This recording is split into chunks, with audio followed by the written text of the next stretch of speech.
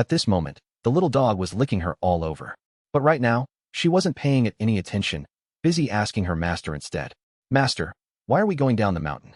Hearing this question, Master Ji Yuan had to pause for a few seconds, stroking her smooth, flawless head, and said, Our new is about to become a big girl.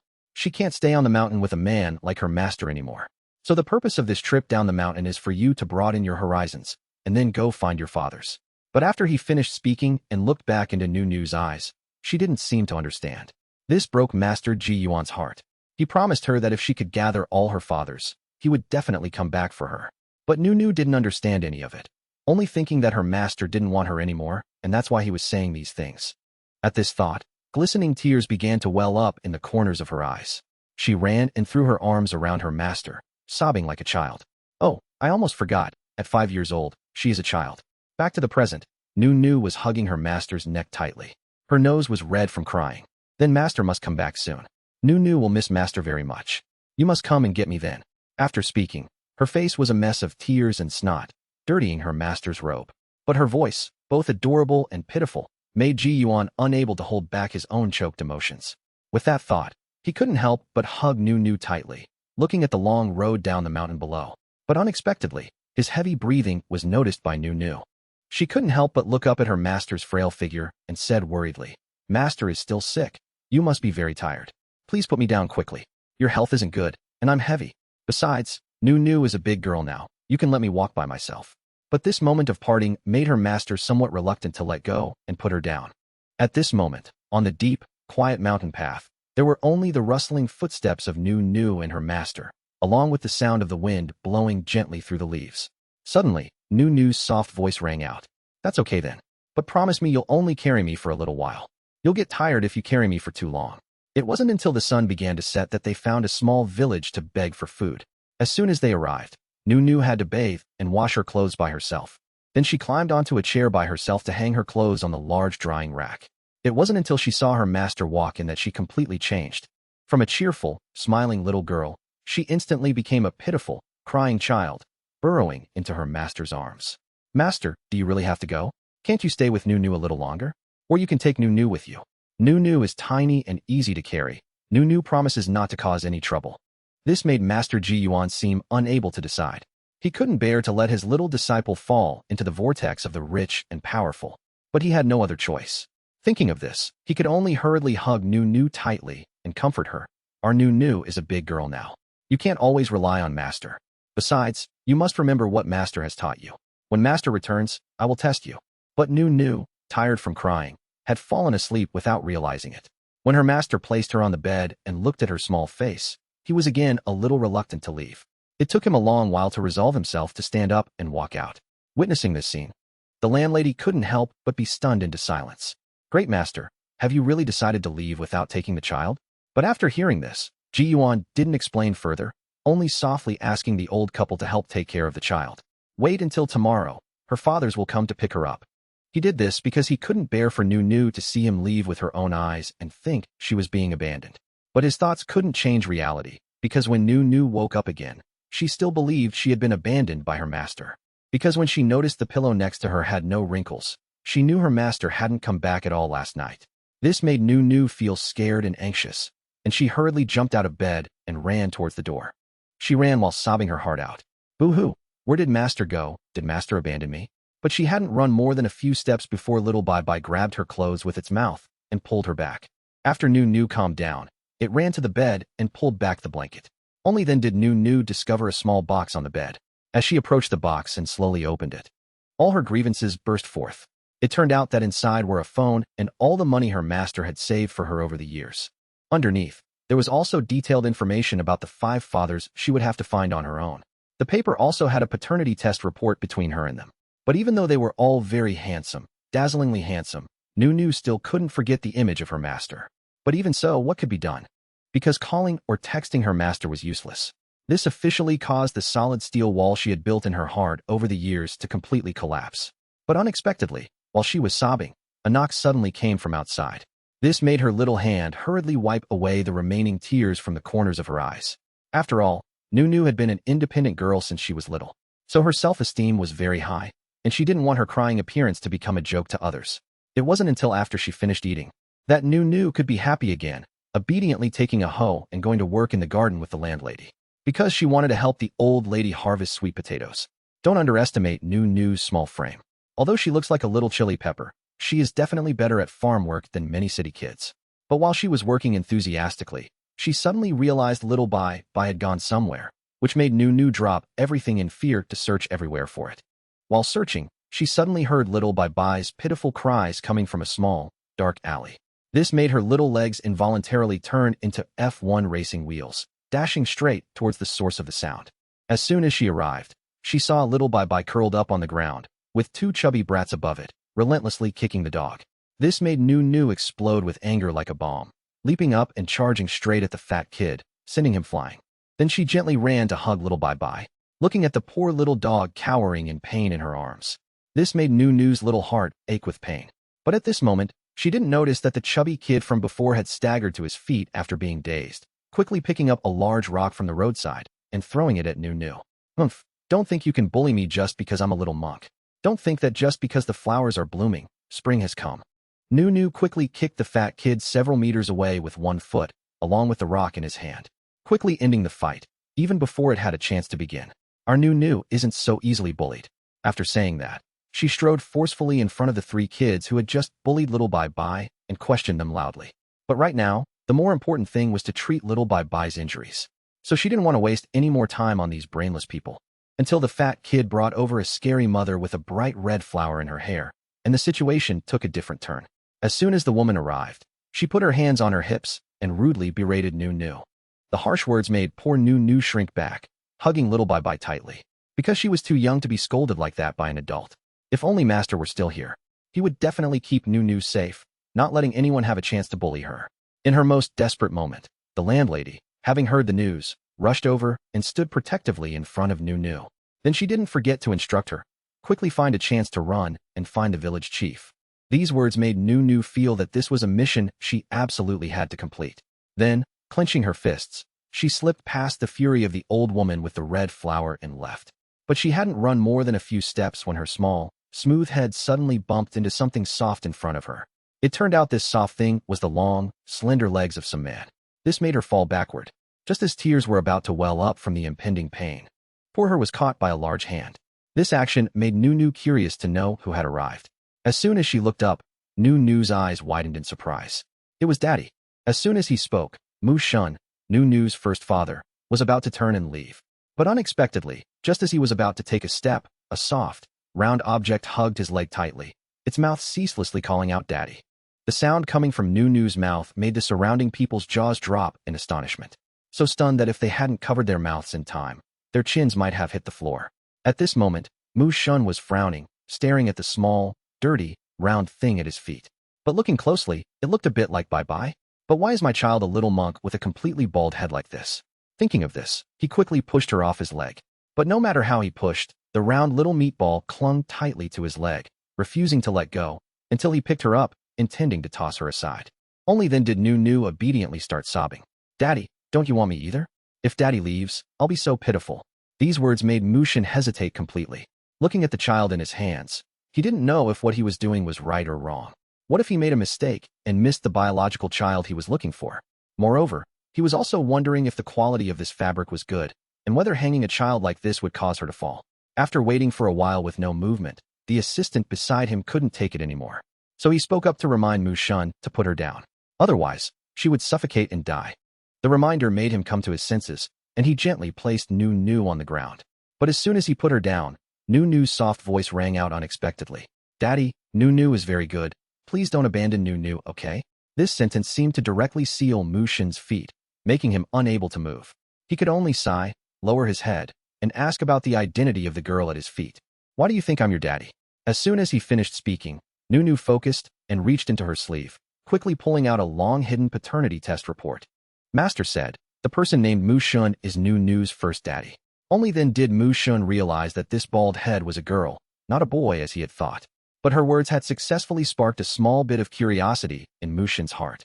Because the kind of information she was holding was impossible for an ordinary person to obtain. So who exactly was this master she spoke of, to have such great powers? This statement made Nu a little surprised. Huh? Master is just master. Who else could he be? Unexpectedly, just as the father and daughter were focused, a loud shout suddenly tore through the sky. In an instant, it made Nu tremble with fear. Only Mushin showed annoyance at this uninvited guest. That's right. The person who arrived was none other than the sharp-tongued old woman with the red flower from before. As soon as she arrived, she wanted to personally teach the little monk Nu a lesson, which scared Nu so much that she couldn't help but cover her head with her small hands. Because she had always thought that by doing so, no one would be able to see her. But the most surprising thing was, just as the woman was about to grab her collar, a large hand from Mushin reached out to block her. Even the bodyguards formed a line, like an impenetrable iron wall. This scene completely made the old woman with the red flower back down, not daring to make a sound. What came next was inevitable. Mushin quickly turned and got into the car, preparing to leave. Unexpectedly, after just a few steps, another iron ball was clinging tightly to his leg. But looking closely, this scene is still very cute, isn't it everyone? Turning his head to look, Nu was once again on the verge of tears. Daddy, don't go. Don't leave me behind. Master is already gone. It's very hard for Nu to be here alone. You know, Daddy? Or is it because Nu isn't good enough and made Daddy angry? Even Mushin, after hearing this, didn't know how to treat this adorable little dough ball. You should have some confidence in yourself.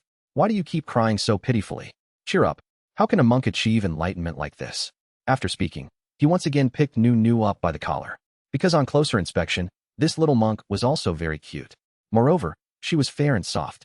While lost in thought, Nu suddenly spoke up. But just as she was about to speak, she felt a little uncomfortable, because the clothes tightening around her neck made it a bit hard to breathe. But she didn't care anyway, as long as she could be with her daddy. Thinking of this, she quickly broke into a radiant, unbelievably happy smile. Daddy won't abandon Nu, right? Looking at Nu's cute little face, with tear tracks still in her eyes. It made Mushin unable to help but nod. This adorable face even mesmerized the people around. Looking straight at Nu's face, their hearts felt like they were about to leap out. But just as the two were about to leave, Nu quickly made a request to Mushin, saying she wanted to say goodbye to the landlady herself. Although Mushin still felt annoyed and didn't want to agree. But when he saw those sparkling, star-like eyes, he couldn't refuse. He could only nod in agreement. Because if he didn't let her go, she would cry and make a fuss again, and he wouldn't know how to escape this feeling of being overwhelmed. Seeing this, Nu was overjoyed. She rubbed her small face against Mushin's large hand. Then she used her short little legs to try and run towards the landlady. It was only then that Mushin realized. She was using his hand to wipe her tears. But the feeling of her touch wasn't bad. On the contrary, it was very soft, not bad at all. While he was thinking, Nu had already finished her business and returned. I'm done, Daddy, let's go home. This action and these words left the assistants standing by the side dumbfounded. They wondered if this was the same domineering and intelligent CEO from before. While they were thinking, they quickly received a sharp, murderous glare from their scary boss. They could only shrink their necks and return to their driver's position. At this moment, only Nu was unafraid, giving Mushin a radiant smile. Daddy, your car is so high. Nu's legs are short. I can't climb up. The words, once spoken, left Mushin speechless. He had no choice but to extend a hand to Nu. After everything was settled, he was about to get in the car when he discovered that the spot next to Nu had been taken by that little white dog. This made Mushin freeze once again. But at this moment, Nu didn't notice anything, just hugging the little dog and waving at Mushin, urging him to get in the car quickly. Because she didn't understand why her daddy was taking so long to get in. It wasn't until she heard the assistant say that their CEO hated noise and suggested putting the dog in another car that Nu understood, curling up anxiously. But she immediately spoke up to defend little Bye-Bye, saying that it was very well behaved and would definitely not be noisy. It absolutely wouldn't disturb Daddy's peace. So please, Daddy, let it stay in your car. At this moment, Mushin was seen shooting a glare like a bullet at his assistant, indicating that he didn't like others interfering to help. With that thought, he quickly returned to the car and sat down. Then he spoke in a gentle voice, as if coaxing Nu. Not again next time, you hear me?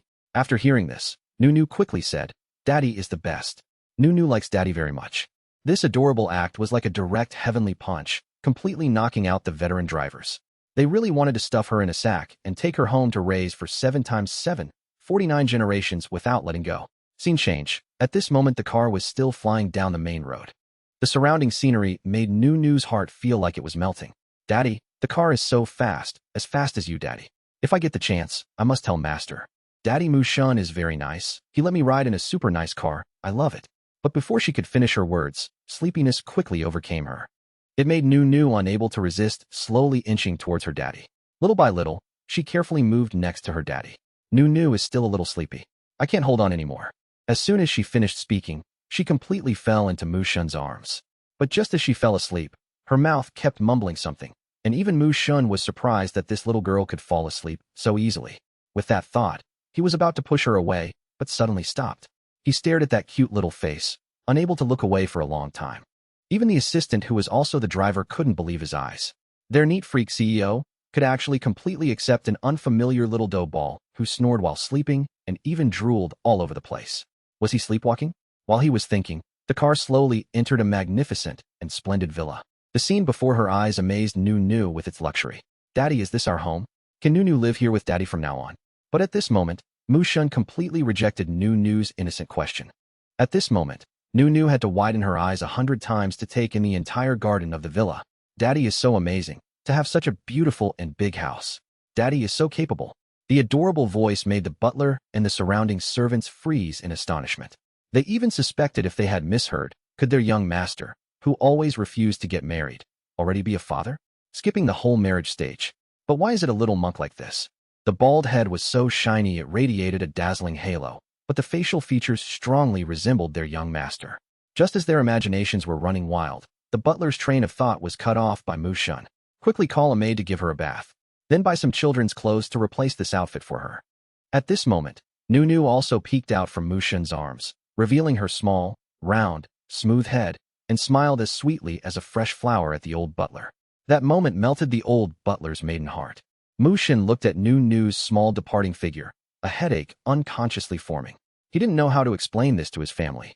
After she finished her bath, Mushun was discussing work with his assistant, hoping to resolve the previous shortfalls in revenue and expenditure, while also instructing the assistant to quickly fire the people who were bullying others in the morning. While he was focused on work, there was a sudden movement behind him.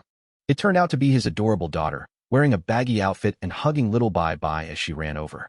But before she could get close, she was stopped by a maid, the reason being that she shouldn't disturb her father when he was busy. Hearing this, Nu obediently walked over, sat down gently to one side, and used her big, sparkling round eyes to look at Mushun's messy, just-washed hair, saying loudly, "Daddy, why haven't you dried your hair yet? That's not good for your health." After speaking, she quickly stood up, stood on her tiptoes as high as she could, not only using all her strength, but also straining to reach and dry Mushun's hair. "Daddy, just focus on your work. Leave everything to Nu. I will definitely dry it for you." This action startled Mushun, and he quickly brushed away the small hand that was messing with his head. "I already said I don't need it." Seeing her daddy's cold face at this moment made Nu's sparkling eyes blur with bitter tears, and Nu could only poke her fingers together and start to sulk. She turned her back in grievance, her expression more miserable than a dead dog's. Seeing this also made Mushun regret his previous action. But no matter what, he couldn't bring himself to apologize. Fortunately, at this moment, the appearance of the female secretary completely changed the gloomy atmosphere in the room. As soon as she arrived, she made Nu happy again, because she had bought many beautiful new clothes, causing the previously depressed person to quickly rejoin the community. But unexpectedly, in Mushun's eyes, there was only annoyance. He didn't expect his precious treasure to be closer to someone else than to her own father, until Nu happily returned wearing a princess dress. Sure enough, after changing her clothes, Nu seemed to have transformed into another person, incredibly beautiful and adorable. As soon as she entered the room, she even spun around smugly on the spot, swaying in front of her daddy. Seeing this, Mushun just wanted to hide his little daughter away, because he couldn't help but think about what he would do if someone kidnapped her. Her daddy's expression made Nu a little disappointed. Does daddy not find Nu cute? Because if it were master, he would have already praised Nu. This statement made Mushun a little anxious. He could only clear his throat and quickly pat Nu's head. "It's all right, at least you're not bald." But at this moment, Nu's small hand had slowly moved his large hand to her soft, adorable cheek. Feeling happy, when she came to her senses, she had already completely familiarized herself with the old butler, ignoring that daddy Mushun who was too busy to play with her. Nu discovered something else. Wow, what is that big thing that can sing? Because ever since she could remember, she had always lived on the mountain. So everything here was new and interesting. So as soon as she saw it, she became completely engrossed in the cartoon on the TV. One person and one dog just like that, immersed themselves in all the stories on it. Giggles echoed throughout the house. And even the butler and the others were very pleased to see it. Because ever since this little treasure arrived, the house seemed to have put on a new coat. It went from a gloomy place to being unusually lively. By the time night had completely enveloped the villa, Nunu's little stomach couldn't help but growl. Why is it dark already and Daddy still hasn't come down for dinner? Mr. Butler, where should Nunu go call Daddy? But at this moment, Mu Shun, who was furious in his room, was suddenly interrupted by a familiar little figure. Daddy, it's time for dinner. Continuing from the previous segment, while Daddy was angry, Nunu appeared out of nowhere to call him for dinner. But at this moment, in contrast to Nunu, her daddy's employees were trembling in front of their screens. It's over, the big boss is about to explode. But who would have thought that Mu Shun would just gently order the meeting to end, then quickly turn off the screen? Even his tone of voice changed 180 degrees. This action horrified all his subordinates to the point they couldn't believe their ears. We're doomed. If the next plan isn't good enough, I can already see our tragic end. We haven't even done anything yet, and the Grim Reaper is already standing beside us. But only the main character of the event was completely unaware. Because at this moment, the thing he cared about most was the little bun at his feet, looking at her and constantly wondering if this little bun was his biological child. By the time the father and daughter went down to the dining room, ready to sit at the lavishly set table, just as he sat down, a mumble reached Mu Shun's ear. Then came the sight of a small head slowly rising up from the chair. Until she was seated properly, Nunu still seemed to disagree, looking at him with her sparkling, marble-like eyes. Daddy Mu Shun, Nunu is a good girl. Nunu wants to sit next to Daddy. After speaking, she didn't forget to wave at the old butler, hoping he could come and eat with them, until she received the answer that he couldn't sit with them but had to wait behind to eat. Did she completely give up hope? But this scene didn't last long, because in front of Nunu now was a whole table full of delicious dishes. After just one taste, she couldn't resist, her expression as if she had never eaten anything so delicious. It was so good that Nunu's pupils kept dilating, and she quickly used her chopsticks to pick up a piece and offer it to Mu Shun beside her. This scene made the people around them break out in a cold sweat, because they had forgotten to tell Nunu that her daddy was a neat freak. In the past, anyone who didn't comply would have been violently thrown out long ago. As expected, Mu Shun's gaze at this moment was more terrifying than ever. What shocked them even more was that their usually overbearing president was now incredibly gentle with Nunu, agreeing to eat, without his expression changing at all. Could it be that the young master's neat freak habits were all fake? Or had the little treasure Nunu given the young master some kind of love potion to make him change so much? But what they didn't expect was that at this moment, even the always overbearing President Mu Shun couldn't help but surrender to Nunu's adorable face. Although he knew the food on the table was as delicious as always, not as magical as the little treasure claimed. But seeing Nunu's sparkling eyes waiting for praise, he couldn't help but praise her repeatedly. Until the butler took her to her bedroom, Nunu's eyes lit up again at the sight of the pink room and the gentleness of the respectable old butler. Below was a soft mattress, and above were countless cute toys. She realized this respectable daddy had truly given all his love to her. Although her daddy's face was always cold, only Nunu knew that her daddy was not like his appearance. Back upstairs, Mu Shun was staring wide-eyed at the paternity test report in his hand. This was something he couldn't comprehend. How could a man like him, who had always kept himself pure, suddenly have such a big child, and a little monk who grew up on a mountain since childhood at that? But the butler beside him didn't mind at all. He just gently advised, "Why must you think so much? Isn't it obvious that you like her very much?" Hearing this, Mu Shun hastily denied it without a second thought. "I don't like that cute little monster at all." But no matter how he tried to hide it, the butler who had raised him for many years could see through his thoughts. He had long seen through the young master's heart. Thinking of this, he asked, "Then try to think of it another way. If the results showed that Nunu is not your child, what would you do? Would you kick that adorable little girl out of the house?" But at this moment, Mu Shun pretended to change the subject. "Do you think I'm that heartless? How could I kick a helpless child out of the house? But anyway, isn't this a good outcome? The child is already yours. You should be happy."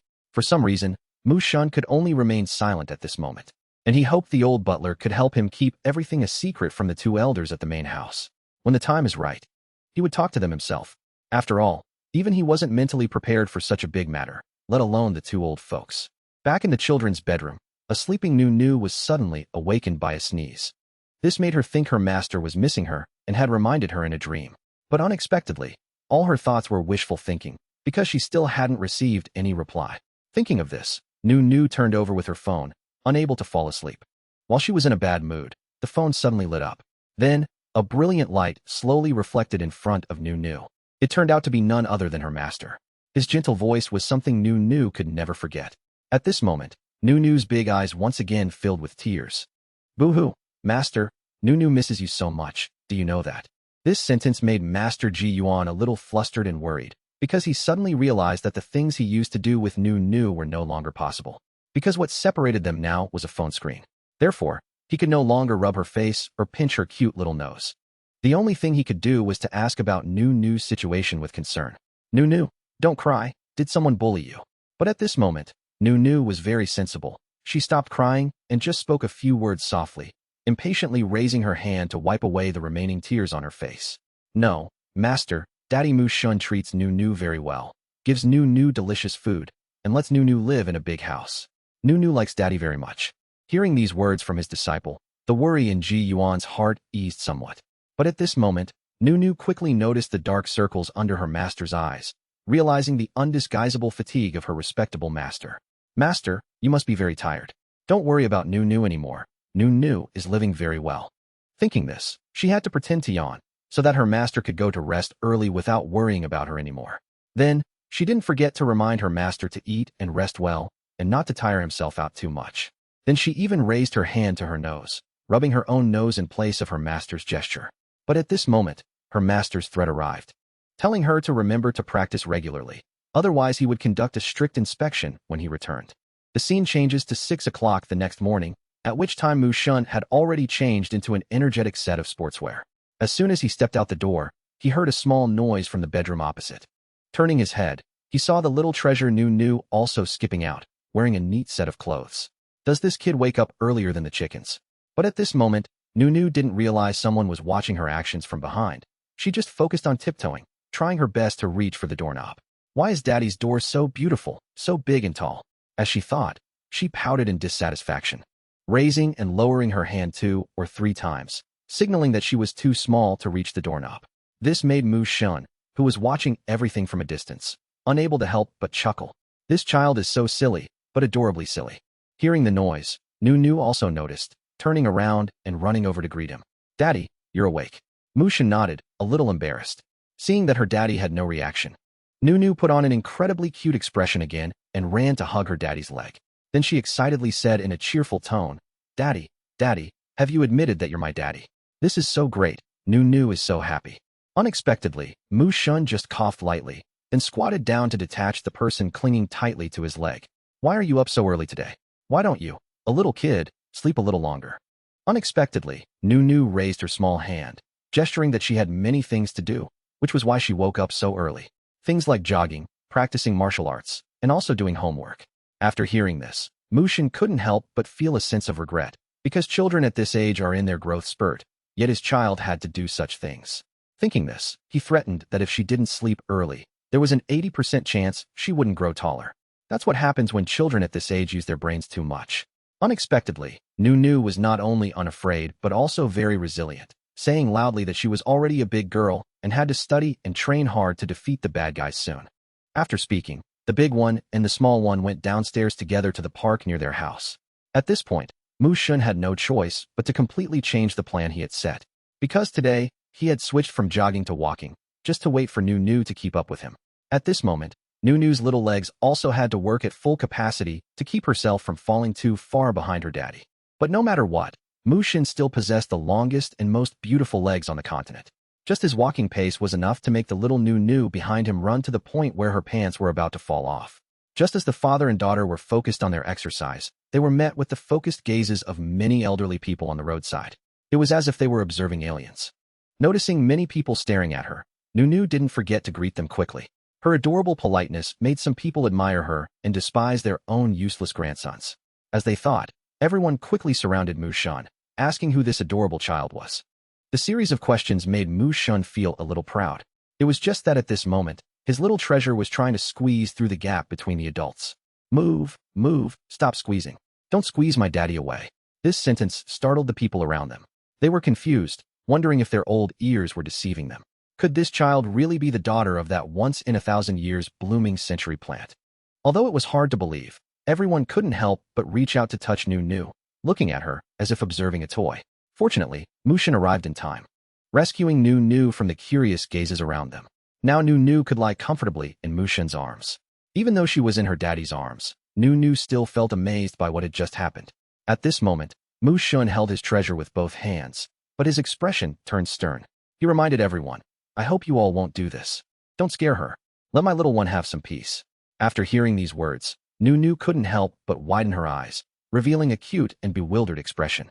But at this moment, Mu Shun looked very proudly at her nestled in his arms, introducing her as his precious daughter.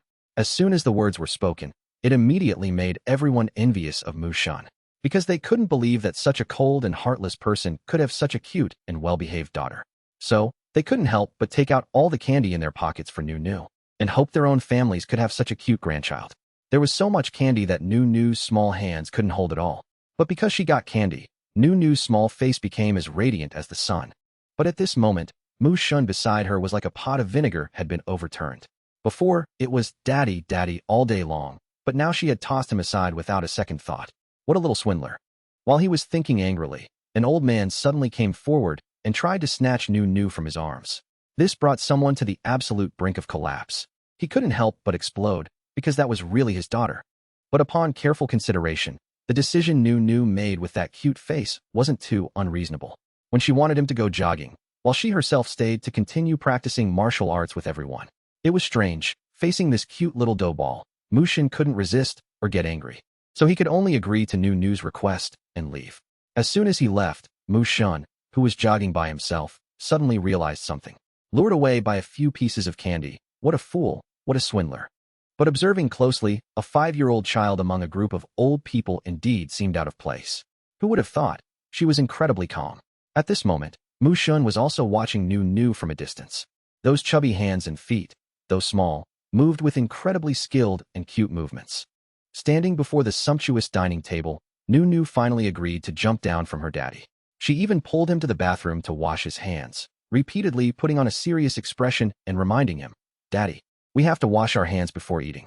After washing their hands and returning to the dining table, in front of Nunu was now a bowl of fragrant shrimp porridge. This made her unable to help but frown unhappily. Why is it shrimp porridge and not vegetarian porridge? Nunu is a little monk. Nunu can't eat meat and drink alcohol. Hearing this, the maid beside them was startled. It turned out their little miss had never eaten meat in her life. But Mu Shun beside her was very calm, his expression as if he had long understood everything. Did master teach you not to eat meat? Little kids need to get nutrition to grow up fast. But at this moment, for some reason, Nunu's face showed a very proud expression as she explained. Master didn't teach me. I saw it in a book and understood it myself. But at this moment, Mu Shun suddenly said, Wine and meat pass through the intestines, but the Buddha remains in the heart. Have you heard of that? Do you know what this sentence means? After speaking, Mu Shun discontentedly pushed the bowl of porridge towards Nunu. Eat. Think about it later. Unexpectedly, Nunu said she wanted to ask her master's opinion first. Then she turned her back to Mu Shun and took out her small phone. Master, can Nunu eat meat? Daddy said, wine and meat pass through the intestines, but the Buddha remains in the heart. So should Nunu eat it or not, master? This scene left Mu Shun speechless. He didn't expect his precious daughter to be this cunning, that even he couldn't trick her. So he could only push a plate of buns in front of Nunu, then said softly, This has a vegetarian filling. Don't be afraid. The interaction between the father and daughter made the maid nearby watch, wondering if the young master's conscience felt troubled for tricking a 5-year-old child. But Nunu didn't mind at all. She just focused on gnawing on the bun like a little squirrel.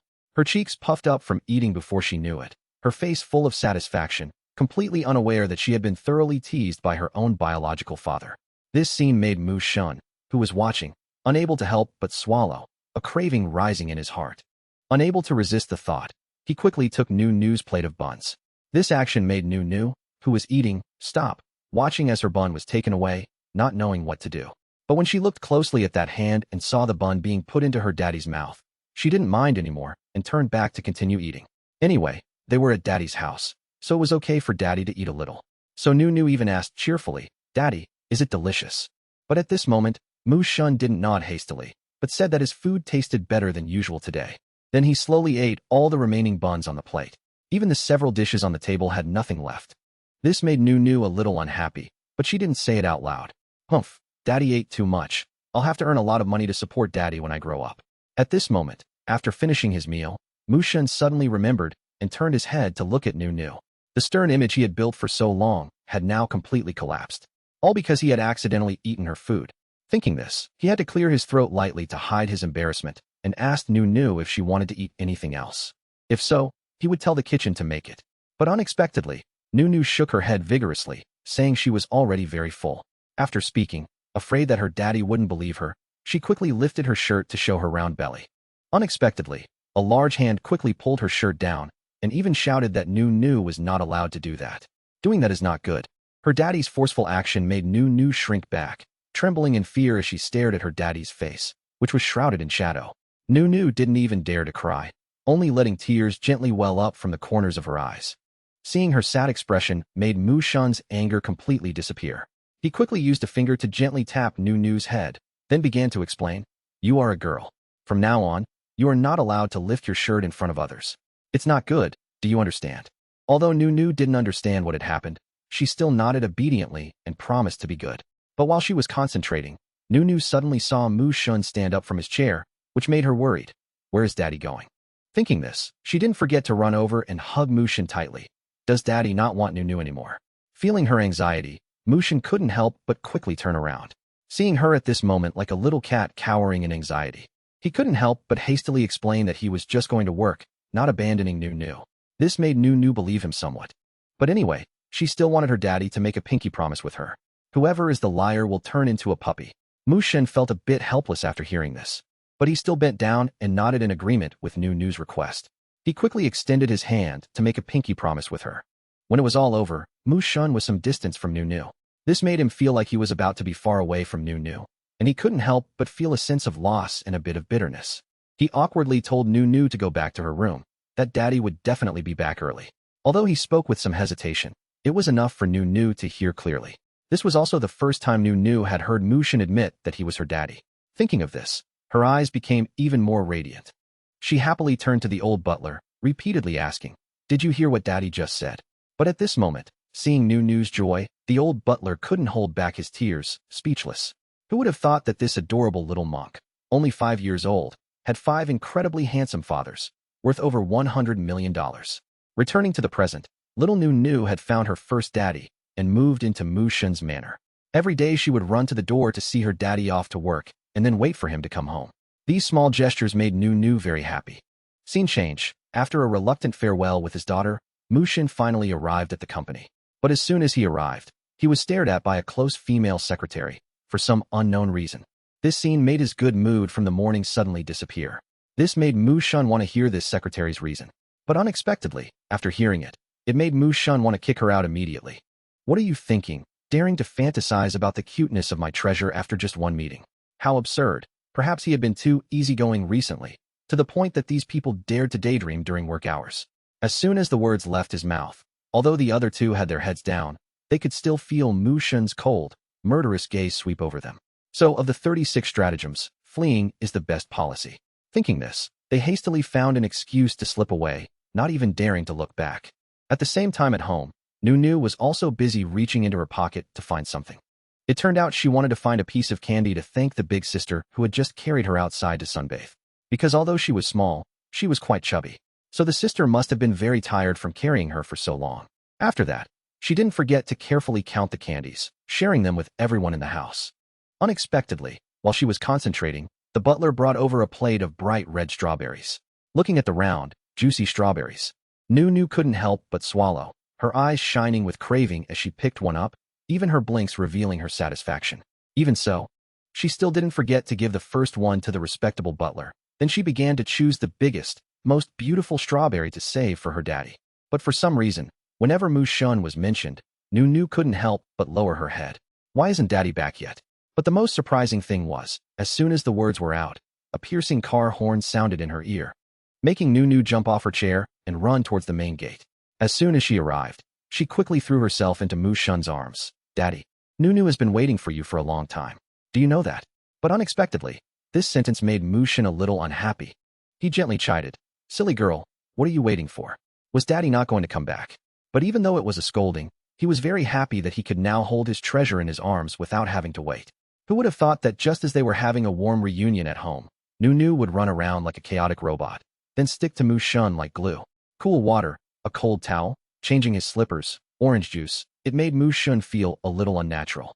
He gently stroked the little girl clinging to his side, then affectionately placed her on his lap, wanting to ask what Nunu had done at home today.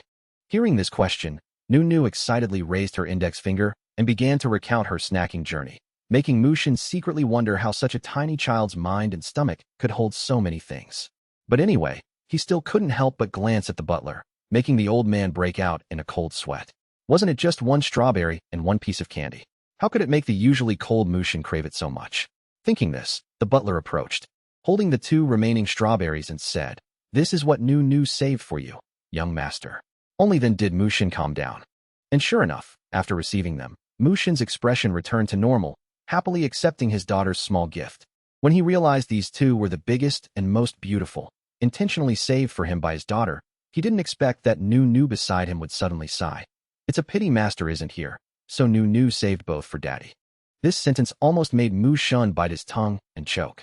He never expected his precious treasure could say something that would embarrass him so much. Thinking this, Mushin couldn't help but pick up the remaining strawberry and stuff it into his mouth in frustration. It's all mine. Why doesn't that master guy just get lost already? Just then, a strange noise suddenly came from the neighboring Jiang family villa, breaking the original tranquility of the villa area. It turned out to be the little young master Jiang Jincheng, who was always alone, sitting and reading a book. Seeing this, the maid beside him couldn't help but want to step forward, hoping her little young master could go out and make more new friends. But unexpectedly, Jiang Jincheng thought that compared to playing with a bunch of kids, reading was more interesting. It wasn't until he heard the maid next to him say that a little monk had moved in next door, someone he had never met before, that the little young master felt a little bit of anticipation. Scene change. At this time, Nu, with her daddy's permission, went out for a walk with the butler. Unexpectedly, as soon as she went out, she discovered someone standing there, staring blankly at something in the distance. This was also the first time since she was born that she had seen someone with a modest height like herself outside. Back at the tree, Jiang Jincheng was holding a dried fish, engrossed in trying to attract the kitten in the tree. Seeing this, Nu couldn't help but feel that the child in front of her was a bit silly. The cat in the tree was so scared it couldn't get down on its own. How could it come down to eat his dried fish? With that thought, Nu stepped forward to remind the person in front of her. "Hey, don't you have a phone? Why don't you look up how to get there online, instead of just standing there like a statue?" Being lectured, John Camton couldn't help but be drawn to Nu's adorable voice. The moment the 2 children looked at each other, they couldn't help but be captivated by one another. Thinking this, Nu showed off her shiny bald head, a gift from the compassionate Buddha, feeling that in that moment, there was nothing more beautiful in her eyes than the boy in front of her. So Nu couldn't resist stepping forward to strike up a conversation. It was just that this made John Camton a little scared of the hairless girl beside him, afraid that he would get hit if he wasn't careful. But regardless, Nu didn't mind, rubbing her bald head with her small hand and replying, "Because my master is a great monk, so Nu is a little monk." As soon as she said that, John Camton understood everything. It turned out this child was the one the maid had told him about yesterday, and also the little monk often mentioned on TV. Thinking this, John Camton couldn't help but feel a little resentful, because the kitten didn't seem to like him very much, preferring to stay up there rather than come down to eat the dried fish. But unexpectedly, at that moment, under the astonished gazes of the 2 men below, Nu, without another word, bravely climbed the tree. Fortunately, the butler was quick-witted and sharp-eyed. Otherwise, when the young master returned to the villa, he would surely teach him a lesson he'd never forget. With that thought, he hurriedly assured Nu that he would definitely find a way to get the kitten down safely, hoping she would stay put and wait. However, after hearing the respectable butler speak, John Camton became a little flustered. Oh my God, could it be that this little monk isn't a boy? Who would have thought that at this moment, our adorable Nu would suddenly turn around, hug the boy next to her, and comfort John Camton? "Don't worry, my butler is very capable, rest assured." And John Camton didn't refuse, instead looking very grateful. He thought all girls liked chocolate, so he took one out of his bag and gave it to Nu. But who was Nu? As someone who had grown up in the forest, simple and pure from a young age, how could she know what this thing was? She could only stare at the thing her new friend was holding, worrying if eating this black thing would give her a stomachache.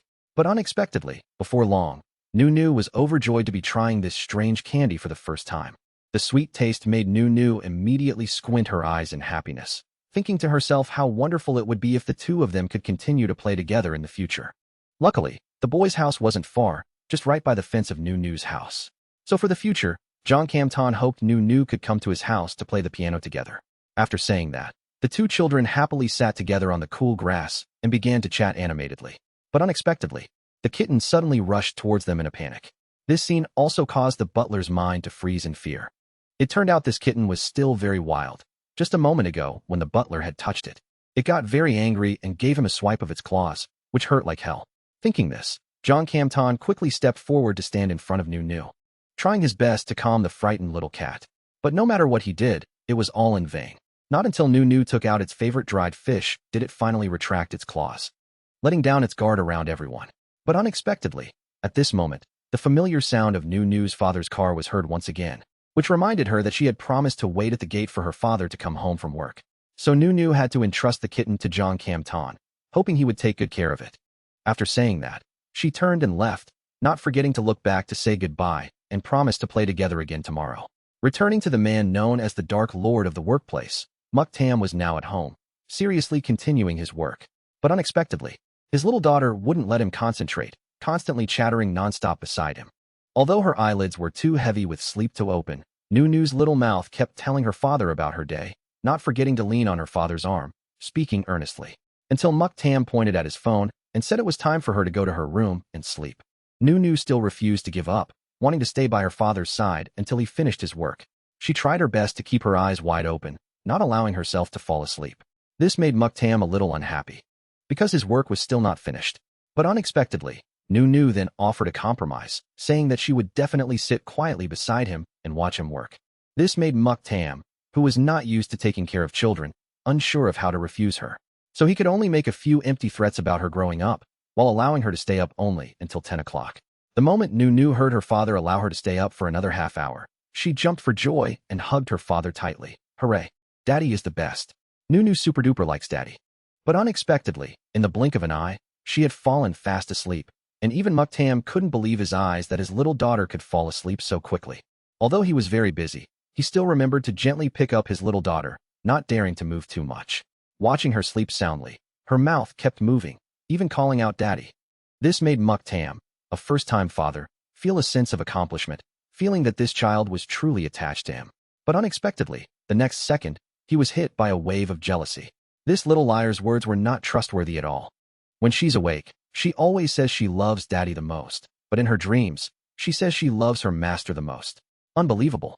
Thinking of this, Muktam hurriedly took a deep breath, then couldn't resist pinching that soft cheek with his fingers in retaliation out of annoyance. Very quickly, 2 red marks appeared on Nu's fair face.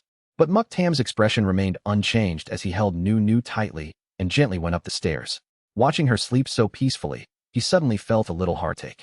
Taking care of a child was indeed very troublesome, let alone a thoughtless one. Her words were always sweet and lovely, but her phone's contact list only had her master's number saved. Unexpectedly, not long after Muktam left, the phone on the bedside table lit up. The ringing caused Nu to drowsily wake up in the middle of the night, and she was overjoyed because the caller was none other than her master. But unexpectedly, her master Kyung Gwyn had grown weaker due to his health and was bedridden. That was why he hadn't contacted her for a long time. Hearing this news made Nu feel that after she found her daddy, her master didn't want to see her anymore. Feeling wronged, her body curled up, trembling with fear. Fortunately, Kyung Gwyn then said that none of it had anything to do with her, and promised that in his master's heart, Nu would always be number one. These words finally made his little disciple happy, and she smiled. She was still thinking about how her master hadn't seemed to return from his trip. Muktam entered Nu's room again, but as soon as he entered, he froze on the spot, forgetting that he had come to wake Nu up. At this moment, because Nu had just woken up, she couldn't clearly see who had come in. After a moment, she realized it was Muktam. Daddy, what are you doing here? After speaking, she didn't forget to gently touch her head with her small hand. Daddy, has Nu's hair grown out? Or are you very scared? But at this moment, Muktam didn't pay it any mind, quickly walking over and gently placing his hand on her head to stroke it. He just felt that long hair would be good, but a bald head wasn't bad either. As soon as he said this, little Nu once again shyly touched her head. Hee hee. Nu is not a monk anymore. Master said Nu has returned to secular life, so I can eat meat, grow my hair long, and become very beautiful. This made Muktam a little surprised. His little girl could finally be a bit simpler. But thinking about it, he could be sure this was that master's idea. Seeing this, Nu didn't refuse at all and happily replied, yes, master has also returned to secular life. He's growing his hair long too. So if master grows his hair long, he'll definitely be extremely handsome, right daddy? But at this moment, a completely different image appeared in Muktam's mind, a hunched-over old man with white hair. So he couldn't possibly be more handsome than him. Thinking of this, he reached his hand out to Nu, hoping she would quickly hand over the phone.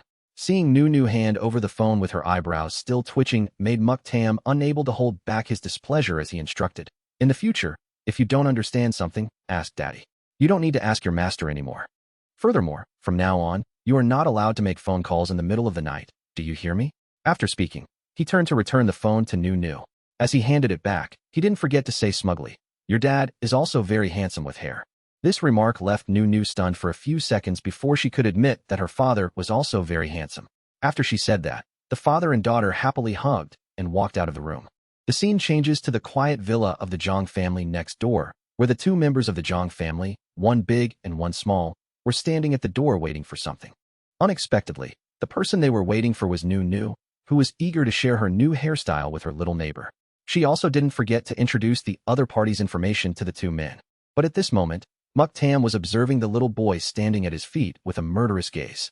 Because he realized that, before long, this little brat might want to snatch his daughter away. So he decided to give this little brat a warning shot first.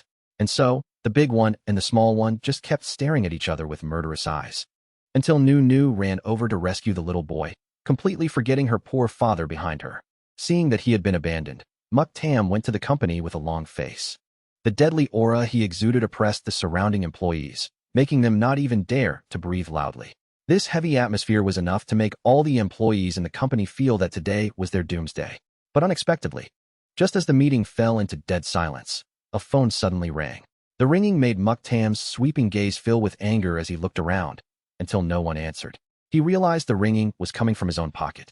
Realizing he had lost face, Muktam could only turn around to answer the call.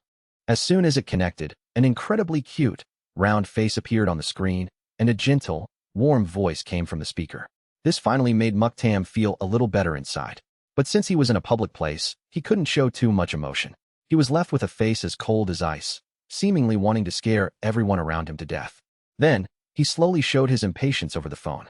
As he was speaking, a question suddenly came from the phone, asking if Nu was disturbing her busy father at work. Then she didn't forget to hold up the paper below to the screen, hoping her father could help explain all the characters on it. Because Nu didn't understand the whole story, this made CEO Muk have no choice but to patiently explain it to Nu bit by bit. But as soon as he finished, the atmosphere in the meeting room became strangely quiet again, because everyone didn't know if this was really their terrifying, exploitative overlord, or if they had misunderstood him. At the same time at home, Nu, after understanding everything, also ran to John Kamtana's house to play. Seeing the countless beautiful things in the house made Nu completely lose her senses. Wow, what is that? After speaking, she didn't forget to turn her head to look at the boy behind her. But what surprised her the most was John Kamtana's unusual silence. Instead, he made a puzzling move by walking over and sitting down. What happened next was astonishing. Kamtana's small fingers began to create countless melodious notes. In an instant, Nu felt as if she had met a fruit prince. When he was focused on playing the piano, he was no longer as foolish as he was that day. He's really amazing. But unexpectedly, as soon as he finished playing, Nu couldn't help but move closer to John Kamtan. Brother Kamtan, I've heard that only 1 in 1,000 people can play this kind of piano. So why don't you try teaching me, to see if I'm that 1 in 1,000? After all, you're so amazing. After saying that, she didn't forget to offer a gift to her master as a sign of respect. This made the teacher that Nu admired unable to refuse. Thinking about it, she didn't forget to show her terrifying admiration for that teacher. Not only that, but she also exaggerated all of the teacher's past achievements into a great miracle. That person not only cooked well, but also had very high medical skills. It was just that she hadn't seen that person in a long time, which made Nu feel a little disappointed for a moment. She really missed her master. Seeing this, John Kamtan could only use all his piano playing skills to coax her. After he was done, he didn't forget to promise that from now on, he would always be by Nu's side. After he said that, time, which waits for no one, had come for the two of them to say goodbye. But just the thought of going home and seeing her father's gentle face made Nu unable to help but become happier. Only John Kamtan felt that no amount of time playing with Nu was enough, and he had to reluctantly say goodbye to her.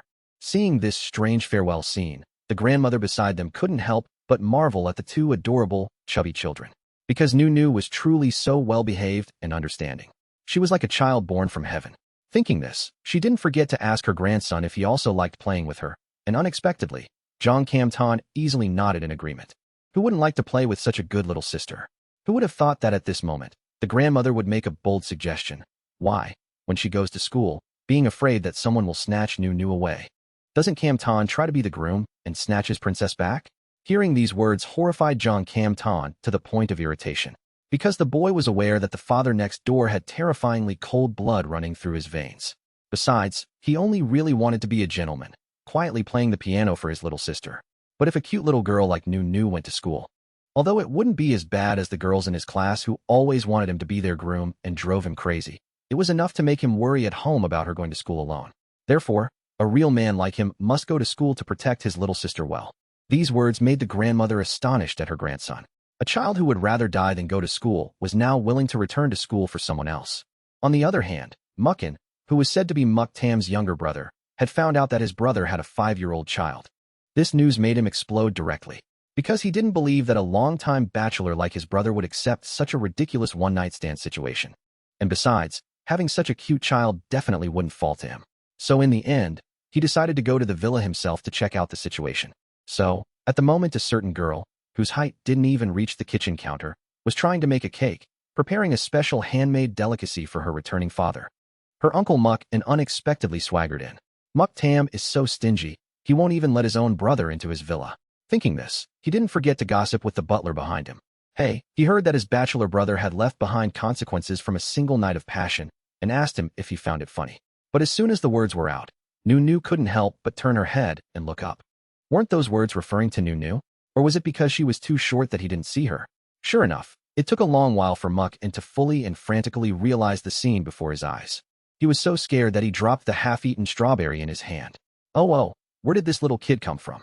After speaking, he had to carefully stare at the pink ball of fluff for a long time, before he seemed to wake from a dream and shouted at the old butler, "Did my brother go and kidnap someone's child?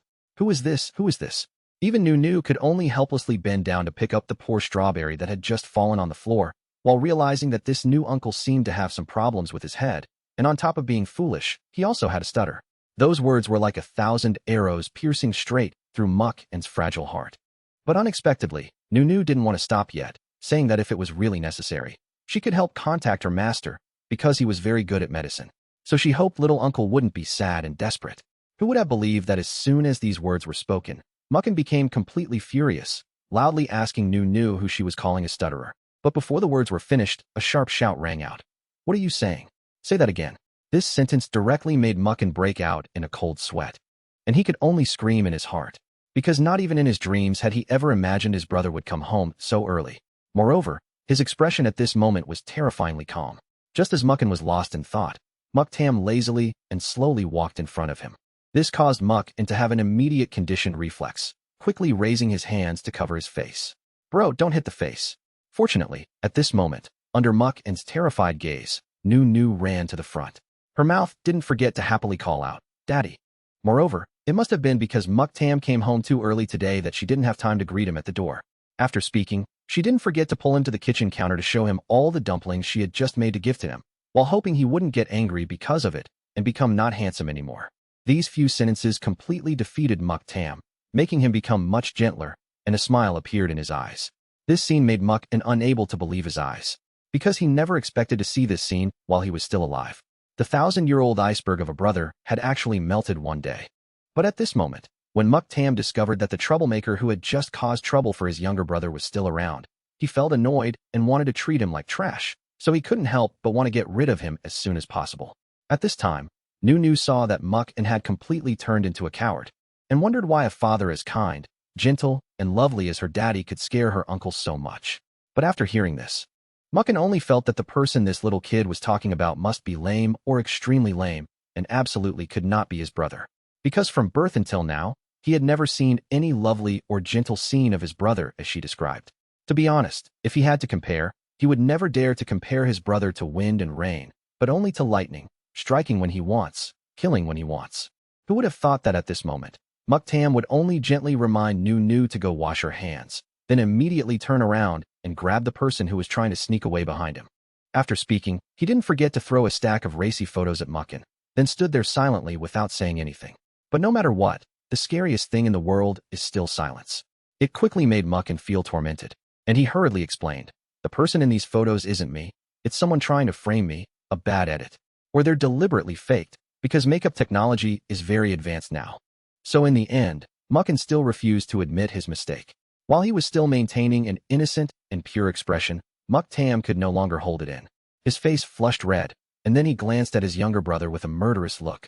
Next, he slowly stated a few points. The red hair doesn't need to be re-dyed.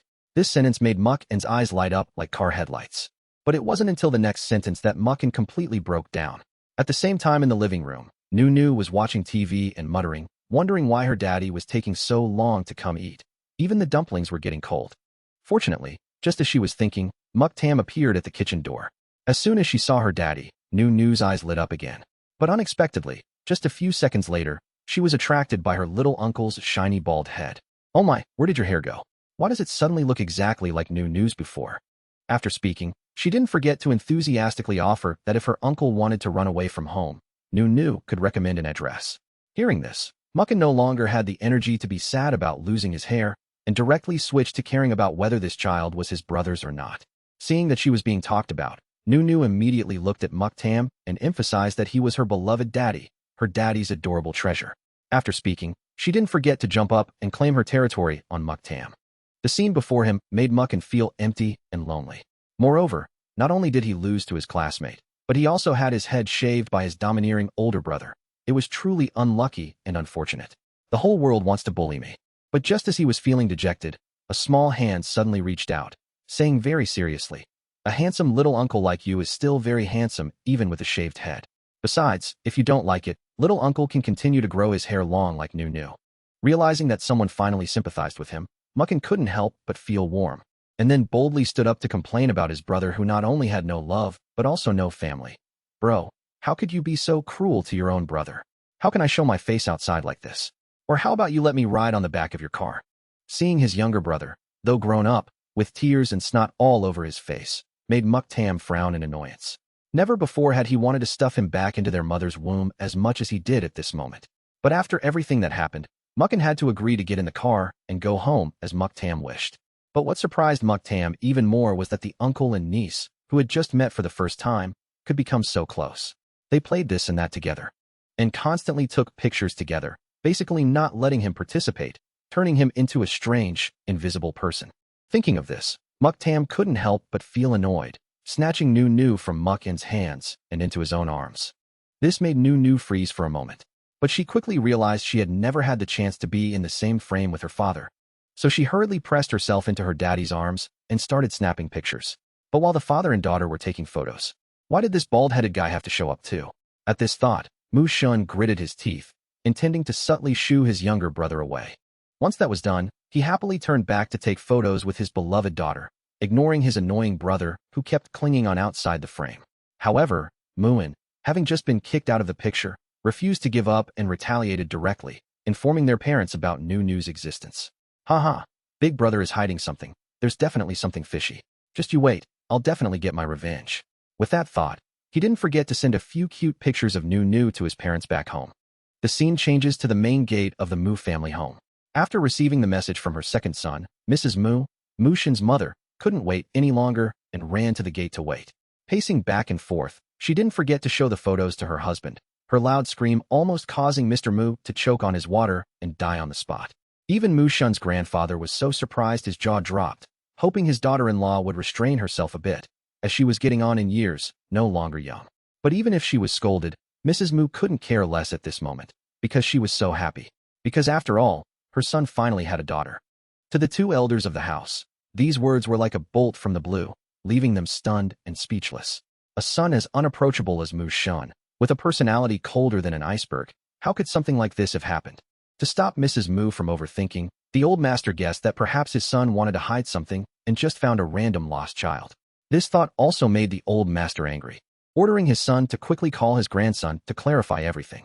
But unexpectedly, Mrs. Mu was very firm at this moment, loudly saying that no matter what, she didn't care, because she just wanted to be the grandmother of an adorable granddaughter. After saying that, she didn't forget to declare that she would call Mu Shun directly to get to the bottom of it.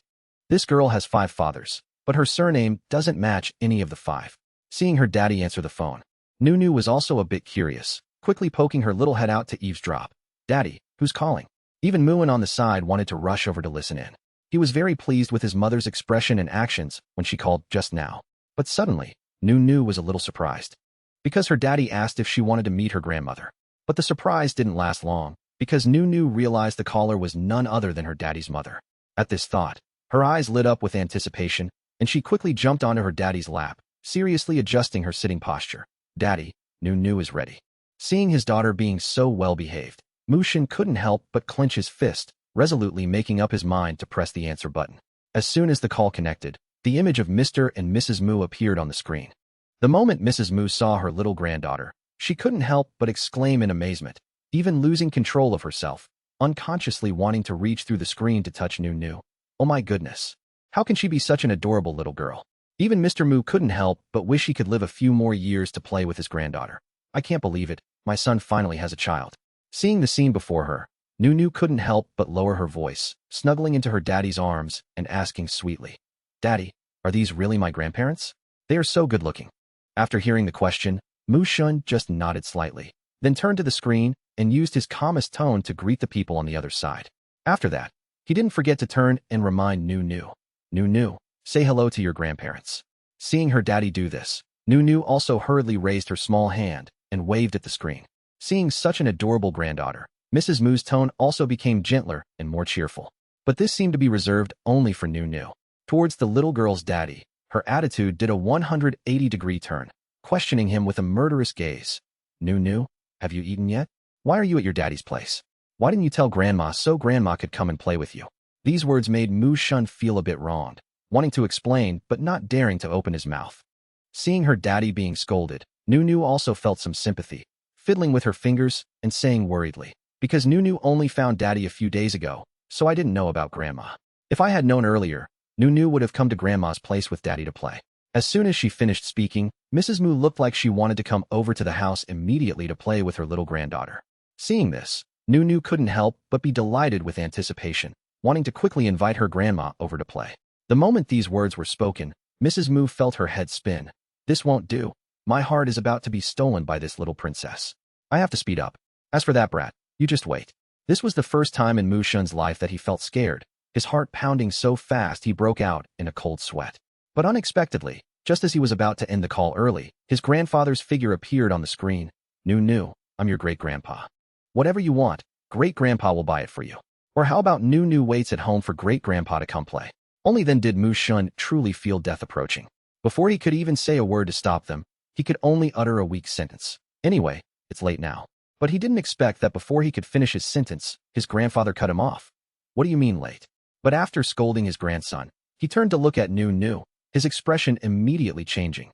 For Nu, I'll come play with you even in the middle of the night. Scene change. Back at home, Nu immediately started bustling around, cleaning and preparing everything in the house meticulously to welcome the distinguished guests in the most perfect way. Moreover, she didn't even know if her preparations were enough. Seeing his daughter so busy, Mushin couldn't help but feel helpless and quickly hugged the little housekeeper. All right, this is good enough. You've been busy ever since you got here, so you should rest a little. After speaking, he didn't forget to turn around and shoot a gaze as sharp as a bullet at his younger brother. You seem to have too much free time. These words scared Muin so much that he dropped to his knees at his brother's feet, wanting to quickly explain everything, while promising to never forget this foolish act. But just as the three of them were in a tense situation, the awaited guests arrived. The supreme power trio of the Mu family rushed in like a gust of wind. From a distance, Mrs. Mu couldn't resist running to hug Nu, so fast that she ran straight into the house without even taking off her shoes. When she finally held Nu in her arms, she couldn't stop admiring her. Oh my granddaughter. So adorable. So beautiful. In just a few short seconds, Nu was surrounded by almost all the adults in the house, not even excluding her crying youngest uncle. Only Mushin was left standing awkwardly like a forgotten jar of sour grapes. At this moment, Muin finally couldn't take it anymore, running in front of his mother and shouting, Madam Mu, you still have this son. But unexpectedly, faced with this troublemaking bald kid, Mrs. Mu did nothing, just remained silent, a blank look on her face. It seemed to take a moment for her to realize this was her second son. Thinking this, she still didn't forget to say sarcastically, Oh, is this my second son? I thought it was some monk who had lost his way. After hearing this, Muin's psyche was completely crushed by 100,000 points of damage. Mom, I'm your son. How could you be so cruel? But unexpectedly, his old mother didn't care at all, because at this moment, only this adorable little girl mattered in her heart. So no matter what, he was now just unwanted leftovers in the house. Seeing this scene, Nu couldn't help but feel sorry for this bald youngest uncle. But before she could do anything, she was affectionately pulled back into the joy by her grandmother. Luckily, at this moment, her grandmother suddenly remembered something and quickly asked if, besides the name Nu, she had another real name. Being asked this, Nu was a bit surprised, but she quickly composed herself and nodded, saying, "Since I was one, my master gave me a name. My name is Jian Yuan." The moment this was said, Mushin simply couldn't believe his ears and quickly asked again, "What? Why the surname Ji?" But unexpectedly, just by accidentally raising his voice a little, he was immediately targeted by 3 laser-like gazes. "What are you doing? Why are you shouting so loudly? What if you scare Nu? If you're not capable, interfere less." After the scolding, Mrs. Mu also bent down and asked Nu again in confusion. Nu, can you change the surname your master gave you? Not change the name, just the surname." But who could have expected that Nu's next sentence would truly leave the 5 people around her completely stunned before this adorable little face? "Oh, changing it to Daddy's surname is fine. But Nu has several other daddies too." As expected, the entire family was officially left reeling by Nu's words. Even Mu couldn't help but spit a mouthful of dirty water towards his brother. But at this moment, Mu Shun had absolutely no time to pay attention to that, because now his face was as black as the bottom of a pot. He gritted his teeth and looked at Nu. This also made Nu immediately cover her eyes in fear, not daring to look at her daddy's face anymore. "Daddy, don't be so fierce with Nu. Nu is scared." But at this moment, Mu Shun was about to explode, so he had long lost control, and could only try to ask Nu in the gentlest way possible through gritted teeth. "All right, Daddy won't be like that anymore. So can Nu tell Daddy, what's this about you having several fathers?" After hearing this, Nu only dared to peek at her daddy through the gaps in her fingers. Only when she saw that her daddy's expression had softened did Nu dare to hold out her chubby little hand and start counting. It's just that Nu has many daddies. Not just Daddy Mu Shun, but also 1, 2, 3, for more daddies. This sentence was like a thunderbolt on a clear day for Mu Shun, making him so upset that his eyebrows twitched. At this moment, it seemed he had become the bad guy in Nu's eyes.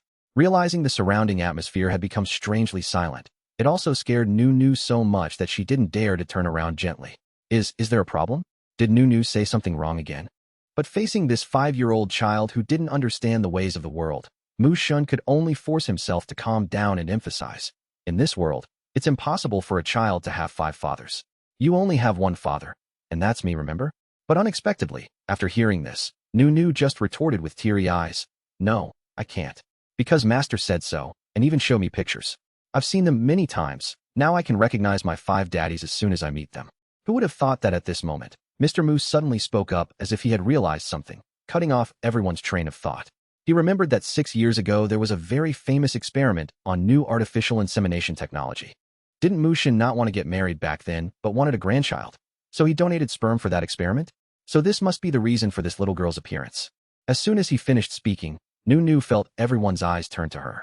She blankly pointed at herself, confused and not understanding what was happening. The entire living room fell so silent you could hear a pin drop. Everyone felt sorry for this innocent, pure child, even Mu Shun. Although his heart felt like it was being pierced by 1,000 arrows, in front of Nu, he still had to force a gentle smile and comfort his daughter that everything was fine. But how could Nu believe him? She took Mu Shun's hand with her small one, gently rubbing the red marks on his palm from clenching his fist in anger. "Daddy, look, you squeezed so tight, there are nail marks on your hand. Don't do that anymore, okay?" Nu gets scared. The gentleness and cuteness of his daughter made Mu Shun's heart ache with bitterness. Hugging the little ball of fluff tightly, he felt as if someone was squeezing his heart, tears welling up.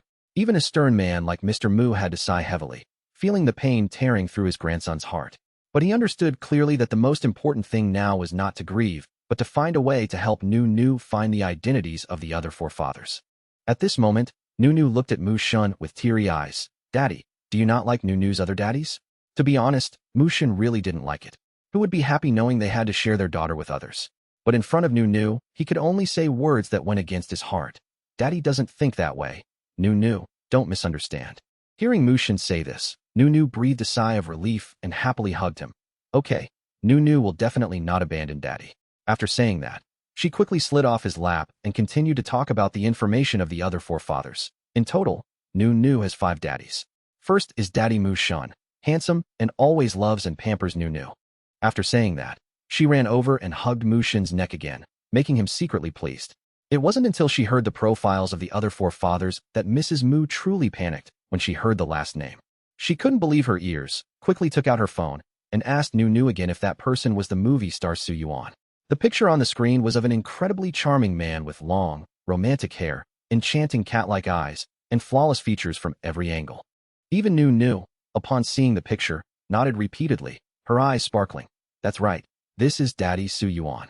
Mu Shun was so stimulated by that picture that his vision blurred, and he angrily pinched Nu's cheek lightly.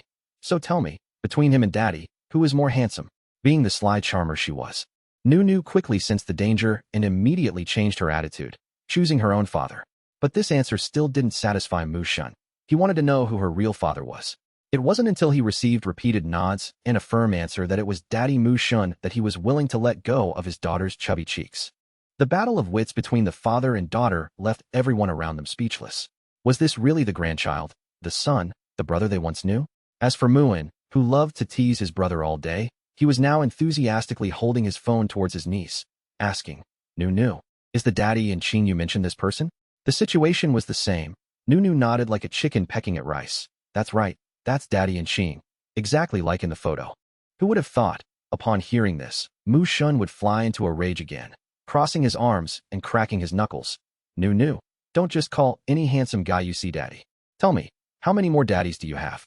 Who knew the little girl wasn't scared at all, leaning over to touch Mu Shun's cheek. And cooing, Daddy, can Nu sleep with Daddy tonight? Nu wants to sleep with Daddy. These words were like honey to Mu Shun's ears, calming the storm in his heart. He instinctively hugged his daughter tightly again, squeezing so hard he wished he could turn everything that just happened into a dream, so he could keep Nu all to himself. After a long while, he finally calmed down and began to piece the whole incident together. After thinking it through carefully, he spoke. Daddy knows the other two. Qin Bakong, if Daddy remembers correctly, is that famous professor. But as for Nangong's son, Daddy isn't sure who he is yet. The most important thing now is to quickly clarify everything. We have to find all of them and bring them here for you. Hearing his grandson's words, Mr. Mu also nodded in agreement. After handling everything, he turned to give Mu a good scolding. After the scolding, he didn't forget to urge everyone to go home, as it was time for the father and daughter's private time. Looking at the scene before them, Mr. and Mrs. Mu couldn't help but feel sorry for their son. They couldn't believe this day would come to their family, couldn't believe they would have to share their adorable granddaughter with others.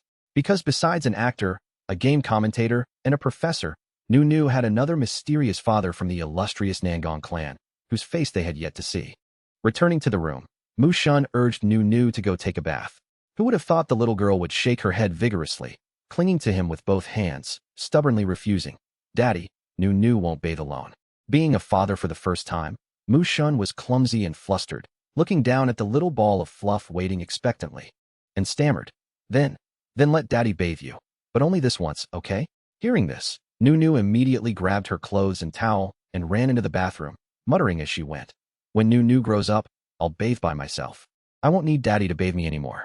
As soon as he stepped into the bathroom, Mu Shun froze in front of the bathtub, not knowing what to do next. After all, he had no idea what to do now. At this thought, a look of confusion appeared in his eyes, but for the honor of a great father, he still had to try to maintain a calm expression. After thinking for a while, he had to try to recall his own bathing process to figure it out, finally taking a long time before telling Nu to take off her clothes. Hearing her daddy tell her to take off her clothes, Nu couldn't quite believe her ears. After a bit of pouting, the little girl set a condition, demanding that her daddy run the hot water first, otherwise Nu would catch a cold, because she was very afraid of the cold. It wasn't until the father and daughter struggled to fill the bathtub that Nu was once again dissatisfied, because the water was too hot, completely different from the temperature the maids usually prepared for her. As a result, it took another 20 minutes before the two of them could finally bathe in peace. Washing her hair, scrubbing her back, everything kept Mu Shun extremely busy. And because it was his first time, he clumsily got soap in his daughter's eyes. By the time it was all over, Mu Shun was completely exhausted, both physically and mentally. Just bathing a child was more tiring than going to work, more arduous than fighting a battle. So between the two of them, only Nu was happy and cheerful. The little girl scampered onto the bed to sleep, not forgetting to remind her soaking wet daddy to go take a shower before he caught a cold. At this point, Mu Shun was worn out and obediently followed his little daughter's advice. Waiting until she heard the bathroom door close, Nu excitedly burrowed under the covers, thinking to herself that she had to give her daddy a surprise. A father like Mu Shun, who constantly stepped out of his comfort zone for his daughter. His skills were also improving day by day. Like bathing Nu today, it was even harder than him going to the battlefield. But for Nu, it was different. She was very happy and joyful, because this was the first time her daddy had bathed her. Although her daddy was a bit clumsy at times, letting soap get into her eyes and almost making her unable to see. But when it was all over, she had forgotten everything, snuggled under the covers, preparing to surprise her daddy, just hoping he would be surprised. A while later, Mu-shun came out after his shower, wondering why there was a small figure in green pajamas burrowed under his covers. Who would have thought? Nu suddenly popped out from under the covers, letting out a roar like a little leopard, which startled Mu-shun, making him quickly drop the hand he was about to use to scratch his head. He couldn't understand what this little girl wanted to do. But before he could recover, Nu eagerly asked, "Daddy, were you scared?" At this point, Mu-shun's face was as black as the bottom of a pot. He just nodded silently without saying anything. This made Nu a little disappointed, because she never thought that someone as sharp as her daddy could be so easily fooled. Nu pouted, patting the bed, signaling for Mu-shun to hurry up and get in. "Let's sleep, Daddy. Nu wants to sleep with Daddy." Hearing his daughter say this, Mu-shun also climbed into bed and reached out to turn off the light. Who would have thought the little girl who was just sulking a moment ago would be sound asleep the next second? Looking at his daughter's innocent sleeping face, Mu-shun's heart couldn't help but soften. Scene changed to the next morning. The sun was shining brightly, flowers were in full bloom, and the father and daughter were still sleeping soundly in each other's arms. Suddenly, Mu-shun woke with a start. It turned out he had fallen asleep holding his daughter last night, and now it was already noon. He opened his phone only to find that his assistant had called him 100 times. As soon as he called back, the assistant on the other end was so happy he was about to cry. "Oh my God, you have no idea how devastated I've been since this morning. I called until my phone was burning up and still no answer. Thank heavens, you finally picked up. If you hadn't picked up, I would have had to call the police." At this point, it took Mu-shun a long moment to fully calm down, after which he gently explained that he had forgotten to put his phone on silent mode last night. Just then, Nu was also woken up by the noise, sitting up dazedly, her small eyes blinking as she looked out the window. "Daddy, the sun is shining on our butts. Let's get up, Daddy." This sentence was accidentally overheard by the assistant on the other end of the line, making him unable to hold back a chuckle. Thanks to this, the big boss who was just frantically dealing with work a moment ago had now regained his formidable demeanor. "Clear my entire schedule for today, move the meeting to tomorrow, and you handle the rest. Oh, tell Secretary Kim to bring all the important documents here to me." As soon as the words were out, Nu's sleepy eyes suddenly lit up in amazement. "Daddy, does that mean Daddy can play with Nu all day today?" It was a long while after everything was settled that the father and daughter were finally able to leave the house. Who would have thought that just as they stepped out of the house, Jiang Jinsheng would come running up, out of breath. Seeing a third person blocking the way, Mu-shun couldn't help but frown in annoyance. "Kid, what are you doing here?" Sure enough, upon hearing this, Nu looked displeased, pulling bye-bye and running towards Jiang Jinsheng, not forgetting to ask her little friend to recommend some fun places around here. And so, in just a few short seconds, the two children decided they would go to the animal park today. Looking at the scene of the three, two big and one small, walking hand in hand down the street, the surrounding neighbors couldn't help but gossip enviously. "Look at that family, how happy and joyful they are. Just looking at them makes you want to commit kidnapping." Some people's eyes even lit up, excitedly discussing which anesthetics were currently popular and most effective. Even Bye-Bye became alert and uneasy upon seeing the noisy crowd. This made Nu worried. "Be good, Bye-Bye." Unexpectedly, Bye-Bye's fur suddenly stood on end, and it jumped out of Nu's arms and ran away. At the same time, the public address system began to broadcast information about a missing child. Nu thought it must have been the sound of the broadcast that scared Bye-Bye. At the same time, Mu-shun also instinctively scanned the surroundings upon hearing the broadcast. His sharp eyes quickly swept over a woman who looked anxious and uneasy. Worse still, that woman was scolding harshly. "Whose ill-mannered dog is this, barking its head off?" Just as the confrontation was getting tense, the woman's accomplice also began to sneak up behind Mu-shun, preparing for a surprise attack. Unfortunately for him, he had picked the wrong opponent. With what seemed like a single evasive move, Mu-shun was able to completely dodge the attack, and even casually instructed Jiang Jinsheng to take care of Nu, then quickly captured the other accomplice. Sensing the situation was not good, the woman had no other choice but to burst into tears, wailing miserably. "Boo-hoo, my child. Someone won't let mommy and you go to the doctor." This caused the surrounding onlookers, who were enjoying the drama, to erupt in a flurry of gossip. This man looked decent enough, yet he acted like such a thug. He wouldn't even spare someone taking their child to the doctor, and was deliberately making things difficult. truly cold-blooded and heartless. And so, the spearhead of public opinion began to point towards Mu Shun. Seeing the situation was not good, Jiang Jinqing quickly spoke up, pointing at the stroller, and shouted, "This isn't your child. You are bad guys." After he finished speaking, Ruru, who was beside him, also quickly ran over and forcefully flipped over the blanket covering the stroller to look. Inside, just as described in the broadcast announcement, was a boy of about 5, wearing a light blue jacket, jeans, and sneakers. To be precise, this was the missing child. This left the two kidnappers, who had been gloating with delight just moments ago, completely clueless as to what was happening. They gritted their teeth and glared at the father and his 2 children, wishing they could tear them to shreds and eat these children alive. However, because they were the center of everyone's attention, she could only quietly push the stroller away to escape. But who would have thought, at this moment, Ruru had already quickly grabbed hold of the stroller, making it impossible for her to move. Just then, a large hand suddenly lunged from behind, attacking Ruru. With just one blow, Ruru stumbled forward, and both she and the stroller hurtled in that direction. This scene left Mu Shun stunned. He reached out to catch his daughter, but it was too late. Seeing Ruru fall into the bear enclosure beside them, the surrounding people couldn't help but panic. At the same time, noticing a foreign object falling, the black bear charged straight towards the target without hesitation. Its movement was so fast and powerful that, even while in free fall, Ruru could still sense the movement below. Although she was terrified, Ruru still held on tightly to the kidnapped baby. But unexpectedly, at the moment she was about to land, she didn't feel any pain at all, but rather something soft. It wasn't until Ruru could open her eyes that she discovered a bizarrely magnified face in front of her. This made Ruru feel the black bear's goodwill. But before she could compose herself, Ruru was scooped up by a bear's paw. This scene, which had just brought Mu Shun a moment of relief, now made his heart nearly leap out of his chest. He wished he could instantly throw everyone blocking his way back to their hometowns. But unexpectedly, even Ruru was confused by the black bear's actions. She didn't know if it was treating her and the baby as its own cubs. Just then, the parents of the kidnapped child also arrived. As soon as they got there, they saw the scene of Ruru loudly thanking the black bear, which left them stunned. A girl as small as a bean, yet she refused to let go in order to protect their child. So brave. Finally, Mu Shun, who was burning with anxiety, arrived. Seeing his daughter from afar with tears welling in her eyes, his heart clenched. Without a second thought, he ran over and embraced his daughter. At this moment, Ruru finally felt her father's familiar scent and could no longer hold back. All her pent-up fear and grievances burst forth. The tears once again flowed like rain. Although she insisted she was fine, Mu Shun couldn't help but worry and rushed his daughter to the hospital for a checkup. It was also there that he was informed by the police that the people from before were part of an organized child trafficking syndicate, so they hoped he could cooperate with the investigation.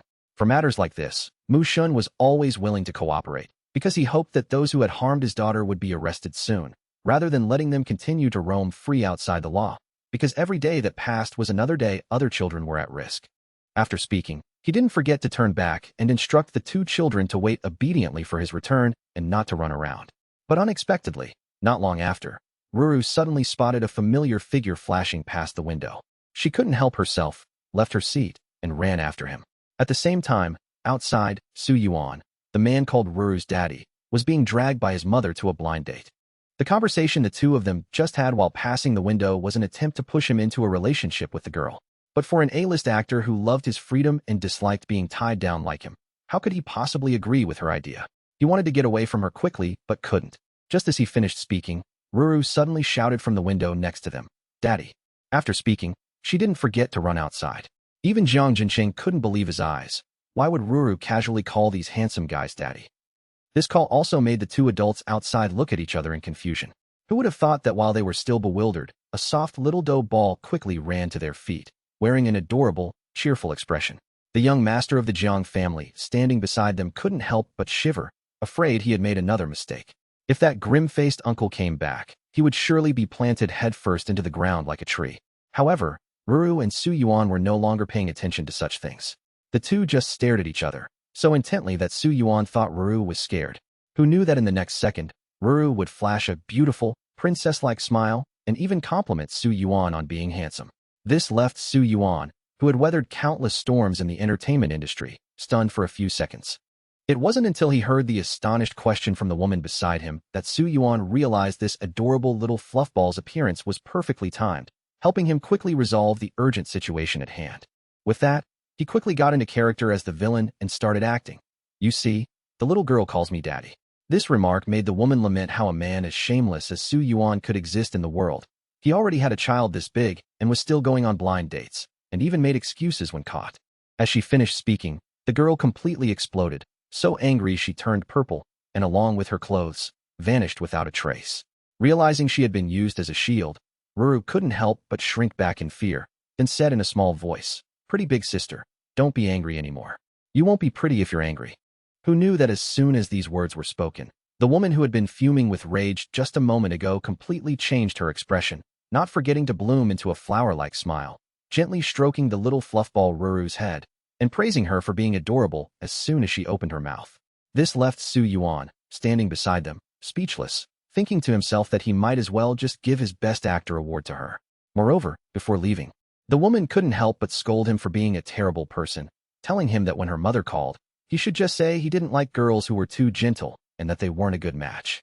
Finally, the troublemaker could breathe a sigh of relief. He really wasn't suited for this kind of gentle, yet terrifying girl. It was just that now, he had fallen into another kind of trouble. An adorable little fluffball was clinging to his leg and not letting go, even planning to make him an unwilling father. This made him continuously wave his hands at Ruru, signaling that no matter how many sweet words she said, it was useless. He wasn't her father, and she should go find her real parents. This was hard for Ruru to believe, that she had such a heartless father who would dare to abandon her after using her as a shield. Witnessing such an injustice, Su Yuan also felt guilty and couldn't help but look away. Then, he stood up, preparing to slip away, because he didn't think doing so was being soft-hearted. Besides, he had been using this trick to fool his mother since he was 5. Seeing that things weren't going as she wished, Ruru had to change her strategy, immediately hugging his leg and sobbing her heart out. This was also the method she had used before to move Mu Shun. This finally gave Su Yuan a headache. Had his charm grown so great that it could even attract children?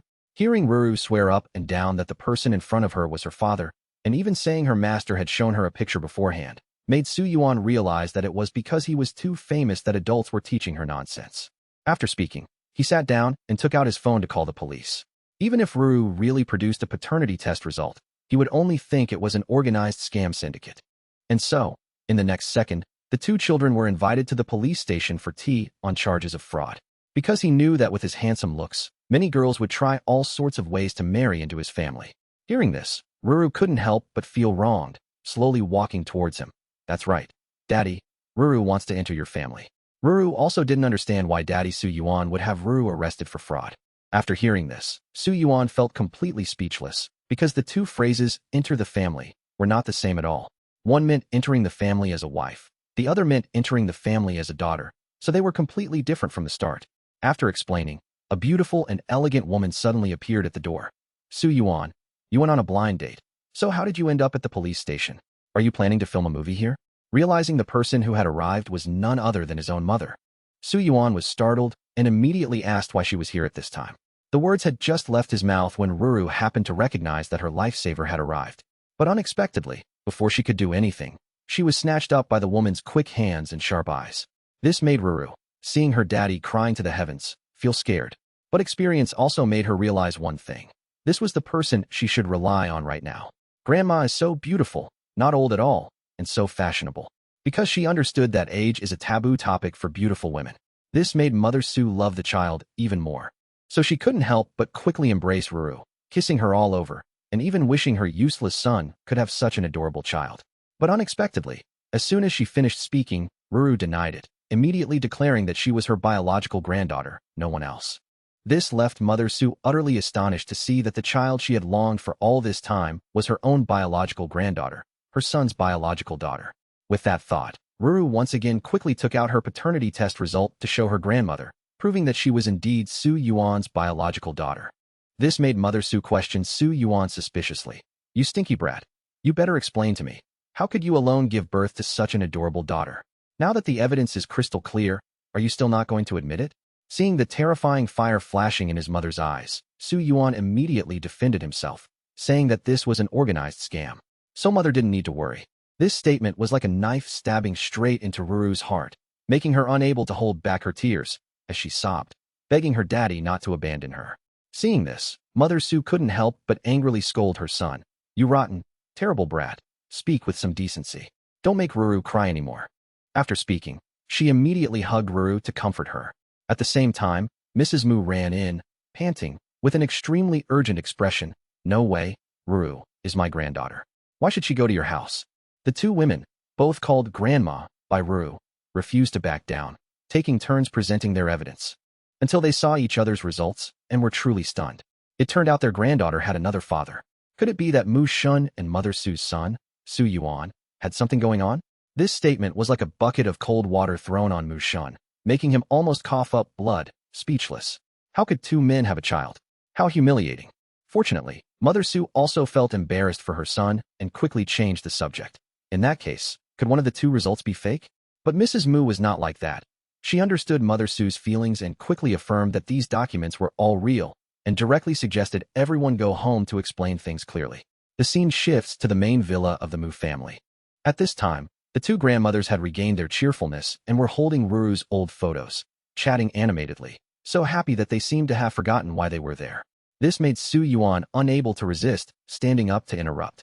Then, what was bound to happen, happened. Mrs. Mu began to calmly explain to him that, in fact, Ruru was the result of combining the genes of 5 men.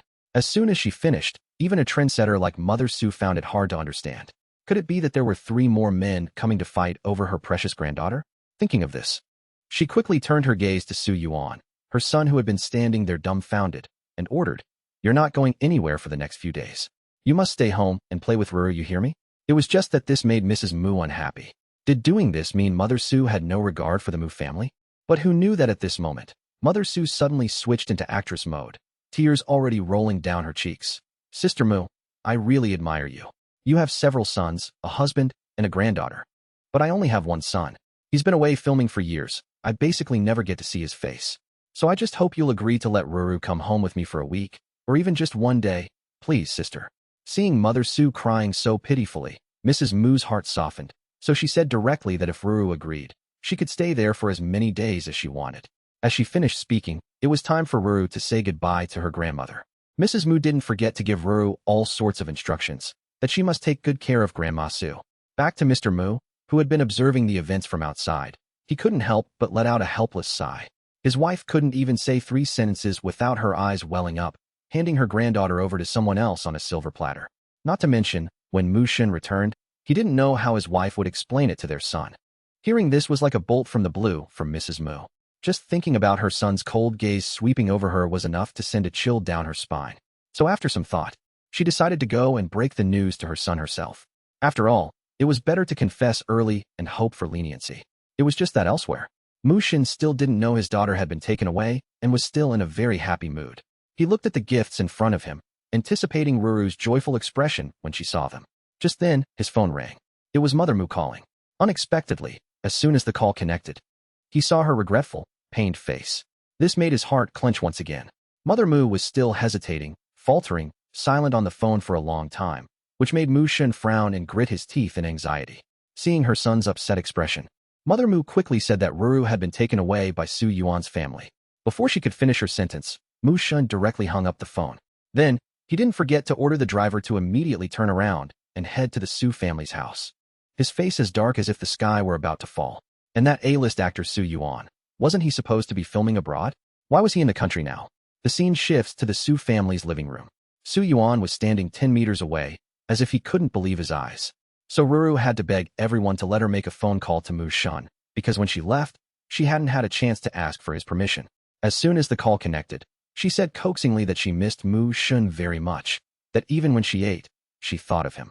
She only came here to keep the pitiful Grandma Su company. In the end, these words somewhat soothed Mu Shun's sour heart. Ruru didn't forget to tell Mu Shun about how Su Yuan bit and bullied her. Unexpectedly, as soon as the words left her mouth, her cheek was poked by a slender finger, making Ruru's eyes widen as she looked up to the side. It turned out she was caught red-handed talking behind Su Yuan's back, and he was relentlessly pinching her cheek. Su Yuan even looked at the phone without hesitation, arrogantly tilting his chin up. What a despicable guy. This made Mu Shun wish he could kill someone. He hurriedly stared at the phone, his heart feeling shattered. This scene left Ruru standing in the middle, not knowing which side to choose, which side to be on. She suddenly felt like she was raising 2 more little brothers. So in the end, she had to advise Daddy Su Yuan to go to bed to fix his sleep schedule, so she could chat with Daddy Mu for a while. Realizing he was being subtly shooed away, Su Yuan appeared indifferent on the outside, but inwardly, he perked up his ears to eavesdrop. It wasn't until Ruru gently hung up the phone that Su Yuan turned and sat on her bed, not forgetting to let out a sarcastic remark. How can you talk to that despicable daddy? Because he really couldn't understand how she could tolerate that 1,000-year-old ice-cold face. But for a Ruru who never wanted to disappoint anyone, she still didn't forget to smile, then firmly asserted that Su Yuan was also Ruru's daddy. But unexpectedly, at this moment, Su Yuan suddenly reached out with both hands, and as if by habit, grabbed Ruru's head, shaking it back and forth. Because just the thought of the name Mu Shun was enough to make him angry. So he definitely had to find a chance to take him for an eye exam. Just then, Mr. Su finally got off work early and came home. Unexpectedly, before he could even think much, a coat hanger was thrown straight at his head as he walked in the door. It was just that Mr. Su had long been accustomed to the scene of this mother and son having loud arguments, so he didn't find it strange. But unexpectedly, right after, Su Yuan explained that because Grandma wanted to cook for her granddaughter, he was afraid the granddaughter couldn't handle that terrible cooking. Hearing this, Mr. Su could only remain silent, acting as if these matters were not worth his concern. But when he thought carefully about Su Yuan's entire sentence, he became truly alarmed, not knowing where a granddaughter came from. It wasn't until his wife brought over an adorable, pure white cotton ball, and he heard Ruru's familiar call of Grandpa, that he felt a bit dazed, unable to believe his eyes. Thinking of this, he staggered forward and took Ruru from Mrs. Su's arms. He still couldn't believe it, thinking this mother and son had found a child from somewhere to trick him. He even loudly asked Su Yuan where this child came from, telling him to take her back quickly. These words made Su Yuan dissatisfied with his two elders' thoughts. How could he be that kind of person? But this made Ruru happy, because she had finally met all the adults in the family. Moreover, seeing how they treated each other like children, she could also tell this was a happy family. Initially, Mr. Su had never thought his granddaughter would have 5 fathers. So it took a while for Mrs. Su to explain everything clearly for him to understand and accept. Speak of the devil, and he shall appear. One of the 5 fathers was already waiting outside the door. It wasn't until the maid came in to report it that Su Yuan was startled awake, snatching Ruru back from his father's hands. They had just met, and now she was already running to the door. How annoying. Thinking of this, he didn't forget to tell his parents that he was going out to meet Mu Shun, who was waiting patiently. Sure enough, at this moment, Mu Shun's face was as black as the bottom of a pot.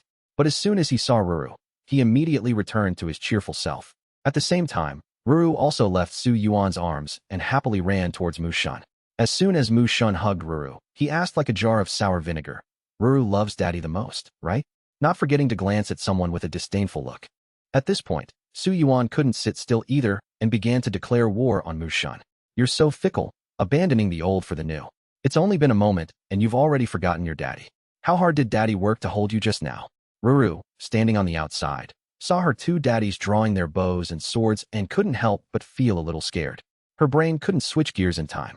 Unexpectedly, before she could even think of what to do next, 2 gazes like bullets shot towards her simultaneously, asking her which daddy she liked the most. How was Ruru, who hadn't even started school, supposed to choose? Boo-hoo, Ruru likes both daddies. It's just that Ruru can't split herself in 2, so she could only open her arms wide and hug both daddies.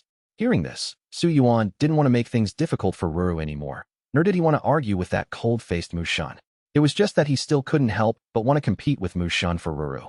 Seeing that her 2 daddies still wouldn't give in, Ruru had to stand in the middle, holding one daddy's hand with each of her own, and then smiled happily. But unexpectedly, right after that, Ruru was once again sandwiched between the 2 of them. Noticing she was unhappy, Mu Shun had to gently tell Ruru that he had a small gift he wanted to give her. Hearing this, Ruru once again happily hugged Mu Shun's arm. Daddy is the best to Ruru. Ruru likes Daddy very much. It was just that Mu Shun was still not satisfied and wanted Ruru to say it clearly for someone to hear. "You should say Ruru likes Daddy Mu Shun the most." This statement made the usually cool movie king let out a dissatisfied, childish huff. Then he didn't forget to use his finger to gently scratch the pink hair of a certain dishonest person, saying, Hey, have you forgotten you have another new daddy named Su Yuan?" After speaking, he didn't forget to affectionately rest his head on Ruru. It was just that this happiness didn't last long before he was pulled back to reality by a certain jealous person. Then, he immediately corrected Ruru's words, saying that words like, "I like Daddy the most" could only be said to him. Who knew that at this moment, Ruru's mouth was faster than her brain. Then I've thought it over, Ruru still super likes Daddy Su Yuan. After a while, the car finally came to a complete stop in front of Mu Shun's house. As soon as they arrived, the father and daughter, Ruru and Mu Shun, happily entered the house. In his heart, Mu Shun was secretly hoping that a certain someone would have the sense to leave. It was just that for an A-list actor like Su Yuan, how could he give up so easily? Therefore, he stated without hesitation that his purpose for coming was to inspect Ruru's living conditions. Although Mu Shun said he could take good care of Ruru, and moreover, cared for her as carefully as if holding a fragile egg, wanting to refuse Su Yuan. But at this moment, Ruru trotted forward and said she wanted to get slippers for Su Yuan herself. This made Mu Shun feel disappointed, so he had to nod in agreement. It was just that he never expected that a stranger who had just entered the house would act as if he wanted to make the place his own home, and moreover, happily enjoy the enthusiastic care of his daughter. This made Mu Shun feel very uncomfortable. He quickly thought of wanting to go for a walk with Su Yuan, who knew that at this moment, his daughter was worried that her daddy was tired from working all day and wanted to take care of her daddy herself. Moreover, she wanted to let her daddy go rest early. So, Ruru would take care of the rest. Moreover, from the beginning, Su Yuan had always wanted to see where Ruru rested, and he also wanted to hold her and have a good night's sleep. This was also perfectly in line with the wishes of a jealous father like Mu Shun, who would rather go for a happy walk with Ruru instead. But seeing Ruru's delighted face, Mu Shun couldn't stop her, so he could only remind Ruru to come back a little early. Then, watching the figures of one big and one small gradually disappear behind the door, Mu Shun couldn't help but sigh. Sigh, there's only one of them now. I don't know what I'll do when there are 3 more in the future. The scene shifts to the father and daughter, Su Yuan and Ruru. As soon as they left, the two started discussing how a cold father like Mu Shun only let Ruru wear pants. Besides, if she dressed like that, she could also stuff more candy in her pockets. As she said this, she didn't forget to pat her pants pockets. However, for someone like Su Yuan, who had been in the fashion industry for many years, he had disliked this style of dressing on Ruru from the very first time he met her. Therefore, he thought that if she really wore a dress, she would surely become incredibly beautiful. With that thought, he quickly took Ruru to a shopping mall. What kind of experience would it be to go shopping with a famous film emperor? It turned out that after making his decision, Su Yuan finally took Ruru to a luxurious shopping mall. As soon as they arrived, a certain someone arrogantly told the sales staff to bring out all the children's clothes, because he was certain that his aesthetic taste was much better than a certain someone else's. As soon as she put on the dress, Ruru unconsciously transformed into a little princess. Seeing his darling like this, Su Yuan couldn't help but bow, greeting her with a polite curtsy. It's just that doing so with a 5-year-old girl who didn't understand the ways of the world wasn't very appropriate. So Ruru could only reluctantly hold out her hand and freeze. She couldn't help but reach out to touch her father's forehead and ask, "Daddy, do you have a fever? If you really have a fever, let's go home quickly."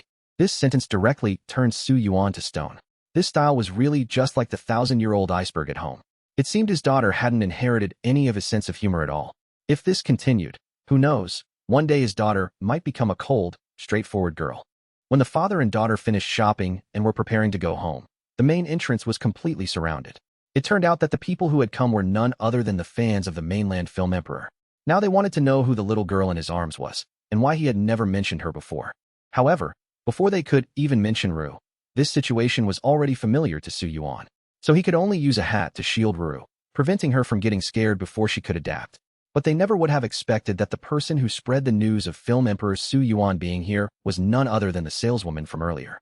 Moreover, she had been extremely rude and posted private photos of the father and daughter on all social media platforms. Only after Su Yuan was completely sure his daughter's face was not exposed did he feel at ease and slowly walk out. Fortunately, thanks to the intervention of security, the father and daughter were able to safely get through the crowd and head towards their car. Unexpectedly, as soon as he got in the car, Film Emperor Su Yuan suddenly turned around and announced to everyone around that this was his biological daughter, not some younger sister. After saying that, he quickly got into the car and drove away. Waiting until the top searches were all about the father and daughter shopping at the mall, Su Yuan felt truly proud of his own cleverness, because he had taken a step ahead to deal with those nonsensical rumors. Moreover, Mu Shun wouldn't publicly disclose Ruru's identity anyway, so this time, he had to make a preemptive strike to see how he would handle it. This also caused the fans who had been extremely excited just moments ago to immediately fall into despair. Because how could a film emperor who was always wary of women have such a grown daughter? So they must be dreaming. Unexpectedly, before their train of thought could finish, their phones chimed with social media notifications, causing the wall of belief they had just built to completely collapse. Furthermore, someone even provided the audio recording confirming what Su Yuan had said earlier. So it wasn't until she got in the car and heard her father's explanation that Ruru truly understood everything. "Daddy, Ruru finally understands why you were so careful. These big sisters are really too scary." However, While this was beneficial for the father and daughter, for his agent and partners, they were absolutely furious. Because since then, the entire entertainment industry, both inside and out, had been buzzing about the incident of Su Yuan's illegitimate child. So, for this kind of complicated and noisy affair, a small power like the agent simply couldn't control it. Therefore, he really wished he had superpowers, so he could reach through the phone screen and tear Su Yuan to shreds right now. Unexpectedly, Su Yuan was completely unconcerned at this moment. What's there to worry about? Just pay attention to the comments. It's best not to let them scold my daughter. Don't worry about the other things. The more discussion the better. After he said this, the agent also noticed the girl sitting next to Su Yuan. Oh my god, she's really so cute and lovely. Truly worthy of the film emperor's genes. So he quickly stopped paying attention to Su Yuan and lowered his voice to speak to Ru. Do you want to join our company and become a star? But unexpectedly, Su Yuan had already hugged Ru tightly, telling him to stop talking nonsense. Stop daydreaming, trying to catch a bird in the forest. Who would have thought that at this moment, he would get angry again? Getting married and having a child is a big deal. Why have I followed you for so long without knowing a single thing? Do you not even see me as important at all? However, unexpectedly, Su Yuan leisurely leaned back in his seat and asked the agent in return why he thought he was married. This truly terrified the agent. It turned out that the person he had been with for so long was a man who abandoned his wife and child. Hearing this, the ever-intelligent Ruru also didn't understand what was happening. Then she didn't forget to point at herself and ask, Daddy, what does illegitimate child mean? Is it because Ruru is a bad kid? Because Daddy Mushun has said that about Ruru before. Coming to his senses and hanging up on the agent, Su Yuan finally remembered he should post a photo to provoke Mushun. As soon as he posted it, he happily imagined the scene of Mushun being angry and helpless. He was also certain that he had won a round in this competition. However, he didn't expect that Mushun was an old fox in the business world. This kind of thing was nothing to him. Sure enough, within just a few short seconds, Mushun directly posted the results of his and Ruru's household registration on his personal page, without even needing to blur the photo at all. This made Su Yuan so angry he wanted to spit blood. Thinking it over and over, he couldn't help but quickly return to Mushun's villa. As soon as he arrived, the two were like fire and water. Let me tell you, Ruru is my child. Why is she only in your household registration? But unexpectedly, Mushun paid no attention at all, directly asserting that he had brought Ruru back first, so he had the right to raise her. However, this was completely unreasonable to Su Yuan from the start, so he didn't agree and wanted to argue with Mushun. Who would have thought that a cold person like Mushun would still insist that no means no, that Ruru was his legal daughter anyway, so no one was allowed to take her away without his permission. This one sentence was enough to make Su Yuan completely break down. Then let's discuss it again. Let's discuss Ruru's living arrangements again from the beginning. So it's best if each father takes turns caring for Ruru for a week. However, he didn't expect Mushun to say that starting next week, the first week would be at his villa, including the following Saturday and Sunday. Hearing this, Su Yuan couldn't help but explode. This guy is truly shameless beyond words, daring to use every loophole to ambush me. But seeing his smug expression, hugging Ruru tightly, and saying that since he had just returned from a business trip, Ruru couldn't bear to leave him, left Su Yuan with no choice but to agree. It's just that he didn't trust these problematic minds, so it was best to put it down in black and white to be clear, to reduce meaningless arguments in the future. After saying that, the two began to think and started writing down the terms for Ruru's care on paper. Moreover, if he didn't use this plan, Su Yuan didn't know when he would be able to see his daughter again. After everything was completed and the procedures were done, Ruru came running over with a pen and paper, saying she wanted to do the homework her teacher had assigned. So Ruru still wanted to do her homework in front of her father. Hearing this, Su Yuan couldn't help but happily walk over to his daughter's side, praising her continuously. He even hugged her and kissed her nonstop. Seeing his daughter happy next to someone else, Mushun couldn't help but feel uncomfortable. It was as if someone had directly shot 10,000 arrows into his heart at once. Just then, Mushun's face, as black as the bottom of a pot, was noticed by Su Yuan. So finally, after a long day, he could take a jab at Mushun. Why are you frowning and looking annoyed? Can't I even kiss my own biological daughter? But unexpectedly, before he could finish his words, he was interrupted by Mushun's light cough. It's late. Hurry up and take the child back to her desk to study. Who would have thought Su Yuan would just casually reply, I'm an actor anyway. I don't have any movies to film right now, so I'm very free, just let me teach Ruru. It seems this thick-skinned guy has no intention of going back to his own home. Therefore, Mushun thought he should do something to make him leave. It's just a pity that before he could think of anything, Su Yuan dared to run off with his daughter in his arms. At the same time, night fell upon Mushun's villa. It's just that at this point, that Su Yuan was still playing tricks to provoke Mushan. He even dared to laugh and chat happily with his daughter. In the end, he even disturbed Ruru while she was doing her homework by taking care of her, feeding her apples, giving her water, and so on. Although Ruru initially brought her homework over wanting to study with both her fathers, but Su Yuan was still not satisfied, wanting to be the only one to take care of his daughter. Daddy, Ruru is tired. Please stop bothering Ruru while she's doing her homework. Because every time I get inspired, you interrupt me. After saying that, she quickly pushed Su Yuan away, advising him to go to bed early and not to disturb her studies anymore. After speaking, she didn't forget to give her apple to her father. And having run around all day, Su Yuan was also already tired, although he really wanted to continue teaching Ruru English. But a second later, he was already sprawled out on the sofa, sleeping like the dead.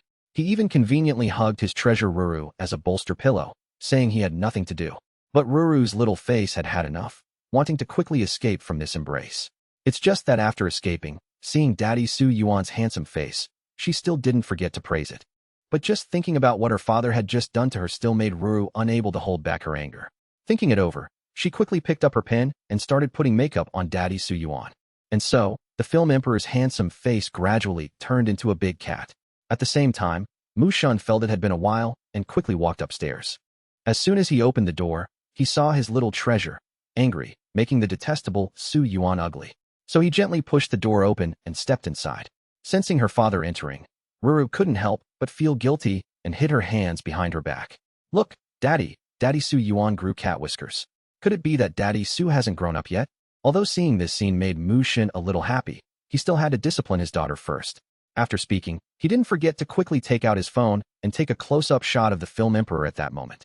This also inadvertently proved that he had always been a domineering CEO, second to none. The scene shifts to the next morning. Su Yuan, who was sleeping soundly, was awakened by a series of strange phone rings. It was the manager from yesterday again. He was calling to remind Su Yuan that he had a scene to shoot tonight. Moreover, this movie had just changed investors. They didn't hesitate to spend a large sum of money to replace all the other actors. So now even the director had become arrogant. If they were displeased, he would also be replaced immediately. It's just that although he said a lot, only one thing registered in Su Yuan's ears, which was that he had to leave tonight, which made him instantly wide awake. Seeing Su Yuan's face, the manager almost choked on his water, so he could only widen his eyes and spit it out. Even Su Yuan didn't understand why he had such a reaction. But in any case, the manager knew he shouldn't say much. He could only try to hold back his laughter, quickly reminding him that he'd better look in a mirror, then hurriedly scrammed. Because of this, I also quickly found out who was responsible for Su Yuan's blood-curdling scream, like a pig being slaughtered. Who dared to do this to me? This shriek was so loud that even the maids downstairs looked up in confusion. Only Mushan felt happier and more relaxed than usual. And because of this, Su Yuan quickly discovered a small figure gently hiding and peeking from behind a door crack. So he quickly pretended to be fierce, intending to question Ruru. Because she was still too young, this little child was quickly caught. Moreover, after being caught, Ruru still refused to admit her guilt, saying that Daddy Su Yuan grew the cat whiskers himself. It wasn't her doing. Hearing this answer, Su Yuan was both angry and amused, and hurriedly rubbed Ruru's small face. This little rascal is too bold. But in the end, he couldn't bear to punish his little treasure, so he quickly hugged her tightly. Then he suggested that she help him wash his face, otherwise he would definitely not take responsibility. But it wasn't until he entered the bathroom that he was completely stunned, when he saw the empty washstand, without any skincare products. No facial cleanser, no moisturizer, and no lotion. Could it be that that man had never used these things? Thinking of this, he could only hug Ruru and storm off to find Mushan, preparing to give him a lecture. Mushan, how can you not even use facial cleanser? Hearing this question, Mushan revealed a matter-of-fact expression. Why should I have those things? Mushan's frank and confident attitude made Su Yuan unable to help but feel annoyed. How can you be like an old uncle? It's one thing for you, but it's best not to influence Ruru. After speaking, Su Yuan began to explain in detail to Mushan and Ruru the benefits of skincare. And because of this, Ruru's future beauty would also be his responsibility. Unexpectedly, as soon as the words were out, he was cut off by Mushan, who said with a gloomy face, "Isn't Mr. Su flying off to film tomorrow? A friendly reminder, we won't be seeing you off." This made Su Yuan very angry. "Fine, don't worry, I'm fine. It's probably because I'm too famous that someone invested money. Oh, I'm so grateful. But you'd better remember, I'm also Ruru's father. So when I'm done filming, I'll definitely come back to settle the score with you." Remembering how that brat Su Yuan had just called him an old uncle, Mushin wanted to ask the butler to find some skincare products to restore his looks. Hearing this, the butler just wanted to laugh. Young master, you are young and healthy, with such beautiful hair. Why do you need to find those things? Could it be that you were provoked by young Master Su? After some time, Ruru's hair had also grown to her ears. At the same time, because Mushin couldn't pick her up after school, he had entrusted the important task of picking up his daughter to Secretary Jean. Therefore, the two children could only reluctantly part ways at the school gate. After they went their separate ways, Ruru was taken by Secretary Jean to her father's company. As soon as she arrived, she obediently put her school bag aside, then sat on a chair to wait for her father. Unexpectedly, her master, who had been out of touch for a long time, suddenly called. As soon as the call connected, Ruru noticed that her master's hair had also grown to his ears, just like hers. The ash-gray hair combined with his delicate eyebrows made Ji Yuan look even colder. This made Ruru burst into tears as soon as she saw her master, because she really missed him. Seeing this, Ji Yuan couldn't help but frown in distress. Be good, Ruru, don't cry anymore. It's just that his family matters have been resolved. He was worried that if he let Ruru know he had abandoned her for his family, the child would be very heartbroken. So he had to make an excuse and began to tell Ruru a story about a certain monk. But it was actually about a young master from a prestigious family, someone called Little Brotherin. He had suffered from a strange illness since childhood and couldn't live past the age of 18. But luckily, he received the love of his family and older brother. So they traveled far and wide, hoping to find more skilled doctors to treat their younger brother. It's just that the place of treatment was more than 10 miles from home. As he told the story to this point, Ruru vaguely guessed how similar it was to her master's situation. But just as she thought of this, she forgot about it and began to sympathize with the male protagonist in the story. She was also very happy that he had recovered his health. Unexpectedly, just as the master and disciple were chatting happily, Mu Shun, who had just finished a meeting, pushed the door open and walked in. As soon as he entered, he stared at the man reflected on the phone. However, for Ji Yuan, he had always been wary and uncomfortable with Mu Shun, and Mu Shun was also very clear about Ji Yuan's position in Ruru's heart. So although neither of them said anything when they met, they could only silently use their eyes to give each other a respectful greeting. After the greeting, Mu Shun was about to leave to give the master and disciple space to continue their chat, when he unexpectedly saw a pile of snacks on the table waiting for Ruru to eat. Mu Shun, without hesitation, casually tore one open for Ruru. Then he quickly pushed it in front of her. Just now, Ji Yuan had observed these unconscious actions of Mu Shun through the phone, which let him know that it seemed Mu Shun treated Ruru very well, which was why he had the habit of doing these things. Moreover, even Ruru, who had only been here for a few days, was very attached to him.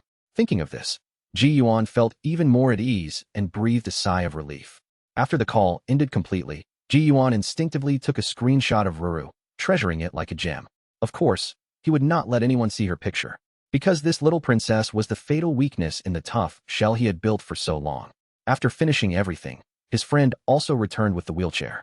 At the same time, under Ji Yuan's coat, his entire body was revealed to be wrapped in bandages. At this moment, Ji Yuan had completely returned to his usual cold and gloomy appearance. This was completely different from his attitude towards Ruru just now, and so the two of them soon arrived at a dark underground cellar. As soon as they went down, they saw a man with both hands tied tightly and his mouth gagged. He was also forced to kneel on the ground, his whole body covered in iron chains. Only then did Ji Yuan coldly glance at his shameful cousin. Then he casually waved his hand, signaling his subordinate behind him. Seeing someone approach, the tied-up man became even more agitated. He even said he regretted not getting rid of Ji Yuan and his mother sooner.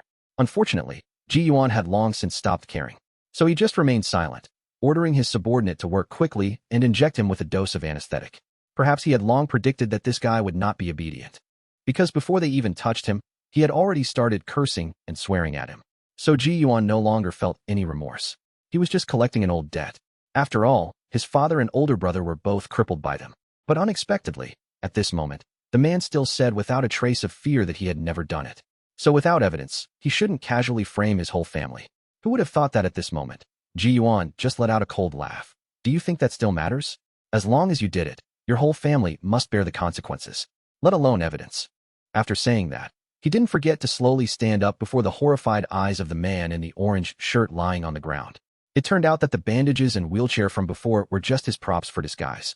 It was also thanks to this that he could make that group of foolish people let down their guard, and then easily catch them all in one net. Moreover, since Ji Yuan had to take a lot of medicine from a young age, he had long become very sensitive to various drugs. That was how he was able to see through his cousin's purpose early on. This made the man unable to believe that the weak child from years ago had now turned into such a ruthless old fox. He wouldn't even spare a single life of his family. Thinking of this, he became like a corpse being dragged away. As he was leaving, he didn't forget to curse that Ji Yuan would also be abandoned by his relatives. This sentence once again made Ji Yuan's eyes turn cold and emotionless, and his hand trembled slightly because of it. Scene change. At this time, after seeing Ruru and her master chatting, Mu Shun felt very worried. He was also afraid she would cry again, so he decided to quickly wrap things up. Then he quickly returned to his office. But unexpectedly, as soon as he walked in, he saw her little mouth happily eating cake. However, in any case, under the astonished gazes of all the employees, Mu Shin still gently asked Ruru how she felt about her first day of school. He even directly said that if she really didn't want to go to school, she could rest at home and he would hire a tutor to teach her. This made the surrounding employees gasp in surprise that the originally domineering and tough Seo could be so gentle with the little princess. It was truly without principles. At the same time, the CEO's record for getting off work early to go home once again reached a new height. Back at the villa, Ruru's phone rang, showing a call from her other father who was filming abroad. But unexpectedly, just as Ruru was about to answer the phone, Mu Shin quickly snatched it first. He even had his little treasure help massage his shoulders and neck, using the excuse that he was tired from work. But who could have expected that as soon as the call connected, the screen would show an image of Su Yuan striking a handsome pose? Of course, for Mu Shun, he was not happy with this image at all. Seeing Su Yuan's confident appearance made him feel annoyed. Not just him. Even Su Yuan felt unhappy after discovering that the person on the screen was Mu Shun's detestable face. So he hurriedly demanded to switch people, wanting the adorable little beauty Ruru to come and be a sight for sore eyes. But who could have expected that Mu Shun would pay no attention, just focusing on the newspaper in his hand? Then he slowly said that Ruru was busy and it wasn't convenient for her to take the call. Hearing this made Su Yuan go crazy, because his little treasure was clearly right behind Mu Shun. How could he so calmly say such nonsense? Moreover, he was putting on the face of a capitalist exploiting Ruru's labor. It was truly infuriating. But who would have thought that at this moment, Nu would poke her little head out from behind Mu Shun, happily saying that it was because her daddy had been working hard all day. So, Nu just wanted to help Daddy Mu Shin a little. It wasn't tiring like Daddy Su Yuan said. Hearing this, Su Yuan couldn't help but feel a sense of loss. They were both Nu's daddies. Why was it that only one of them got to be cared for by their little daughter after a long, tiring day? Looking at the little guy chattering endlessly on the phone, Mu Shun felt annoyed and wanted to hang up immediately. Seeing this, Su Yuan hurriedly said that Nu must come to his place next week to study. After all, he was once the top scholar, a top student at the universities, so he could definitely take good care of Nu. It was just that, unexpectedly, before he could even finish speaking, Mu Shun hung up directly without any hesitation. Afterward, he didn't forget to turn back and look at Nu with a gentle gaze. Because, after all, he had forgotten for a moment that there was an adorable little treasure behind him waiting to listen to the phone call. So he had to softly remind Nu that she should go back to her room and sleep a little earlier. But unexpectedly, as soon as he finished speaking, the phone lit up once again. To be more precise, it was still Su Yuan calling. Mu Shun, what does it have to do with you when I'm talking to my daughter? It was just that, as always, Mu Shun remained very calm, ignoring the person yelling loudly on the phone. He stayed silent for a moment to let Nu say goodnight. Don't cause any more trouble. By the time Nu had completed her task of saying goodnight, Su Yuan had completely disappeared from the phone. This action made Su Yuan feel incredibly annoyed. How could you treat me like this? Just you wait, I'll definitely get my revenge when I have the chance. As for Nu, faced with the rivalry between her two fathers, she was already used to it. So, the next day, she still went to school happily, as if nothing had happened, and also casually rejected Mu Shun's offer from yesterday to hire a tutor. After all, for a child, the most interesting thing is still to go to school happily. Besides, a little devil like her naturally had to go out. And so, as soon as she got to class and opened her school bag, Nu was surrounded by many other children. Nu, the chocolate you brought yesterday was really delicious. So today, we brought lots of candy for Nu. As they spoke, the table was piled high with all sorts of candies and gifts. It was just that, unexpectedly, while everyone was still happily discussing, they were interrupted by the teacher walking in from outside. Then, she gently walked over, hoping the children could go to the middle school sports field to study for a day. In the blink of an eye, the children were lined up in a long row on the sports field. Seeing the older brothers and sisters so happy and lively made Nu feel confident and want to jog along with everyone. And after getting the teacher's permission, Nu even happily ran over and grabbed Jiang Jincheng's hand and pulled him along. It was just that, unexpectedly, The happiness didn't last long before Nu started to encounter someone who wanted to bully her. So, Nu could only run away quickly. It was just that, unexpectedly, for a child who had just started kindergarten, it was all in vain. Continuing from before, after seeing Nu's worried expression, Jiang Jinqing couldn't help but hurry over to ask, Nu, what's wrong with you? Are you uncomfortable somewhere? Fortunately, Nu wasn't scared and told him everything. Brother Jinqing, that big sister is very, very mean. Last time, she even kicked Xiao Bai. This made Jiang Jinqing very angry, and he hurriedly asked when that happened.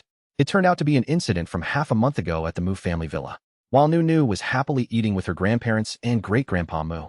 As the great-grandfather happily patted her head and told Nu to come play with him more often in the future, a maid suddenly came to report that Mu Shun's uncle's family had come to visit. Who knew that before the maid could finish her sentence, a little girl in a pink dress appeared at the main door and ran over, fawningly calling out as soon as she entered, "Grandpa, I'm here to see you. Did you miss Jia?"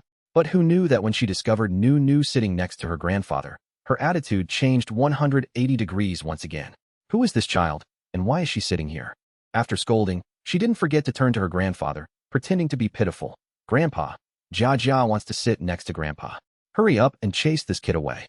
Seeing this situation, Mr. and Mrs. Mu at the side couldn't help but fall silent. Noticing that no one was protecting her, she even wanted to step forward and shout at Nu. "Move it, this is my grandpa." Old Master Lu, who had been observing his granddaughter's insolent behavior all this time, finally couldn't take it anymore and slammed the table heavily, shouting, Jia, who taught you to speak like that? Whoever comes here is a guest. How dare you chase someone away like that?" After being lectured, she finally realized she was being fiercely scolded by her grandfather, and only then did she begin to feel scared. Because of that, tears started streaming down her cheeks like an actress. It wasn't until the maid realized the situation inside wasn't quite right that she hurriedly suggested taking Nu out to the garden to play and relax. Therefore, after leaving the dining room and going out to the flower garden, Nu was able to play happily again, playing with the school of fish. Who knew that she hadn't gone far before that detestable person followed her? "Humph, you country bumpkin, what fish? These are koi carp. Everyone in the world knows that. Only you don't, you country bumpkin." Who knew that this sentence made Nu a little confused. "Huh? Aren't koi carp fish? If it's like you say, then what are they?" This made Jia so angry she could spit blood. Koi carp are koi carp. What else could they be, you country bumpkin? But Nu still wouldn't let it go and replied, "Then in the end, they're still just fish." Seeing this, she couldn't hold back anymore and started to say harsh words.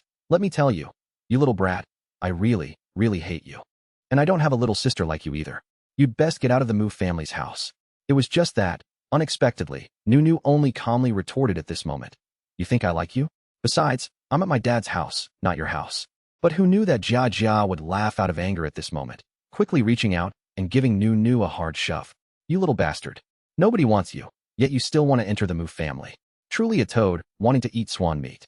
This also couldn't help but make the maid beside them stare in astonishment, her mouth agape. It was just that at this moment, Xiao Bai, who had been silently watching his owner get bullied all this time, finally couldn't stand by any longer. So, it charged straight at Mu Jia without any hesitation to bite and tear at her. This action also caused her to start panicking, and she quickly tripped over her own feet and fell. Fortunately, heaven does not fail those with good intentions. That's right, she fell straight into the fish pond. The piercing scream and the splash of water couldn't help but startle Nu and the maid beside her. Moreover, Miss Mu Jia didn't want to stand up, but instead wanted to continue exploring the fish pond. Then she desperately cried for help. It wasn't until the maid announced that the water in the pond was very shallow, only reaching her chest, that Miss Mu stood up on her own. You bunch of lowly people, just you wait." The scene changes to the middle school sports field, where she finally discovered that Nu was also studying at the same school. So she couldn't help but be overjoyed. She never expected that one day her enemy would walk right into a trap. As for Jiang Jinqing, who had been observing Mu Jia's hostile gaze all along, he finally couldn't take it anymore. He hurriedly shielded Nu in his arms, then shot her a glance. This made her unhappy, so she had to run to a secret place to find her older brother. As soon as she arrived, she couldn't help but tell her brother that second Uncle Mushin's daughter was also studying here.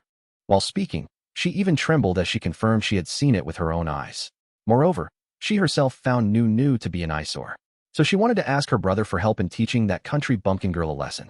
But this made the older brother rather worried, as Mushin's daughter was still too young. If people found out he was bullying a little kid, he'd surely be laughed to death.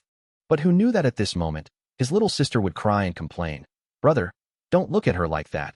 She's trying to climb all over you to bully me." Hearing this, the older brother couldn't sit still any longer, and his expression quickly turned grim. "Then there's no need to do it myself. I'll have someone block her way and rob that little brat. After all, she's young, she'll submit obediently." It was just that, unexpectedly, Mu Jiajia didn't care in the slightest at this moment. She just kept asking her brother when they would start. It wasn't until the older brother assured her that she didn't need to worry, that it would happen very soon, because after all, he had to do it discreetly, that she was completely at ease and revealed a strange smile. At the same time in the teacher's office, Qin Buokang's third uncle was also a little worried, because recently there had been more and more bullying incidents at the school. The scene changes. After school, upon seeing Mu Shun, Nu returned to her usual cheerful self. But unexpectedly, just as the father and daughter were having a close moment, the phone rang with a notification that Su Yuan was calling. This made Nu forget what she was doing and hurriedly answer the phone. As soon as the call connected, she saw Su Yuan on the phone screen striking a few of his signature handsome poses. Come on, my beloved Nu. Do you miss this daddy Su Yuan of yours?" Seeing her dad's confident expression made Nu show a look of adoration. "Daddy, you're so handsome." It was just that, unexpectedly, Su Yuan then asked a tricky question. "So, Nu, have you seen the movie I acted in?" Fortunately, Nu remembered that Mu Shun had once shown her a movie starring Su Yuan. But because Daddy Su Yuan had to play the role of an older brother who was seriously ill. So after watching it, Nu still just wanted to rush in and help her daddy beat up the bad guys. As soon as these words were spoken, it made the great movie star Su Yuan almost cough up blood. Why? Why didn't he let Nu see his majestic and heroic appearance? It was just that at this moment, Nu was only concerned with turning to ask Mu Shun, "Daddy, do you think I'm right? Daddy Su Yuan is so pitiful." This also couldn't help but make Su Yuan want to blame Mu Shun. Hey, you capitalist. You did that on purpose, didn't you?" But before he could finish speaking, he was interrupted by Nu. In the movie, Daddy Su Yuan was so miserable. He was always wearing ragged clothes. And he got beaten up, too. Nu really feels sorry for Daddy. As soon as these words were said, Su Yuan's mind felt like it was about to explode. Of course, that's how it was. That movie, from beginning to end, was about a child suffering from depression, who was bullied and then committed suicide. From beginning to end, the male lead was tragic. Why? Why didn't he let Nu see her daddy's heroic side? Seeing that her daddy didn't seem happy, Nu hurriedly asked, "Daddy Su Yuan, can you tell me what happened to Yi Xiaofan in the end?" Because Daddy Mu Shun said the ending wasn't suitable for Nu to watch, so he didn't let Nu watch anymore. But who knew that at this moment, Su Yuan would ask Nu to let Daddy Mu Shun tell her. This made Mu Shun feel embarrassed on behalf of the male lead. Because if he had known this day would come, he wouldn't have let Nu watch it. Just to ruin Su Yuan's image and make Nu cry, it really wasn't worth it at all. Fortunately, at this moment, Su Yuan also felt that the movie was indeed not suitable for Nu. So he told her that when he came back, he would find other movies for her to watch. This also made Nu happily ask when Daddy Su Yuan was coming back. It was just that, knowing this, the black-faced uncle wasn't too happy. How could the great movie star come back at this time? But who knew that at this moment, Su Yuan would provoke Mu Shun, telling Nu that because Daddy Su Yuan filmed seriously, he could ask for leave to come back and be with Nu. As soon as these words were said, intense sparks flew between the two fathers again, leaving Nu caught in the middle. The scene changes to the school gate the next day, where Nu and Mu Shun, father and daughter, were happily hugging on their way to school. It was just that, unexpectedly, as soon as they arrived, they saw a sneaky figure dart past. Sure enough, Su Yuan was already there waiting for the father and daughter. This made Mu Shun angrily reprimand Su Yuan. "Are you afraid that other people don't know Nu is your daughter? Or are you brainless and want your fans and reporters to know that Nu is your daughter?" It was just that, unexpectedly, Su Yuan was able to calmly twirl the key in his hand, then say with certainty, "No matter what, I have the ability to protect my daughter. Besides, if they want to know, they'll find out sooner or later. So it's better to just make it public now, so they won't bother Nu anymore." Fortunately, just as things were getting tense, Nu gently looked up at Mu Shun. "Daddy, it's okay. Nu's classmates are all very nice. Everyone is willing to help Nu. And there's brother Jincheng, too. So don't worry too much. After all, Nu is very strong." After she spoke, Su Yuan also realized that his fans were indeed very troublesome. So every time he came to pick up Nu, he would wear a disguise, so no one would recognize him. But who knew that at this moment, Mu Shun would disdainfully demand that Su Yuan remember to wear women's clothing, so that he wouldn't be recognized. Unexpectedly, this statement not only angered Su Yuan, but also made him look very smug. After all, If he came here in disguise, he could tell everyone that he was Nu Nu's mother. Moreover, because of that, it would make Nu Nu's teacher misunderstand the relationship between the two of them. Wouldn't that be very interesting? As soon as these words were spoken, it once again sparked an argument about cross-dressing between the two men. Seeing this scene, Nu Nu stood helplessly to the side. Daddies, does Nu Nu still have to go to school? This finally made the two fathers snap out of it. At this moment, Su Yuan also took this opportunity to find an excuse to ditch Mu Shun. All right, Nu Nu still has to go to school, so I'll take her to class myself. Unexpectedly, at this moment, Nu Nu gently kissed Mu Shun's cheek, which surprised the usually domineering CEO. Until he brought Nu Nu to the classroom door, Su Yuan still unhesitatingly asked to see Nu Nu's teacher. This also made the teacher gently walk over. Oh, Nu Nu is here. And this parent is? Su Yuan, who had been waiting for a long time, directly took off his glasses without hesitation. Hello, you must be Teacher Xia. I'm Su Yuan, Nu Nu's father. As soon as these words were spoken, it left the teacher bewildered. Isn't Nu Nu's father Mu Shun? Why is there another one now? Who exactly is Nu Nu's father, Mu Shun or Su Yuan? Fortunately, at this moment, Su Yuan quickly helped the teacher out of her predicament by asking for her phone number. If Nu Nu had any sudden issues, the teacher could quickly contact him. If possible, the teacher could also add him to the parents' group chat, so he could monitor the situation himself. These few sentences immediately made Teacher Xia break out in a cold sweat, and she hurriedly agreed. After finishing, Su Yuan suddenly turned and took Nu Nu's small hand. Come here, my treasure. Stand still. Let Daddy take a picture of you. This couldn't help but make Nu Nu shyly turn her head away. After everything was done, Nu Nu slowly walked over to Su Yuan's side. Daddy, what are you going to do? Unexpectedly, at this moment, he was able to smile confidently and say that he wanted to post it on social media. So Nu Nu didn't need to worry too much, she should go back to class, and he would come pick her up in the afternoon. Just like that, Su Yuan fearlessly began to post the photo of Nu Nu's back on social media. Until the evening, when the father and daughter came home from school together, Su Yuan finally had time to check the effect of the morning's photo. After looking at it, he couldn't help but jump up and hug Nu Nu, declaring, Nu Nu, now that I've announced it like this, from now on, no one will dare to say my daughter is an illegitimate child anymore. In the future, I can also protect Nu Nu myself. After speaking, Su Yuan slowly opened Nu Nu's school bag. As soon as he opened it, he discovered a plastic bag inside containing strange beads. This also made him confused, and he seriously asked Nu Nu, Treasure, hurry and tell Daddy what on earth this is. Who knew that at this moment, Nu Nu would very calmly say that this was something she bought when she went out with Daddy Mu Shun last time, to be used as a gift. Because Nu Nu had previously seen Master Ji Yuan carve beautiful little flowers on beads, she wanted to buy some to learn. These words made Su Yuan praise her, hoping Nu Nu could continue to develop her skills. It was just that, unexpectedly, Nu Nu didn't seem very happy at this moment. Right now, Nu Nu's small flower carving technique still wasn't very good, so she hoped Su Yuan could wait a little longer. At that time, she would give him a really beautiful flower with the names of her daddies carved on it. This made Su Yuan feel a little disdainful. Does the name of that master of hers have to be on it too? Thinking this, he quickly told Nu Nu that he was going to get her some milk, so Nu Nu could play by herself quietly for a while. Unexpectedly, as soon as he left, Nu Nu took the phone out of her school bag. Then she gently dialed her master's number, wanting to ask how she could carve a flower as beautiful as her master's. Seeing that it was Nu Nu calling, Master Ji Yuan was immediately delighted, quickly asking her why she was calling him at this time. Unexpectedly, Nu Nu replied at this moment that she wanted to make a beautiful bracelet to give to her daddies. So she wanted to ask her master about the method for carving small flowers on beads. But for some reason, her master didn't agree, only telling Nu Nu that if she really wanted to do it, she must first learn to draw beautifully herself. Because carving those patterns wasn't difficult. It's just that learning to carve would be very boring and time-consuming, so she must think it over carefully. Because once she started learning, she absolutely could not give up. After hearing these words, Nu Nu was seen very firmly promising her master that she would definitely persevere until the end. Because only then could she make gifts for her master and her daddies. Seeing her determination also made her master happy, and he quickly gave Nu Nu some guidance. If she wanted to learn to carve, for now, she could make a pouch to store those beads. Then put the sandalwood beads inside. When her carving was good, she could take them out anytime. After he finished speaking, Su Yuan had returned with the milk.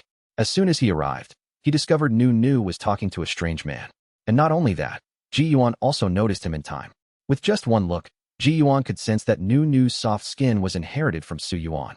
It was just that while he was still thinking, Su Yuan had already approached Nu Nu and asked in a low voice, Is this your master, Nu Nu?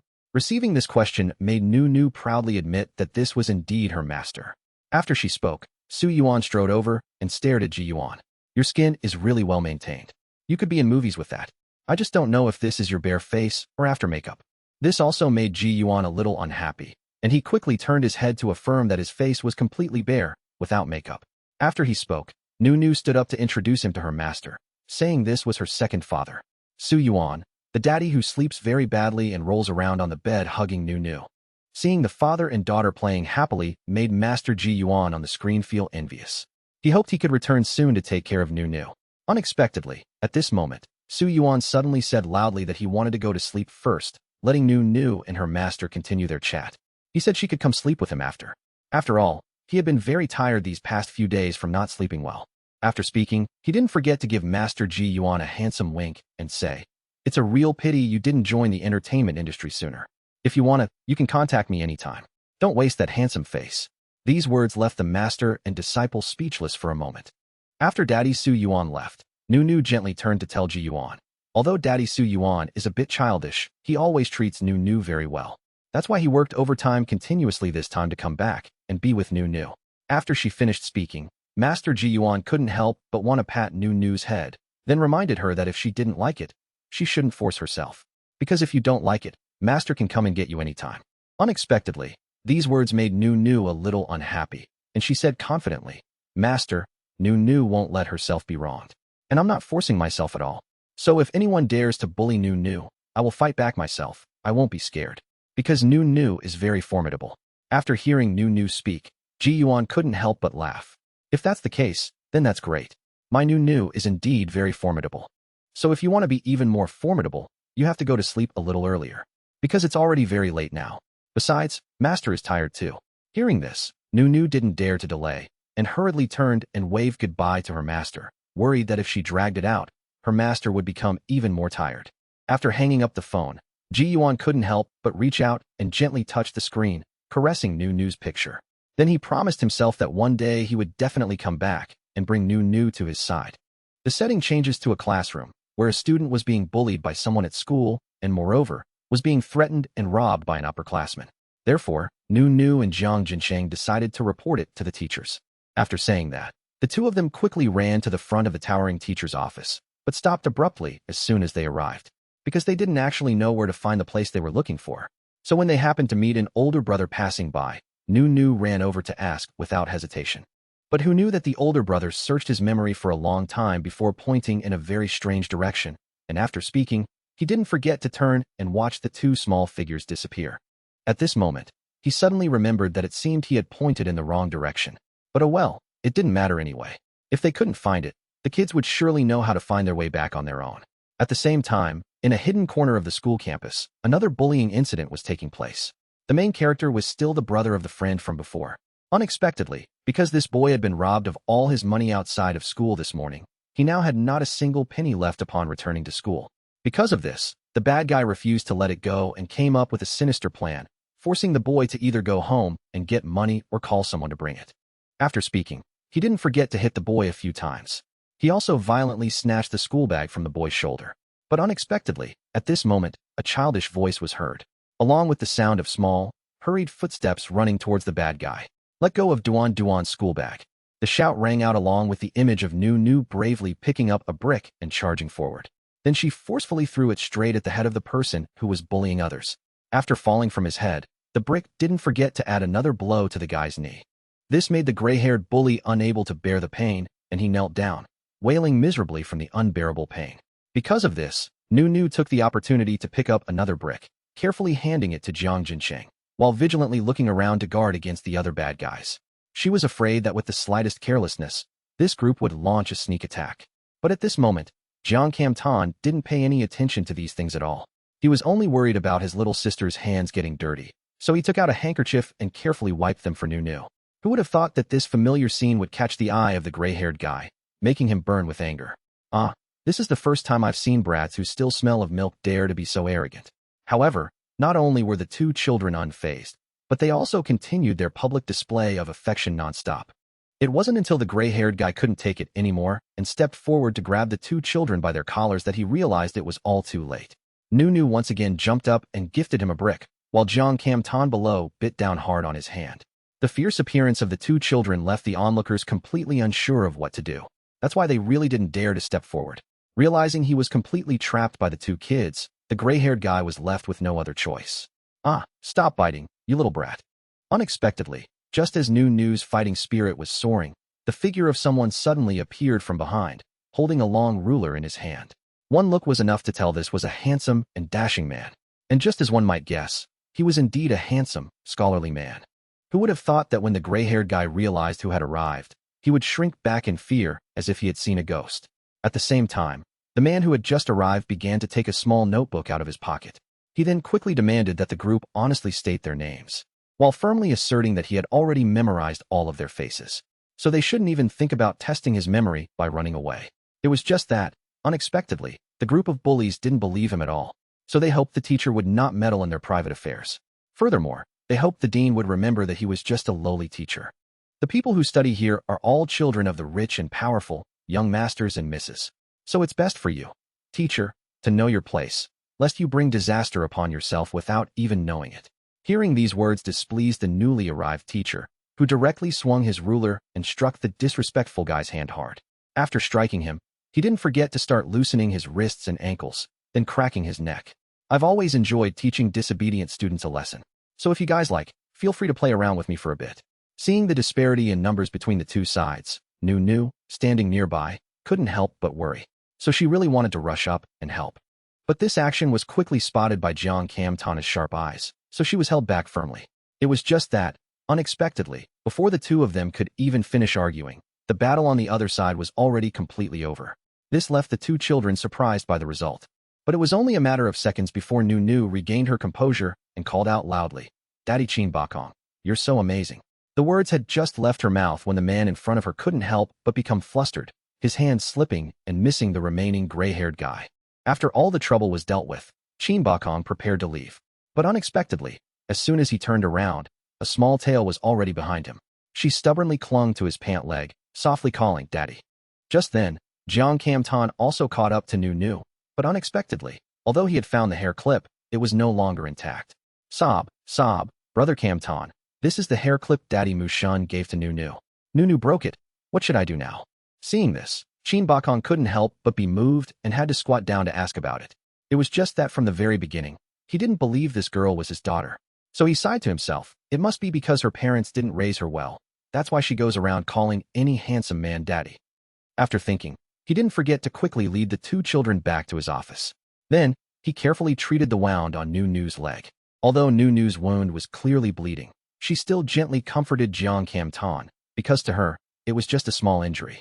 So even though she frowned in pain when the medicine was applied, Nu didn't make a single sound. This surprised Chin Bakong. He didn't expect someone so adorable to be so resilient. After thinking, he had to coax Nu not to be afraid, because he had already notified her parents. But this instead made Nu a little worried. If her daddies were contacted, they would surely be very worried. After all, every daddy is very good to Nu. These words once again shocked Chin Bakong to the point that he couldn't believe his ears. Didn't these words completely prove that his thoughts were correct? Even more frightening, Nu also claimed to have 5 fathers. Therefore, it wasn't just him who had secretly become a daddy, but 4 other people also had to accept this fact. Thinking of this, he quickly handed his phone to Nu to call a relative. It wasn't until Mu Xin's image appeared on the screen that Chin Bakong was completely stunned. Because as far as he knew, this CO had long been a single man, so why would he have such a grown daughter now? Unexpectedly, the person who had just been eavesdropping outside couldn't help but turn his head back. But Chin Bakong still wanted to confirm once more whether Nu was Mu Xin's biological daughter or adopted daughter.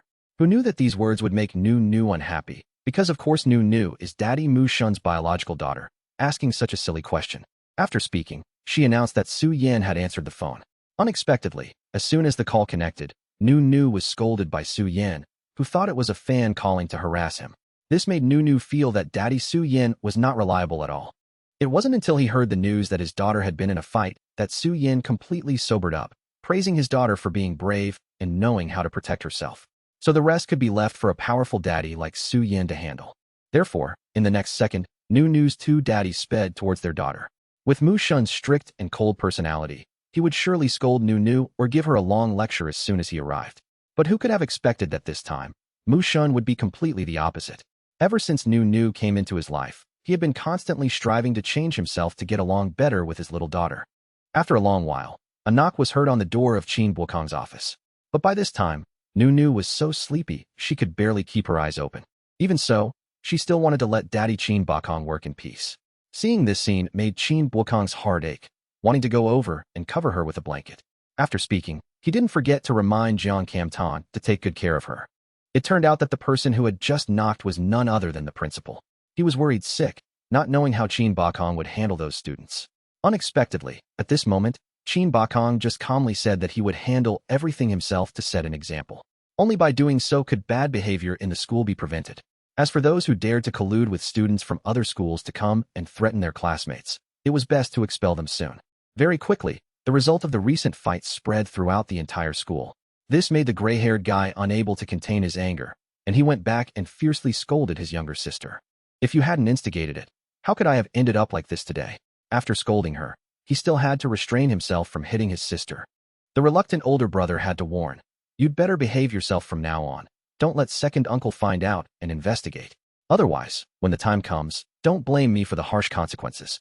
But no one knew that everyone's every move was being monitored by a mysterious man. To get back to the main story, at this time, Mu Shun and Su Yan, the two fathers, had finally arrived at the school to see their daughter. It was just that they didn't expect to meet another love rival here. This made the always calm Mu Shun unable to help but feel restless. At this moment, Qin Bukong, having understood the situation, couldn't help but gently walk over and stroke Nu's head to confirm. Therefore, Nu couldn't help but gently pull out a strand of hair and give it to Qin Bukong for testing. But this action was not welcomed by the two fathers, Su Yin and Mu Shun, because they didn't want a little daughter who was just beginning to understand things to endure this kind of pain. After thinking, Qin Bukong carefully tucked the newly acquired strand of hair into the small notebook he always carried with him. He didn't forget to advise that someone needed to get their eyes checked, because ever since Nu called Su Yin, he had felt that a person like him was not suitable for raising children. So it was best not to speak nonsense in front of Nu. These slow and clear words truly made Su Yin feel immense pressure for no reason. Moreover, still in shock, he had to turn and tell Nu that she must not learn from him. After speaking, he didn't forget to turn and hope that Nu wouldn't learn from Qin Bukong, who spouted moral principles all day, because she would surely be disliked by many people. After saying this, the two fathers wanted to quickly take Nu home. Unexpectedly, as soon as they got home, Nu couldn't help but ask curiously why there was such a handsome big brother in the house. Hearing this question made Su Yin very uncomfortable. That's a friend who played with Daddy since childhood. When you meet him in the future, Nu can call him uncle. After speaking, he gently bandaged Nu's wound. Seeing this, his good childhood friend couldn't help but tease. As expected, having a daughter really changes you. This is the first time I've ever seen you take care of someone. But at this moment, Su Yin was in no mood to chat. You try having a daughter with 5 fathers like me, and you'll see. At that point, even if you don't want to, you'll have a headache fighting over her. So whatever you want to hear, let's talk tomorrow, I'll tell you then. Besides, another one has shown up now. It's so damn annoying. After the medicine was applied, Nu happily told her daddy about how she had beaten the bad guys who were bullying people that morning. But while she was enthusiastically telling her story, Nu quickly became sleepy. And in her drowsiness, she didn't forget to remind Su Yin not to be angry. This made Su Yin unable to help but give his little daughter a concerned look. Because he wasn't angry, but was racking his brain thinking about how to protect his little girl. At the same time, in the Mu family villa, Mu Shun was also sitting alone in deep thought. After all, it was very strange not having Nu around. Seeing the toys that hadn't been put away, he couldn't help but want to pick them up and hug them to his chest. It was truly a feeling of loss. It had been so long since he had gently stroked Nu's head. But as soon as he thought of a certain someone's sleeping posture, Mu Shun became worried and couldn't help but quickly pick up his phone. When the annoying ringtone sounded, Su Yin couldn't help but feel anxious and scared. Just as he finally calmed down and was about to hang up, the other end of the line refused to give up. The continuous noise startled Nu awake, and she sat up, rubbing her eyes. This made Su Yin even more annoyed and angry. Was he in such a hurry because he was reincarnated with a stupid brain? Unexpectedly, as soon as the call connected, he was stunned. This capitalist is truly impressive. Isn't he usually the proper CEO Mu Shun who respects personal rights? Why has he become so unrestrained now? This made Su Yin unable to help, but quickly called back. At this moment, Mu Shun felt very proud of his foresight. So he couldn't help but rejoice at his achievement of provoking Su Yin. But after a few seconds, he became serious again and started to remind Su Yan about Nu Nu's sleep. He said not to sleep with her at night, to avoid Su Yan's thuggish sleeping posture from affecting Nu Nu. After he finished speaking, the scene changed to 3 days later in Qin Bukong's office. At this time, our professor had received the results of the paternity test. The paternal relationship with Nu Nu was as high as 99.99%. Coupled with Mu Shun and Su Yan's attitude towards Nu Nu that day, he was certain that the results they received were also 100% real. Therefore, the fact that Nu Nu had multiple fathers was indeed true. Thinking of this, he began to gradually piece together the fragmented memories in his mind. He recalled that year at Tsinghua University, he had participated in an experimental project alone. Perhaps it was because of this that Nu Nu appeared here at this moment. Just as he was concentrating, another knock came at the door. Then, an adorable little face gently peeked in through the crack of the door. Seeing this lovely daughter, Qin Bukong couldn't help but be moved. Unexpectedly, before he could even react, Nu Nu had already run over with her arms wide open, asking for a hug. "Daddy, did you miss Nu Nu?" This sentence made Qin Bukong's heart soften, and he reached out to rub her chin. "Little one, if Daddy doesn't remember, will you be very disappointed?" Unexpectedly, Nu Nu wasn't sad at all. She gently pulled his hand, placed it on her chubby cheek, and said, "Nu Nu isn't sad at all. Nu Nu just remembers that day when Daddy scratched my head. It was a lot of fun." This sentence made Qin Bukong feel surprised by Nu Nu's intelligence. So he couldn't help but want to test Nu Nu, wanting to see the proof that he was her father. It wasn't until Nu Nu took out the paper her master had given her that he learned of the existence of a master named Ji Yuan. It was he who had raised Nu Nu since she was little. It was also because of this concealment that he was completely unaware of her existence. For someone with high intelligence, this was too simple. So he quickly figured it out. That man must have run into some trouble, so he couldn't bring her along. He then thought of sending her back, hoping she could find her 5 biological fathers. Just imagine, what would it feel like to have a father who is both smart and handsome, and also the school's dean? Wouldn't thousands of people stare without blinking every day you walked around? After speaking, the father and daughter held hands and strolled through the school campus. This caused the older students on the road to whisper among themselves. It was just that this made Nu Nu a little confused. She didn't know why her father would. How could I do such a thing? When the father found out where the target he was punishing was. Unexpectedly, at this moment, Nu Nu's professor father said this matter was very simple. After speaking, he didn't forget to raise his hand and use his teaching ruler to tap straight on the tree canopy. Sure enough, a piercing scream rang out as expected, followed by a figure stumbling and falling from the tree. Unexpectedly, one look at this face left our Professor Qin with nothing to say. Why is this kid hiding here?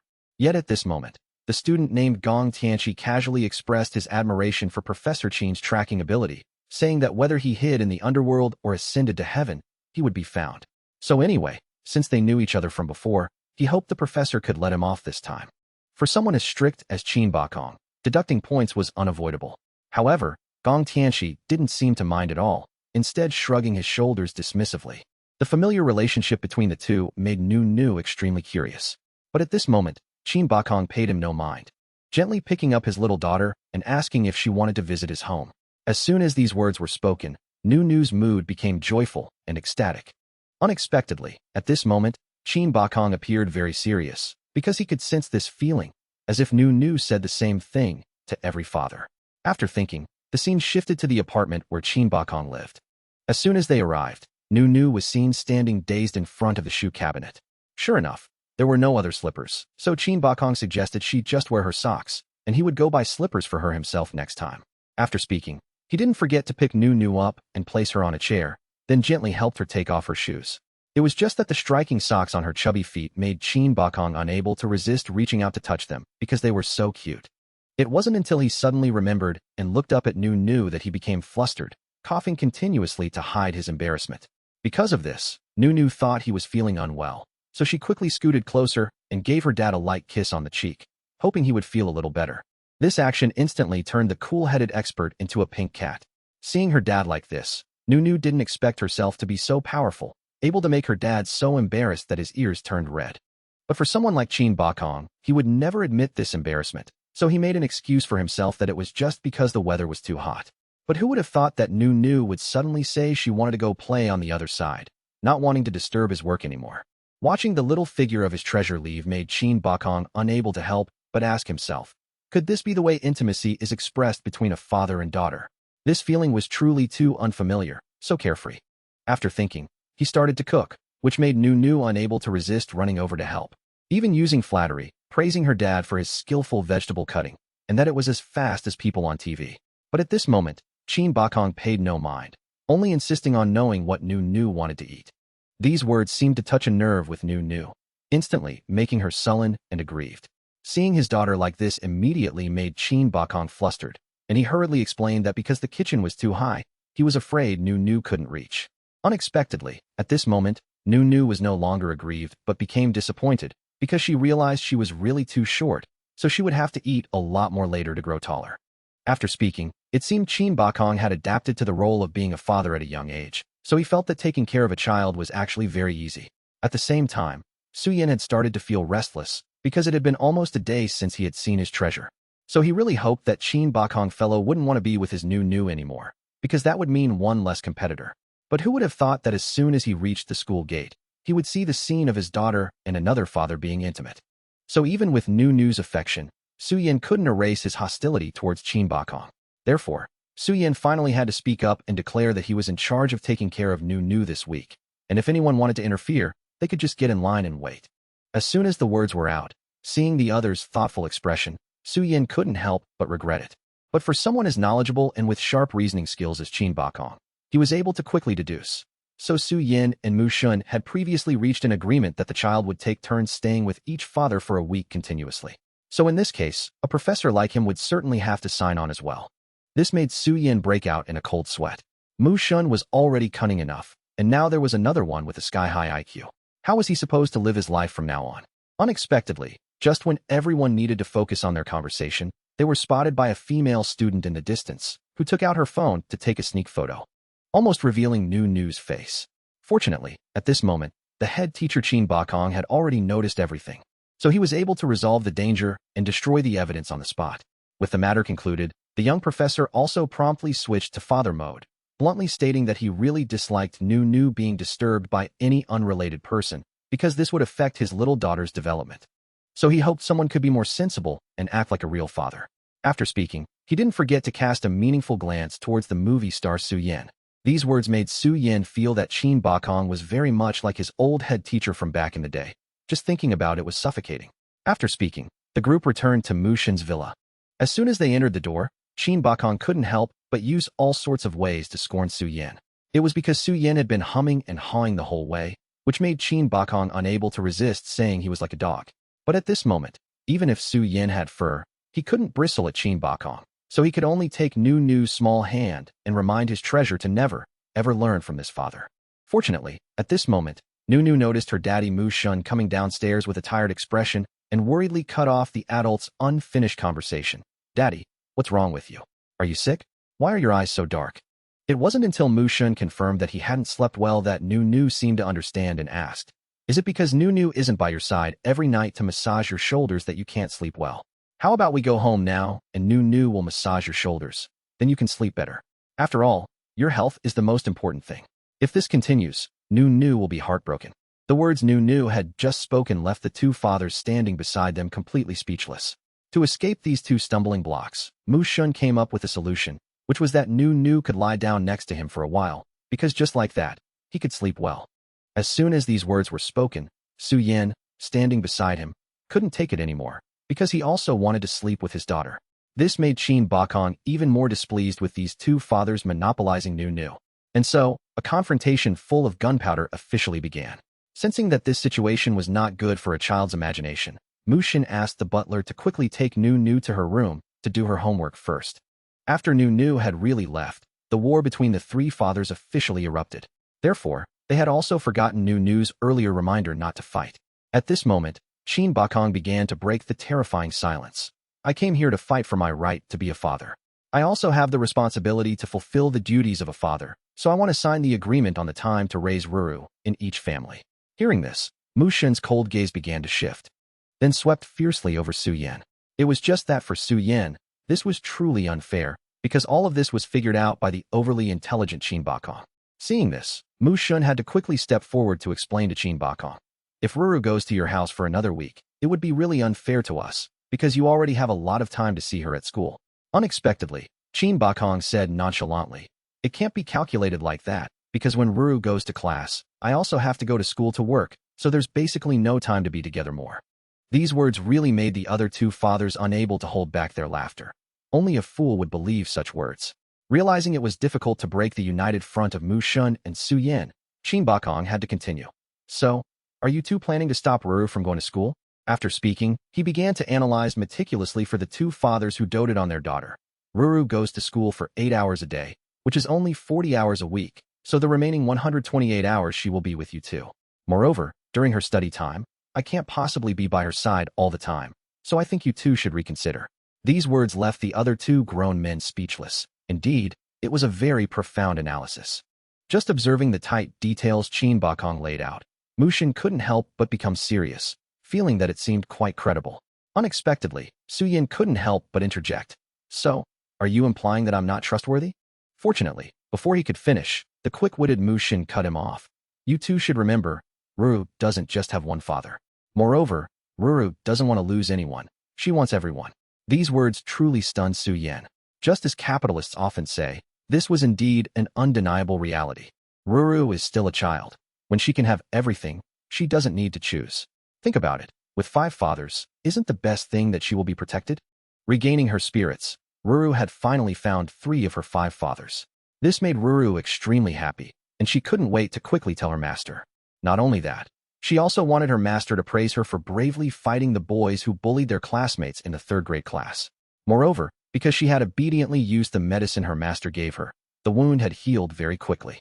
Thinking of this, she was afraid her master wouldn't believe her and hurriedly took off the bandage in front of him for him to check. Then again, from the beginning, she didn't feel these small wounds were that painful, so if possible, she just hoped her master wouldn't worry too much about her, because after all, she was living very well right now. Unexpectedly, just as the master and disciple were focused on their conversation, a strange woman appeared. As soon as she arrived, she noticed how similar the master and disciple looked. It turned out this person was none other than Ji Yuan's biological mother. Therefore, she never expected that her ice-cold son could one day raise such a little darling. This also made the usually cold Ji Yuan unable to help but laugh.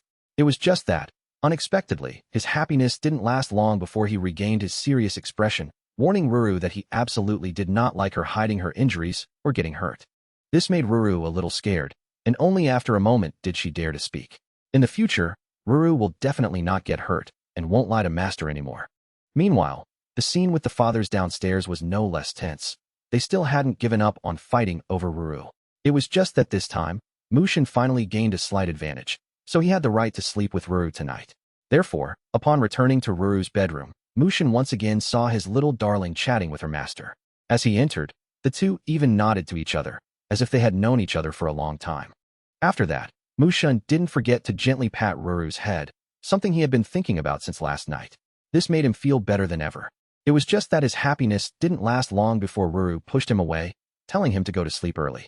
She would come sleep with him after she washed her face. Seeing someone's dark circles extending all the way to his neck, Ji Yuan, who was beside them, couldn't help but say with annoyance that he would send Mu Shun some medicine for insomnia later. As soon as he finished speaking, Ruru returned, and discovered that her daddy Mu Shun had already fallen asleep early. Moreover, he was sleeping so soundly that even though it took Ruru a long time to climb onto the bed, she couldn't wake him. It was just that Ruru hadn't seen her dad sleep so well in a long time, so she was very happy to climb up beside him. The scene changes to the next morning, when Mu Shun personally brought Ruru back to Su Yin before going to work. Unexpectedly, as soon as the two of them walked in the door, they saw a chaotic scene and were greeted by a soaking wet white dog. A moment later, Su Yin was seen running out of the kitchen, holding a hairdryer and screaming. Luckily, Mu Shun managed to grab that pesky, soaking wet white dog in time. Otherwise, it would have jumped on Ruru and caused trouble. At the same time, when Su Yin saw him arrive, he acted very annoyed as usual. He immediately urged him to leave quickly, saying there was no more food there. It was just that Mu Shun paid him no mind at this moment, ignoring him and sitting down to talk to Ruru, saying it was time to say goodbye to her and go to work. Indeed, one glance was enough to see how dotingly and reluctantly Mu Shun was leaving Ruru. But who would have thought that right in this tender moment between father and daughter, a large hand from behind quickly scooped Ruru up. Then he didn't forget to declare his sovereignty to Mu Shun, telling him to stop nagging and leave quickly. This made the murderous-looking Mu Shun quickly take out his phone and demand that for the convenience of communication and caring for Ruru, they should create an online group chat. It was just that, Unexpectedly, someone still said very arrogantly that if it weren't for taking care of Ruru, he would never do such a pointless thing. It wasn't until Ruru snapped him out of it by asking Su Yin if she could use the flower pot next to the balcony to grow vegetables if it wasn't being used. As she spoke, she even pointed in another direction, looking very happy. After speaking, she even made an excited expression at Su Yin, saying how happy it would be if she could do this with her dad. Hearing his daughter say such sweet words, Su Yin couldn't help but happily record it and send it to the Father's group chat. Unexpectedly, not long after he sent it, Mu Shun retaliated by posting an unflattering picture of him. The scene changes to some time later, when Ruru, after changing her clothes, ran out to the small vegetable garden on the balcony to plant vegetables. As soon as she left the house, she had a happy expression on her face because she could do this with her dad. It was just that, regarding the boast from Su Yin, Mu Shun was not intimidated at all, because the vegetables Ruru planted at his house were also growing very well. This made Su Yin feel a little hurt. As someone's silhouette flashed by, he could only start boasting in the group chat to hide this great shame. It was just that by the time he realized what he had just boasted about was redundant, it was too late, because Ruru had long been labeled a player girl. Thinking this, he turned around and quietly asked Ruru, how many people had she said, "I like you" to just now? At this, Ruru shyly whispered that she had lost count, because she hadn't only said it to him. As soon as these words came out, they dealt a fatal blow to Su Yin. Moreover, Ruru didn't forget to add that the phrase, "I like you the most," was for her master, Daddy Su Yin, Daddy Mu Shun, Daddy Qin Bakong, Brother Xiao Bai Bai, Grandma Mu, Grandma Su, the butler, in short, too many to count. After hearing his daughter, Su Yin couldn't help but feel helpless, not knowing how to punish this little girl. Hey, wasn't Ruru becoming a detestable little player girl just like that? It was just that this phrase, for a Ruru who was still so young, made her wonder why Daddy Su Yin and Daddy Mu Shun would say that about her. It was just that Su Yin was a little unhappy at the mention of Mu Shun. So he had to remind Ruru that a person should only have one person to love in their heart. You can't like one person and then another. That would make you a player girl. It's best to be faithful. But who would have thought that as soon as these words were spoken, Ruru refuted them? Ruru is not like that. Ruru only likes people who like Ruru. People who don't like Ruru, Ruru won't like them either. Besides, if Ruru was only faithful to one person, she would never have found Daddy Su Yin. These words immediately left an eloquent movie star like Su Yin speechless. Also because he had been put in his place, he had to urge Ruru to continue working. Moreover, if Ruru liked, she could also plant flowers here. Hearing her dad say this, Ruru couldn't help but get excited, forgetting everything that had just happened. Moreover, she didn't forget to reflexively touch her index fingers together, preparing to start flattering Su Yin. It was just that, unexpectedly, as soon as she opened her mouth, Su Yin stopped her out of fear. The scene changes to some time later, when the father and daughter returned to the living room after finishing their work in the garden. At this point, a panting Su Yin discovered that gardening was unexpectedly so tiring.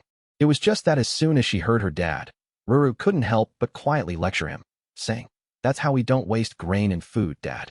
Otherwise, the hard work of the farmers will also be wasted." These words made Su Yin unable to help but sigh helplessly, accepting his daughter's words. Then he didn't forget to quickly change the subject, asking Ruru if she had finished her homework.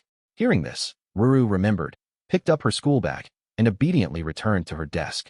Only then did Su Yin have some free time to start carefully observing the ugly picture Mu Shun had just sent to the group. So he quickly threatened Mu Shun to delete it immediately. Otherwise, tomorrow he would definitely dress up as a girl to go to school, and have Ruru shout, "Mommy," loudly at the school gate. Let's see how people would look at these two domineering capitalist CEOs then. Unexpectedly, at this moment, Qin Bakong calmly asked Su Yin if he had thought it through, and if he wanted to change his gender, he should let them know in advance. This sentence made Mu Shun so surprised he choked on his coffee. But not only that, it also directly turned Su Yin into an out-of-control mad leopard, insisting that tomorrow he would definitely dress up as a girl and walk around the school, holding Ruru's hand. Not only that, after school, he would also have to go to Mu Shun's company and walk around to greet everyone there. These words directly made the other two men dejected, not knowing whether to treat what Su Yin just said as the words of a 5-year-old child. Just thinking about the scrutinizing gazes and curious questions from everyone around was enough to give the two domineering CEOs a headache. So in the end, they had to compromise and agree to delete the picture.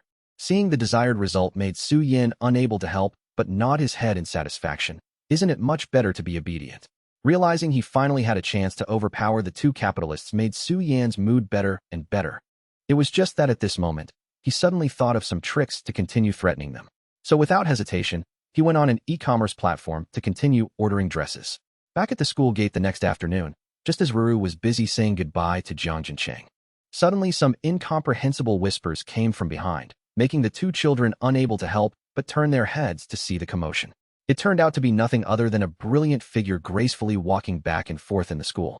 Not only that, when she got closer, the girl didn't forget to give a playful wink to tease the two children. That's right, it was none other than Ruru's daddy Su Yan. This made the two children stand frozen on the spot when they saw Su Yan's gentle face. How could a man like Su Yan turn into such a gentle mother? This also made Su Yan not expect that his actions would receive such support from his daughter. So he couldn't help but hurriedly pat her head, as a reward for the encouragement she gave him today. It was just that this made Ruru a little confused, not understanding why her dad came here dressed like this. Hearing this question made Su Yan unable to help but turn around shyly and cover his face with his hands, saying that today, in order to take Ruru to the amusement park, he had to sacrifice himself and become like this. Not only that, he also hoped Ruru would remember to repay him well in the future. It was just that, unexpectedly, this scene of one big and one small person chatting had long been seen by a strange man. And because of this, he quickly realized, isn't that pink-haired girl Ruru? And who is the fashionably dressed woman next to her? Why does she look so unfamiliar? Thinking about it, to ensure safety, he decided to continue following from behind. A while later, Su Yan's father and daughter finally arrived at the amusement park. One could feel that a top-tier actor, a master of disguise and voice changing, had to do things he didn't like just to take his daughter out to play. He even had to go online to buy a thigh-high slit dress, which was really hard to find. At this moment, a beautiful and proud woman appeared inside. It made the men on the sports field unable to take their eyes off her. Moreover, when they learned that this person also had a daughter, those people's jaws dropped even more.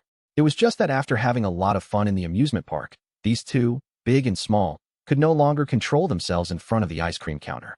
So both of them used all their remaining strength to run there. But before he was ready, Su Yan spoke in his male voice, startling the ice cream vendor.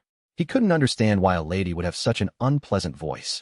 Fortunately, a passionate father like Su Yan also quickly realized and switched to a female voice. But unexpectedly, at this moment, even Ruru next to him couldn't stand the very masculine posture of this crossdresser. So she immediately reminded her mother that she was wearing a skirt and to be careful not to expose herself. It was just that for someone with deep acting skills like Su Yan, he could change his posture in an instant and return to an elegant style. In this hot weather, eating an ice cream at this moment was truly wonderful beyond compare.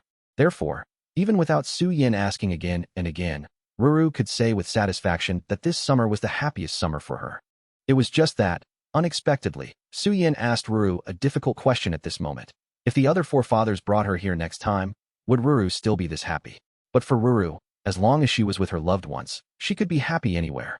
It was just that, unexpectedly, while the father and daughter were having a good time, a few idle young men started to approach and make teasing remarks.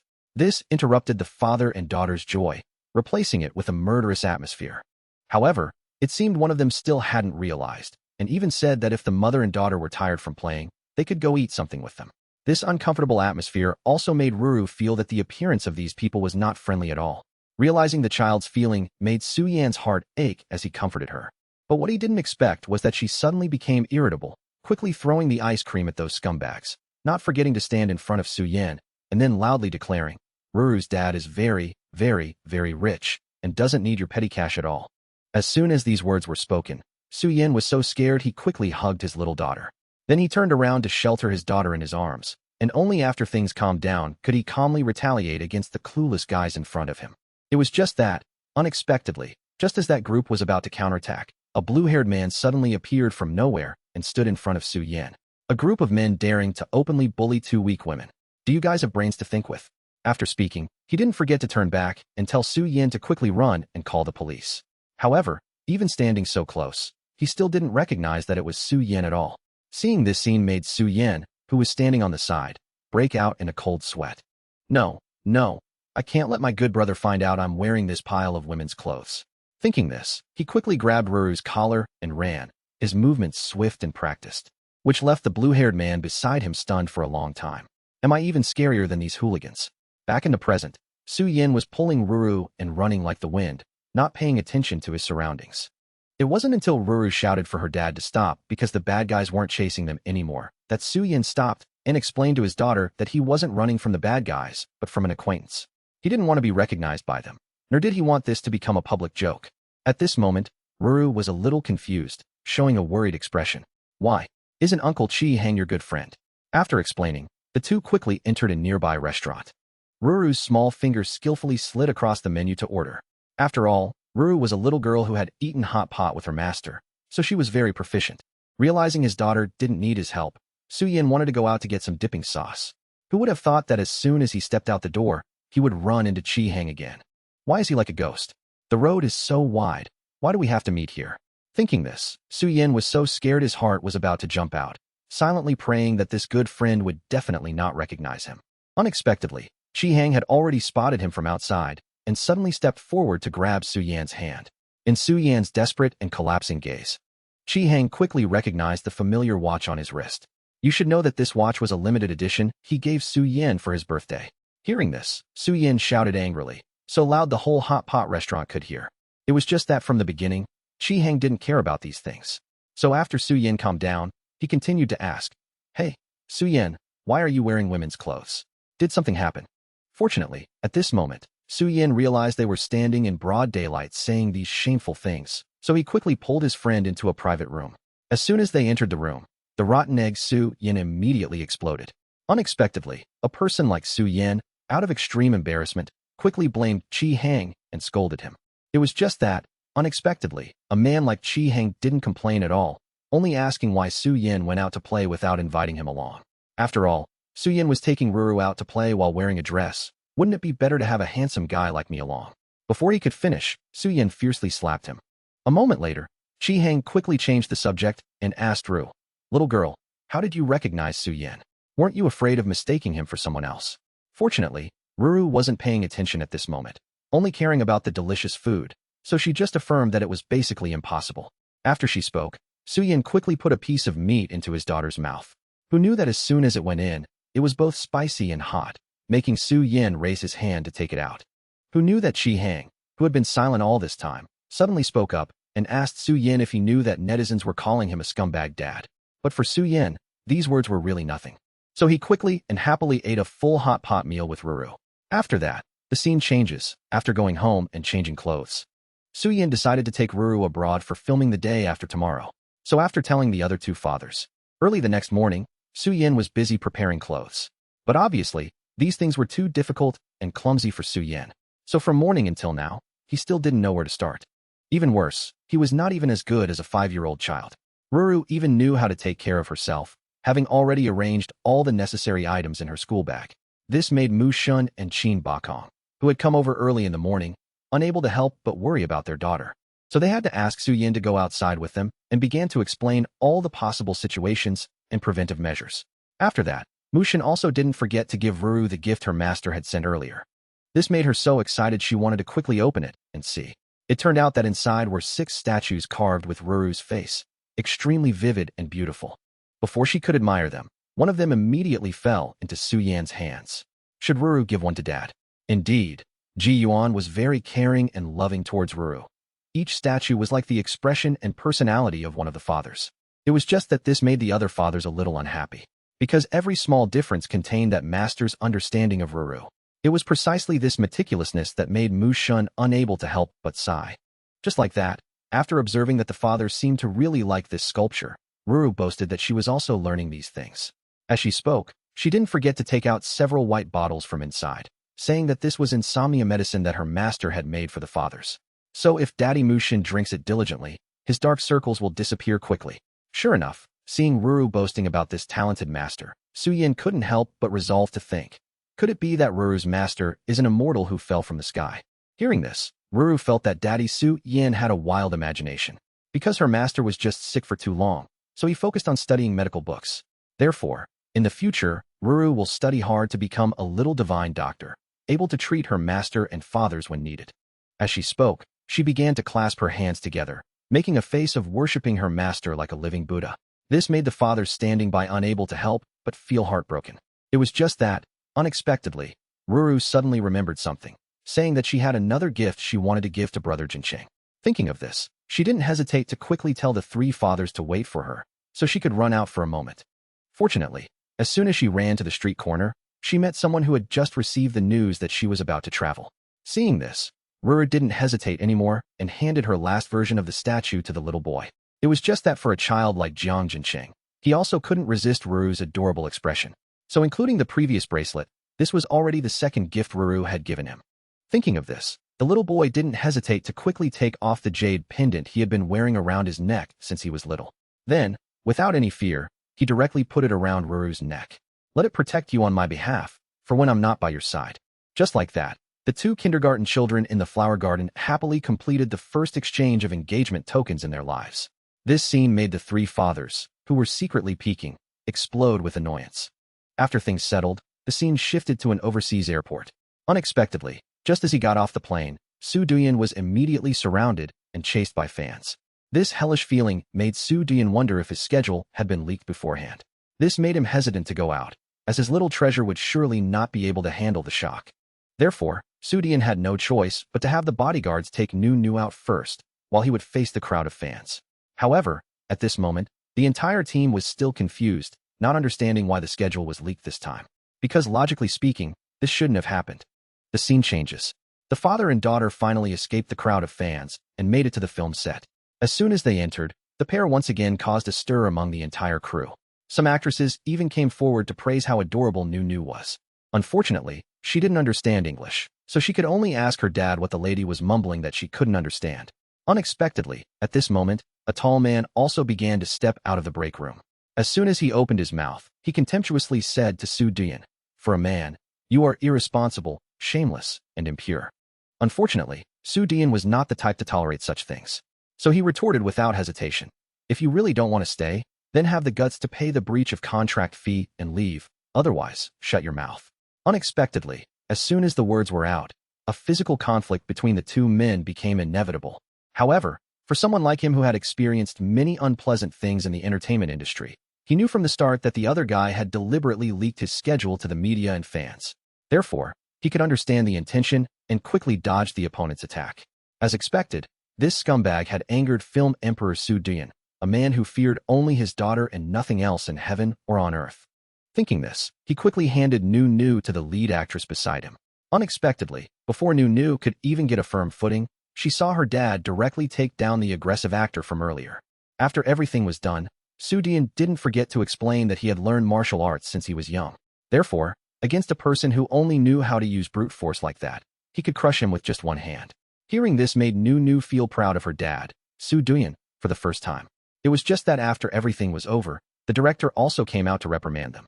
But it seemed that Troublemaker still refused to give up, vowing that he would definitely tell the fans he had been beaten up. Who would have thought that at this moment, Nu would refuse to be outdone and directly scolded back. "You're so big, and you still couldn't beat my dad. Now you want to resort to tattling? My dad has way more fans than you." After speaking, she didn't forget to stick her tongue out at the nasty actor in front of her. Seeing that big guy helpless against Nu, Su Duyan couldn't help but feel satisfied and delighted. Being protected by Nu, he didn't forget to happily invite her to eat candy, to get away from the suffocating atmosphere here. Just as they were about to leave, the director ran over to remind him, hoping he wouldn't wander off, because there was still a scene to shoot in the evening. It was just that he didn't expect that his respected manager would only arrive after everything was over. Fortunately, Su Duyan was no longer in any trouble by then, and he told him about the relationship between that guy and the girl who was pursuing him. That was why they dared to do such a thing. After speaking, he didn't forget to instruct him to find a few more bodyguards to strengthen Nu's protection, to prevent them from touching a single hair on his daughter's head. Unexpectedly, these words made Nu a little confused, not understanding why they would want to take her fine hair. If they need it, they can just ask, Nu will give it. After all, Nu has a lot of fine hair. What's to fear about not being able to protect Dad? After speaking, she didn't forget to look down at Xiao Bai. "Dad, if you're afraid Nu's isn't enough, we can use Xiao Bai's fur for now. It has a lot anyway." Hearing these words from Nu, Su Duyan couldn't help but feel proud, wanting to immediately go and show off to the other fathers. After that, the scene changes to the film crew's break room. At this time, the big and small pair were busy learning their lines and finishing the homework given by the teacher. Because they were so focused, it was a long while before Su Duyan noticed and asked Nu if she wanted something to drink.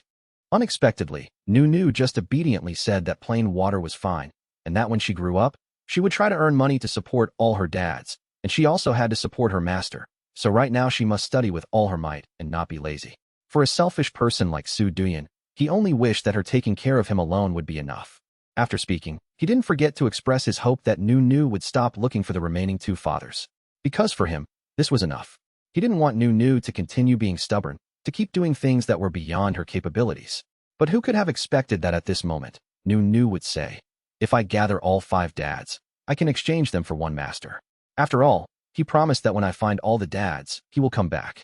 These words struck Su Dian like a bolt from the blue, leaving him speechless. He never expected that the 5 biological fathers were just a lucky ticket for her to exchange for a perfect master. It turned out that all this time, she was looking for them only because she wanted to summon her master. This was truly a huge blow that he had never dared to imagine. Just thinking about it made life feel bleak and hopeless. After calming down, he couldn't help but seriously ask Nu if she truly loved her so-called fathers, or if she was just gathering Dragon Balls to summon her master. It wasn't until Nu affirmed that she really liked these fathers and wasn't deceiving them that Su Dian's mind stabilized a little. Although he knew he was seemingly still being deceived and realized Nu was becoming more and more like a little pixie, he still couldn't stop loving her. Just then, the manager came in to give him some instructions, saying that in the next scene, he had to act with the actor from earlier, so he must be careful. Hearing this news also made Nu a little worried, and she wanted to go with her dad. Back on the film set, the actor from before was happily caressing the sword in his hand, a sinister, unsightly smile on his face, which also made Nu, who was watching from the side, feel uncomfortable. Not to mention hearing that her dad had to play the villain and be beaten by him. She couldn't hold it in any longer and immediately jumped off the manager. Unexpectedly, because of this, Su Dian had no choice but to ask the director for a brief pause, so he could carefully inspect his co-star's weapon. Hearing that Su Dian wanted to inspect it, the other guy broke out in a cold sweat and immediately objected. Because on what grounds did he have to do that? He himself didn't want to. It was just that at this point, Su Dian already disliked him, so he used his status as a young master to provoke him. If you can't take it, then pay the contract penalty and go home. After speaking, he didn't forget to turn around and start pressuring the director.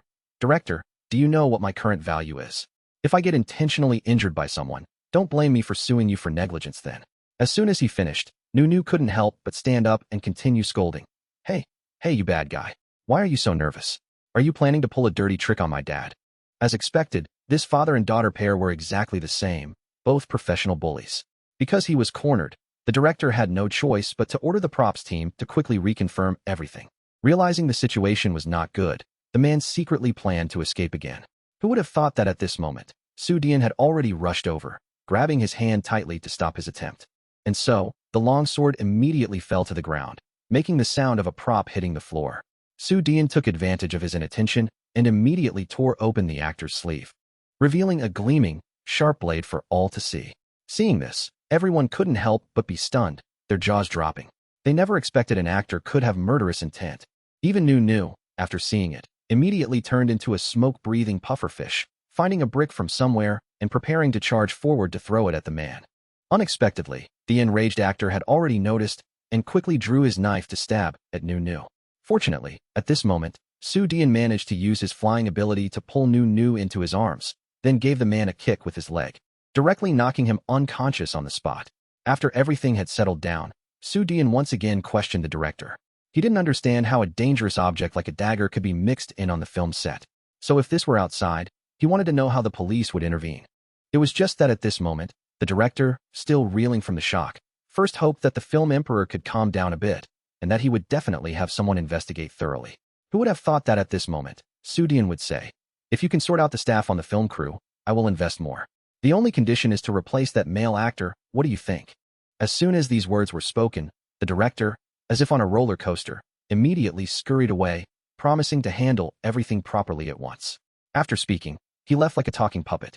Despite this, Su Dian's heart had yet to calm down from the incident. So he sat down and lovingly scolded Nu. "Do you know how dangerous that was? What if you had been careless and gotten hurt?" As soon as he finished, Nu, below him, teared up and said in a small voice, "It was because I was worried and angry for you that I didn't think and just did it." But to Su Dian, Nu was still too young. So she just needed to hide behind her dad and happily eat candy, and leave the rest for him to handle. Who would have thought that as soon as he said this, Nu would deny it, because Nu is all grown up now, and has enough strength to protect dad. These words once again warmed Su Dian's originally cold heart. This made him unable to resist hugging his little treasure tightly. It was just that at this moment of high emotion, they were interrupted by that strict manager, who scolded, "My goodness, Next time you encounter something like this, stay away from me a bit. Don't be so arrogant just because you had a judo black belt in middle school. These words made Nu feel amazed by her father. It was just that she still hoped that next time something like this happened, her dad would let her go along to help. Seeing the father and daughter like this, the assistant could only remain silent. With something like this happening, shouldn't Dian be leaving? Why would he want to continue investing? But no one expected that at this moment, Dian would become serious and incredibly confident, saying, "Silly, can't you see my daughter is here watching me act? So I must wait until I finish filming before we can go back, to make those people jealous." These words left the assistant truly speechless. This Dian could actually spend $10 million to save face for himself for his daughter's sake. After thinking, the father and daughter returned to the hotel, ending a long and tiring day. They started their evening by applying cucumber masks. Because this had become a habit for Dian, Nu, getting to do it with her dad, was very excited by its cool and pleasant feeling. "Dad, you're so smart." Nu's face has become much softer. "So can Nu go back to doing her homework now, Dad?" After speaking, she waited for her dad to nod in agreement. And only then did Nu happily dash into the room, without even looking back. It was only then that Dian realized he had been tricked. Nu just wanted to quickly go and make a phone call to another dad, which made Dian's originally happy mood instantly plummet into an abyss. At the same time, Shun, who was working at home, also received a call from his adorable little daughter. Shun decided to end the meeting early without any hesitation. After all, he hadn't seen his daughter for many days. So as soon as the call connected, he asked after his daughter without hesitation, wanting to see if she had made any new foreign friends, or if she needed him to send Auntie Lee over to cook for her. It was just that, strangely, although he said this, he still hoped his little treasure would say that the surprise gift she wanted was him. But because of a father's pride, he couldn't voice his thoughts. But unexpectedly, Nu completely expressed that she didn't need anything, then started telling Shun about how she and Dian were almost attacked by a bad guy. Hearing these words, a frightened Shun immediately dispatched more bodyguards there to protect his little daughter. Who would have thought Nu would shake her head again, because Dad Dian had already called for many bodyguards. Moreover, Dad Dian had subdued that bad guy himself. It was just that Nu was still a little angry just now, so she had planned to use a brick to smash the bad guy's head herself. But oh my, what a surprise, at this moment. Not only was Shun not happy, but he seriously told his daughter, "It's good that Nu is okay. In the future, if you encounter this kind of person, just go ahead and hit them hard." It was just that, unexpectedly, Dian, who was outside, had heard everything. What a shameless person. Last time he dared to say, "I was spoiling my daughter," and now he's telling her it's good to hit people with a brick. "You capitalist dog, I despise you." After speaking, Dian didn't forget to walk towards Nu, acting intimately as a father and daughter to provoke Shun. Hey, my daughter and I have been living very happily and joyfully during this time." It was just that for Shun, who had never been manipulated by this Dian person before, he ignored these words without hesitation. Then he leaned down and said to Nu, "Even so, you still have to pay attention to your own safety in the future, you know." After speaking, he decisively hung up the phone, not saying another word to Dian. At the same time, in Qin Bukong's office, he also received Dian's bragging message in the group chat. Because it was too glaring, he didn't hesitate to take out a picture of Xiao Bai and cover Dian's film emperor face with it. While he was concentrating, he was interrupted by his father's voice. Because the old man thought he had been at the school for too long, he expressed some suspicion. Moreover, when he first left, he had said he would only be there for a few days. So the old man wanted to know what he had encountered that could make him stay there so happily for so long. It was just that, unexpectedly, right as the old man was drinking water, Qin Bukong quickly told him about Nu's appearance. As expected, as soon as these words were spoken, old Master Qin choked on his water. Why? Why would a Qin Bukong who had never touched a girl since he was young, suddenly have a 5-year-old daughter? Thinking this, he began to use his vast experience in romance to analyze the situation. Was it that the child's mother took the child and left before, and has now returned? Or did something happen to her, so she left the daughter here? Thinking of this, he couldn't help but feel sorry for his little granddaughter, demanding that his son must take good care of her. Hearing his father's speculations, Qin Bukong didn't know what to say. As expected, the old man had been reading too many trashy romance novels. Therefore, it took him a long time to explain the whole story to his father. Only then did old Master Qin learn that his granddaughter would be returning to his home in 2 weeks. This made him feel that his son must have lost his mind at the time, to let himself suffer such a loss, when he could have clearly brought Nu back next week. It was just that at this moment, Qin Bukong remained as calm as ever and continued to explain to his father because he and Nu were studying and working together at the school, which had caused the other two fathers to strongly object. Moreover, he had to use a math teacher's method to explain it to them to get them to agree, which was not easy at all. Back on the film set, Soo Dean had become a major shareholder, so he didn't hesitate to take his daughter's hand and lead her on a tour of everything on the set. Moreover, because he was idle, he even turned his daughter into an adorable purple bunny. It seemed his craftsmanship was so excellent that even the actresses on the film set couldn't help but praise it. It was just that at this moment, thinking of Master Ji Yuan, a sad expression appeared on Nu's originally happy face. Because she heard that Master was also here, she didn't know if she would be able to meet him. Who would have thought that when asked, Soo Dean would feel a bit sour? He only hoped that this fateful encounter would not happen. It was just that at this moment, they had no idea that a familiar figure had just passed behind Soo Dean.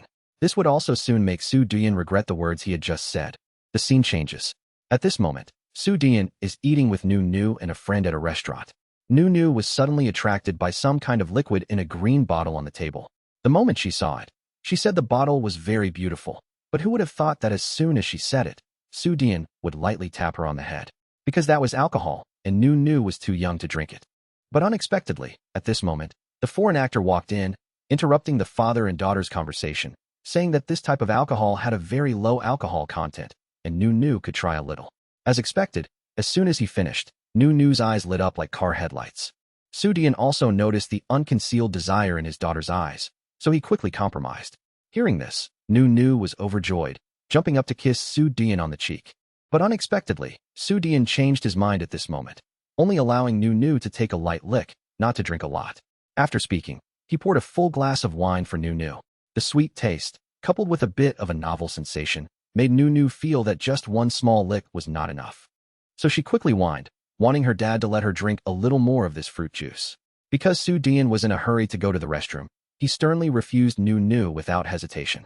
He also told her not to run around and to sit still obediently. But who would have thought that after 10 minutes passed, the two women still didn't see Soo Dean return. So they couldn't help but run quickly to see what was going on.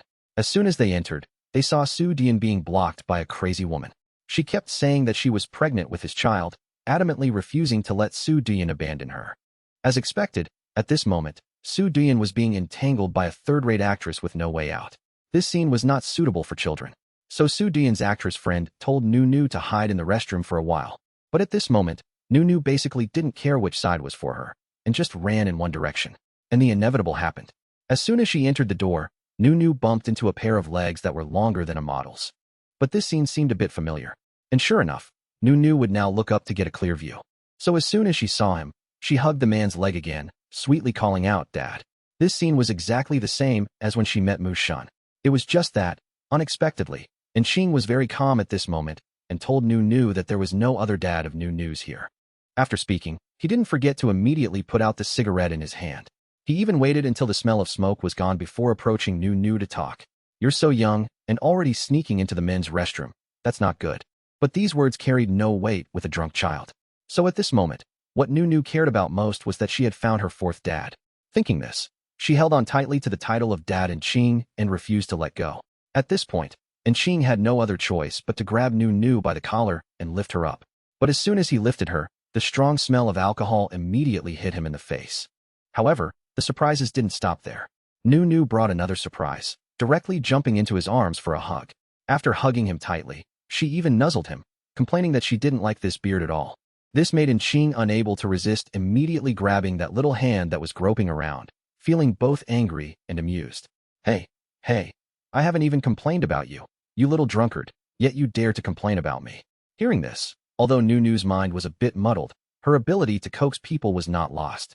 So she still smiled brightly and began to explain that she had never complained about her dad. It was just that at this moment, Qing was still wondering who on earth Nu's father was. Why would he let a small child run around like this? But what he didn't expect was that Nu would raise her hand, point very seriously at him and say, "Dad, are you stupid?" After speaking, she groggily fell asleep in his arms. This left Qing frozen on the spot, still holding the soundly sleeping Nu. What a hassle. I just wanted to come in here for a smoke. Why do I keep running into things like this? Thinking this, he pondered for a moment. Then he shook Nu awake and put her down without hesitation. After waiting until Nu looked a little more sober, he asked her to show him her family's contact information. Unexpectedly, Nu didn't take it out herself, but directly handed him the entire small bag. Then, she leaned against his arm without hesitation, asking to sleep a little longer. As expected, Enqing found a large piece of paper in the small bag. Yes, to be precise, it was a paternity test report. The report on the father-daughter blood relationship between him and Nu. This scene immediately turned him into a small fish. He didn't know if he had eaten the wrong meat or vegetables to be caught up in such an unimaginable situation. Just went to the restroom for a smoke, and now a 5-year-old daughter falls from the sky. Just then, his cousin, who had been waiting outside for a long time, also ran in to see what was going on. This made Enqing lose all his patience and start to get annoyed. An ominous premonition rose in his heart. Then he began to enter a phase of meticulous calculation. After all, I only know how to play games. I have no money and no power, not even a stable income. Moreover, look at the small details of this child. Big, round, sparkling eyes. A small, delicate nose, soft cherry lips. Small, nimble hands. There's not a single point that resembles me. Not to mention this striking pink hair, which is even less like my hair color. Although his words showed some disgust, Enqing's actions were very honest. When reminded by his friend, he immediately put away his beloved cigarette case. Thinking this, he looked down at the child nestled in his arms and said softly, "Since you didn't complain about me just now, I won't complain about you while you're sleeping now." As soon as he finished speaking, Su Dian rushed over in a panic. As soon as he entered, he saw Nu nestled in the arms of a strange man, looking very intimate, which made Su Dian furious, demanding that the man let go of his daughter. It was just that at this moment, Enqing didn't believe Su Dian was Nu's father, so he ignored him, because he was worried that Su Dian might be a human trafficker. At this moment, their eyes met, and the air around them began to crackle like electric sparks, accompanied by the strong smell of gunpowder. This also couldn't help but infuriate Su Yan. "You dare call me a human trafficker? Why don't you look in the mirror and see who the real trafficker is?" However, who would have thought, at this moment, Anton, not to be outdone, quickly retorted, "What about me? I'm this handsome, there's definitely no problem. You're the one who needs to get checked out. Besides, you keep insisting you're the child's father, so why don't you show some proof?" Upon hearing this, Su Yan replied that if he wanted proof, he could go to the security room to check the cameras, because he and Nu were very happy when they walked in. Unexpectedly, at this moment, Anton, who already possessed the traits of a national dad, immediately pulled a paternity test report from his pocket, waving it in front of Su Yan and asking what this was. And then, the unexpected moment arrived. As soon as he saw the paper in Anton's hand, Su Yan couldn't help but ask loudly, "Hey, you're Anton, aren't you?" Hearing such a question, the other two men couldn't help but be surprised. Staggering in front of Su Yan, Anton replied, "What? I am Anton, what do you want?" But who would have thought, in the very next second, Su Yan landed a heavy punch on Anton, who at that moment didn't even understand what was happening. "That's the problem. I'll hit you if I want to. Is there a problem with that?" Anton finally came to his senses, wiped the blood from the corner of his mouth, and said angrily, "Damn it, you crazy dog. What did I do?" Then the two started staring at each other again, with eyes full of gunpowder. Because of this, Su Yan couldn't help but curse inwardly. "Damn it. I was only gone for a few minutes, and another father shows up to fight me for my daughter. There are already two annoying devils at home, and now another one appears here." And so, the two began to engage in an endless brawl, neither willing to back down. Because it was too noisy, Nu was startled awake. "Daddy." Just as she uttered the word daddy, Anton's fist almost landed on the face of the famous actor, Su Yan. But hearing his daughter's voice, he stopped immediately without hesitation. At the same time, Nu also struggled out of the arms of the man in the yellow shirt and started grabbing the pants of her two daddies, a look of unhappiness clear on her face. Why are you daddies fighting?" This made her feel very angry and wronged. Nu isn't paying attention to Daddy Su Yan and Daddy Anton anymore. Nu is angry. "You two are really not reliable at all." Hearing these words, Su Yan couldn't help but panic, rushing over to hug his daughter and comfort her. "Good Nu. Daddy's sorry. I was just afraid he was a bad guy kidnapping children. That's why I did it. But what were you doing running into the men's restroom? It made Daddy unable to find you. I was scared to death." After saying these words, he didn't forget to embellish, his eyes welling up with tears. Seeing this, Nu felt a bit of heartache and couldn't help but run over to comfort her father. "Good daddy, don't cry." Nu isn't angry anymore. "Daddy, don't cry anymore." This sentence immediately broke down Su Yan's defenses. What followed was a scene of the father and daughter hugging and sobbing. This scene was an eyesore for Anton, who was watching from the side. What's with this father-daughter emotional drama? So bland. But in reality, Su Yan was thinking to himself, on the very first day Nu came to my house, she found Qin Beirong. Now, taking advantage of a break to take her abroad to play, I end up meeting another father while going out for a meal. I don't know if I'm just too unlucky. If Mu Xiaogo and Qin the fox find out, I don't know how long they'll laugh at me. After everything was over, the two adults had to obediently listen to a 5-year-old child and hurriedly got in the car to go to the hospital for a checkup. In the car, Nunu happily turned to call Anton daddy. She even asked if he liked the name she gave him. Unexpectedly, Anton didn't seem very happy with this form of address. So he lowered his voice and asked shyly, "Hey kid, are you still drunk?" But when it comes to being sly, who could beat Nunu? So she fearlessly said that she wasn't drunk at all. Besides, just now, when Nunu was half asleep, she had also called Anton daddy. This scene almost made Su Yin, sitting next to them, burst out laughing. "So you're afraid of children, huh? A moment ago you were acting all high and mighty. Now you're scared stiff by Nunu." That remark made Nunu unable to help but pull back her hand, rubbing her small face in thought. Nunu is clearly so cute. Why would Daddy Anton be afraid of Nunu? This sentence made Anton feel a bit deflated. "What do you mean I'm scared? You saw wrong." It was because he heard that sentence that Su Yin became unhappy and immediately pulled Nunu towards himself. "Nunu, don't mind him. He doesn't like you anyway." Hearing that, Anton was so angry he wanted to rip Su Yan's mouth off. "Do your ears need to be checked? Since when did I say I don't like children? Don't you slander me." At this, Su Yan also showed no fear, saying, "You don't need to say it. I have eyes and can see for myself. Besides, if you don't like her, that's even better. One less rival for me." Being spoken to like that, Anton wanted to retort. But unexpectedly, in the next second, Nunu's little head turned to stare at him. This sight made Anton nervous, and he started to stammer. What? Who would have thought that Nunu was just asking worriedly? Does Daddy Anton's wound hurt a lot?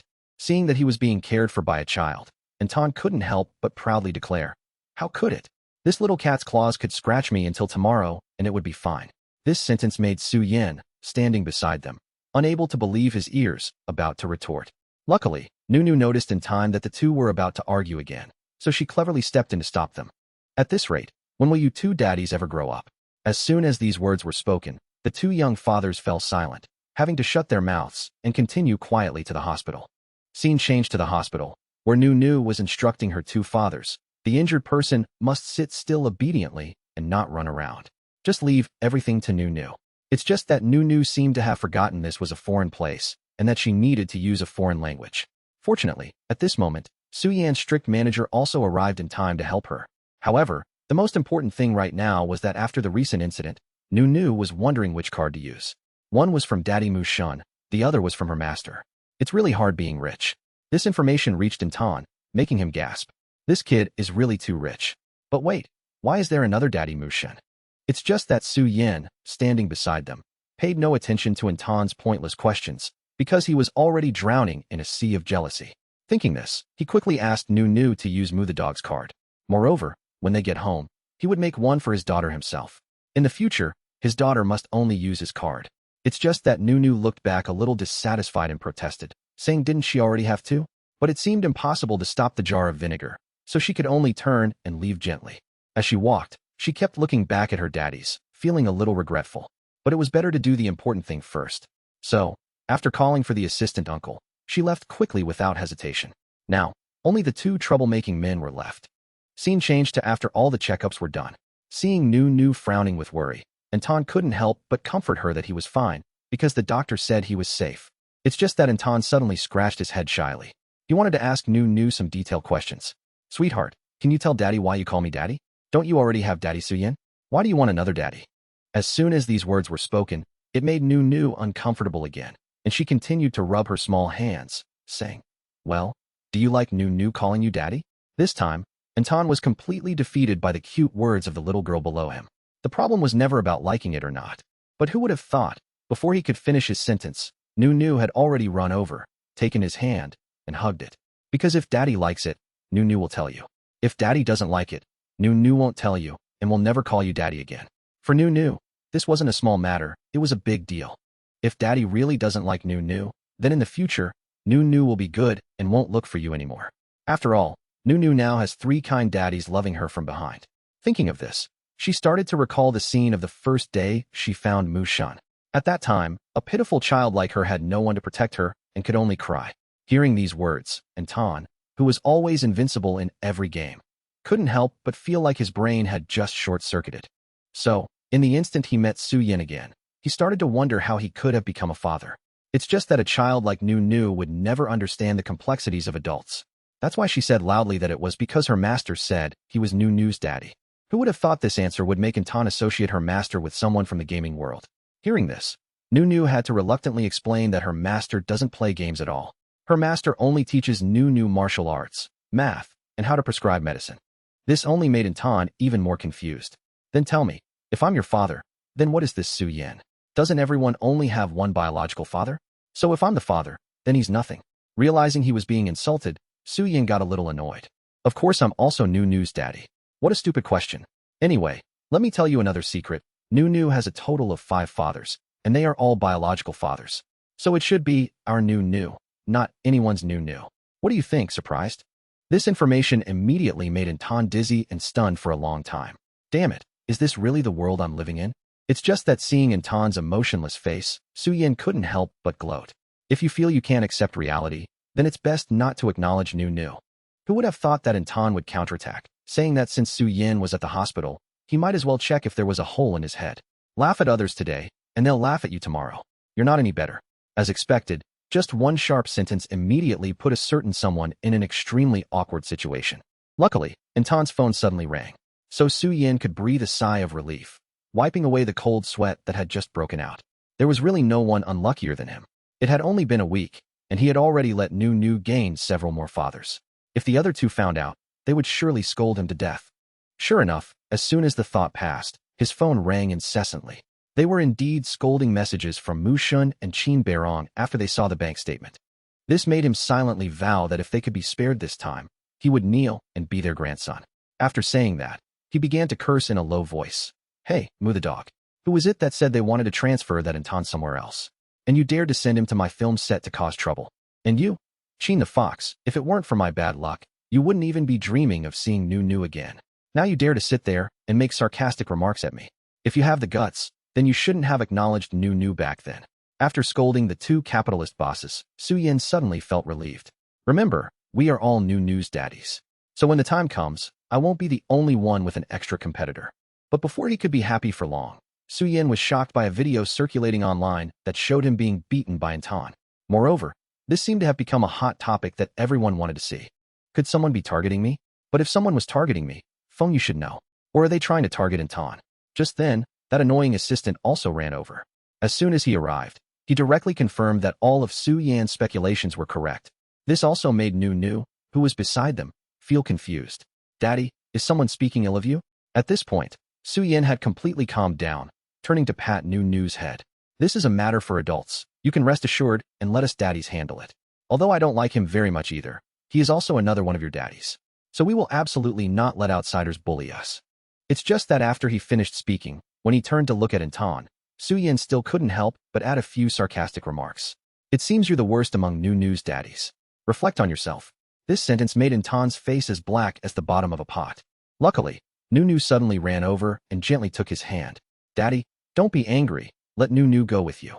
Hearing this, although Anton was still a bit surprised, it was much better overall. At this moment, Su Yan's assistant was as anxious as an ant on a hot pan and made a suggestion. This time, it's best for the 2 of you to issue a joint explanation. That's the only way to minimize the negative impact. It's just that hearing this made Su Yan a little crazy. If necessary, I'll post on social media myself to explain clearly. You just need to say a few nice things to me. Who would have thought that Anton would show that it wasn't necessary? Because if I'm not mistaken, this matter might have been done by my half-brother. If I'm not mistaken, he has other moves planned for tonight. For this kind of despicable villain, why use a noble method to deal with him? Unexpectedly, Su Yan took the opportunity to say that if Anton wanted help, he just needed to say 2 nice things to him. Who would have thought that the domineering gamer would speak up directly, without any complaint? Then, he started looking at his phone and reading from a template online. This sentence directly turned the other 3 people to stone. Even the actor Su Yan couldn't help but be amazed. How can you be so shameless? I only said 1 sentence and you've already started praising me. How can I get a sense of accomplishment like this? It's just that Anton didn't care much at this moment. Because Su Yan's skin is no thinner than mine. You're the one who asked me to praise you. Besides, things like self-esteem, I've long thrown them to the dogs. So I feel it's better at your place, so I'm borrowing it for a bit. This sentence immediately made Su Yan's nose grow a meter long. Hey, when did I admit that? Did you hear me say anything? Who would have thought that in the next second, Anton suddenly pulled a small, exquisite voice recorder from his pocket. This directly scared the soul out of Su Yin. He never expected that a crude person like Anton would be so cunning on the inside. How was he supposed to live like this in the future? However, Anton wasn't bothered at this moment. He just walked over to Nu, patted her head, and sighed, saying, "A treacherous person like you has no right to teach my daughter about character." This also made Nu a little confused. Why was Daddy Su Yin always being bullied by the other daddies? This really made her very worried. Seeing that the situation was not good, Su Yin had to give in, admitting that he was too weak. So if Anton needed any explanation, he could just tell him. Anton heard this and nodded in agreement. "Wait for me to go back to the selection round to see their attitude, then I'll contact you."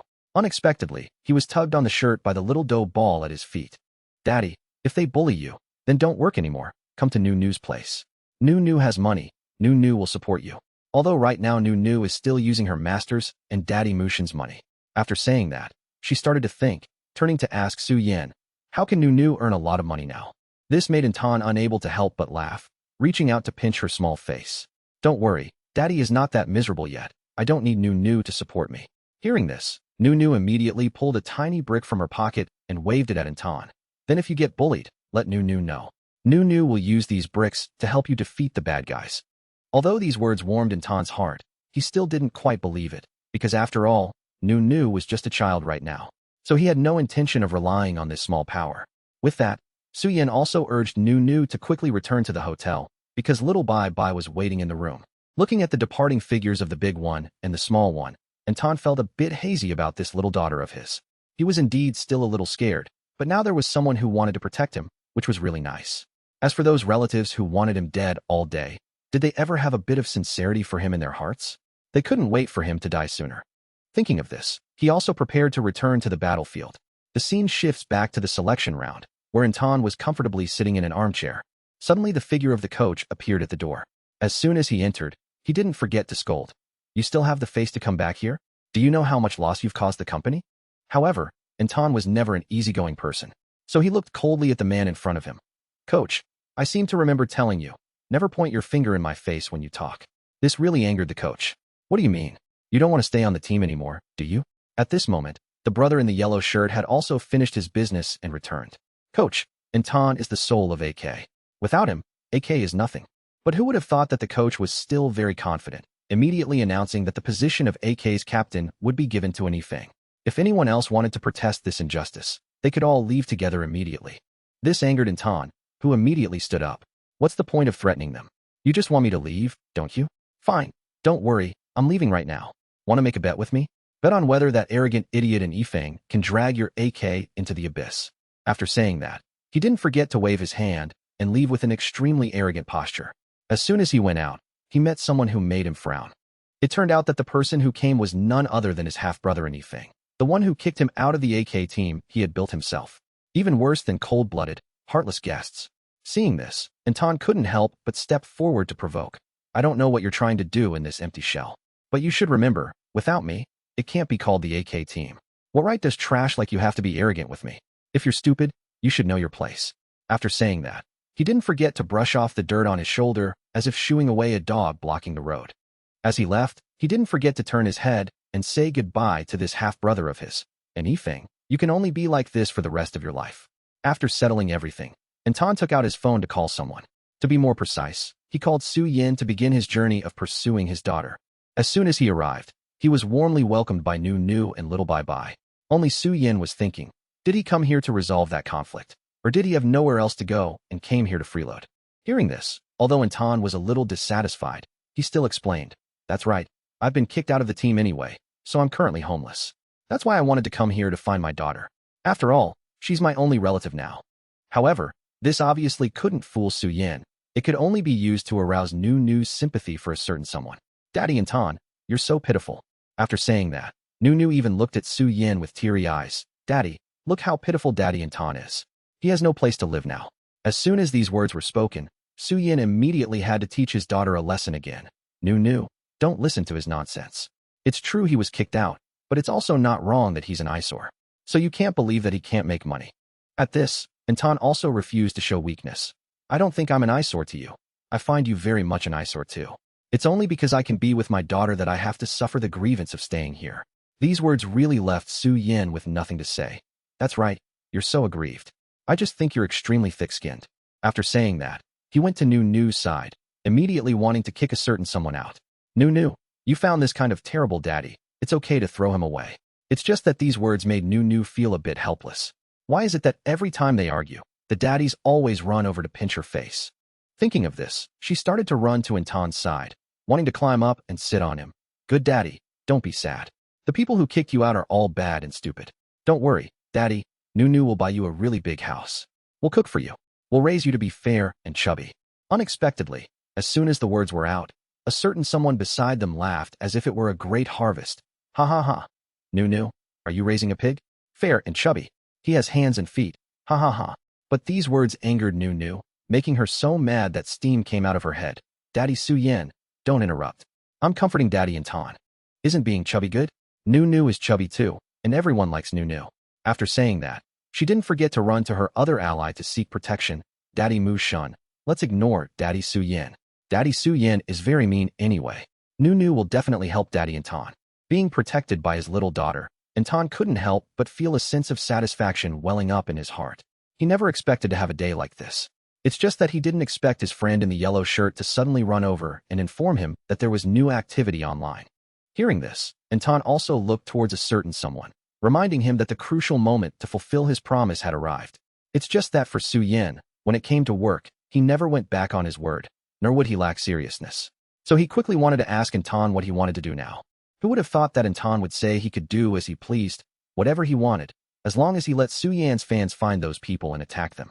As soon as the words were spoken, the little dough ball below showed her dissatisfaction, muttering in a small voice, Daddy.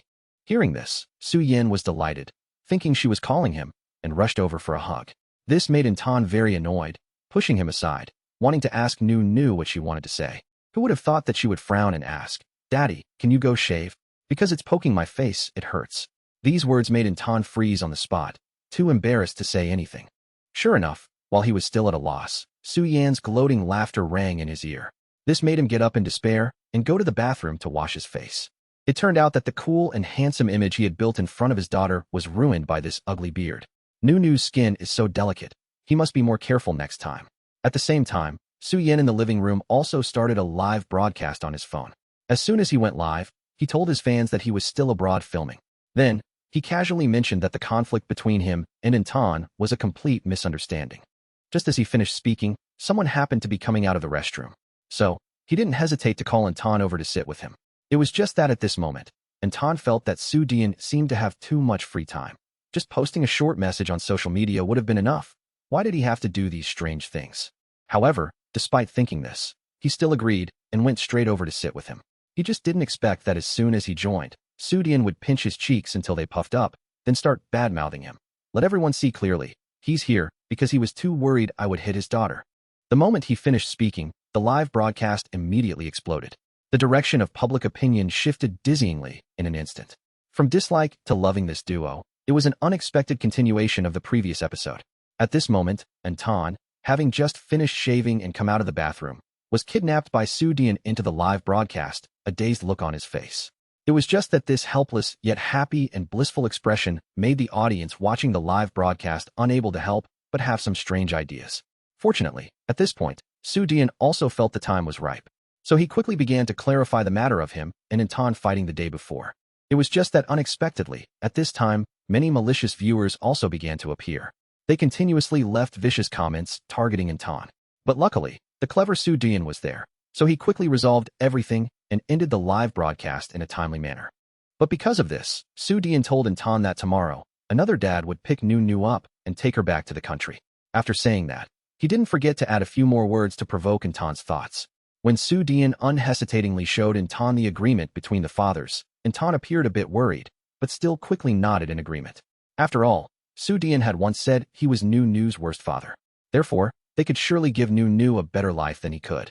Thinking about how he was a father who made his daughter worry about and take care of him, take him to the hospital, and at only 5 years old, was already thinking about supporting him, Anton couldn't help but feel like a useless father who only relied on his daughter.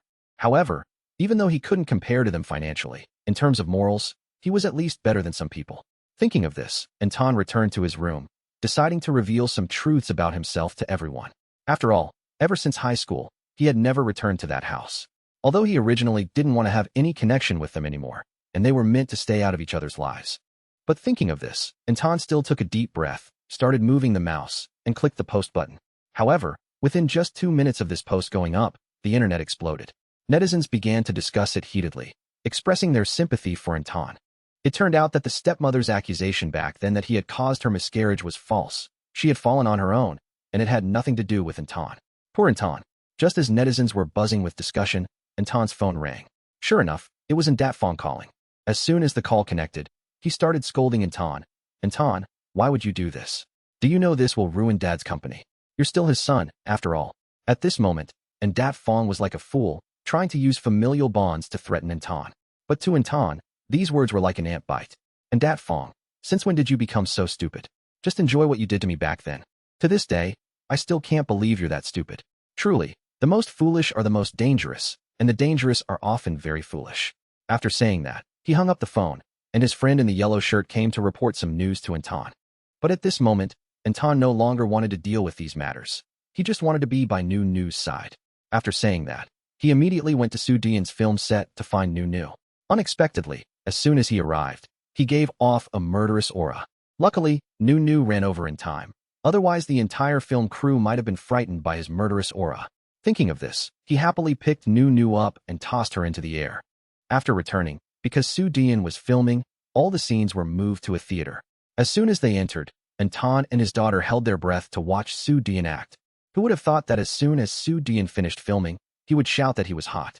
Unexpectedly, the moment he finished speaking, Nu Nu jumped off Anton and took some strange things out of her bag. It turned out to be a magical elixir created by her master Ji Yuan, which could make people warm in the winter and cool in the summer. After explaining, Nu Nu began to distribute it to everyone around. Who would have thought that at this moment, Soo Dian couldn't help but exclaim, wondering if this thing could be sold. After all, isn't this a very good thing? This just so happened to make Nu Nu realize a good business opportunity. So she looked towards Anton. Daddy Anton, Nu Nu can also earn money. So Daddy Anton doesn't need to worry anymore. Nu Nu will do her best to support you. Unexpectedly, as soon as these words were spoken, it made the two Fathers' faces darken, and they unhappily chided. Nu Nu is still young. It's fine to do a little in her free time. The most important thing is still to study. But who could have expected that?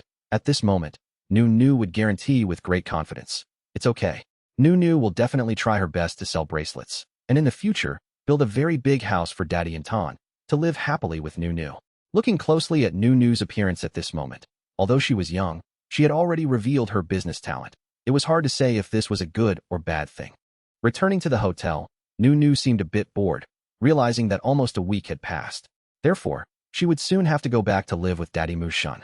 But for some reason, Nu Nu still had something on her mind, so she went over to Soo Dian to help her dad organize his clothes. Unexpectedly, although Soo Dian was extremely busy, he was still criticized by Nu Nu for one thing after another. Finally, as there was really no other way, she had to demonstrate for her dad how to fold clothes herself. This made Soo Dian unable to resist wanting to rush over, hug Nu Nu tightly, and cry.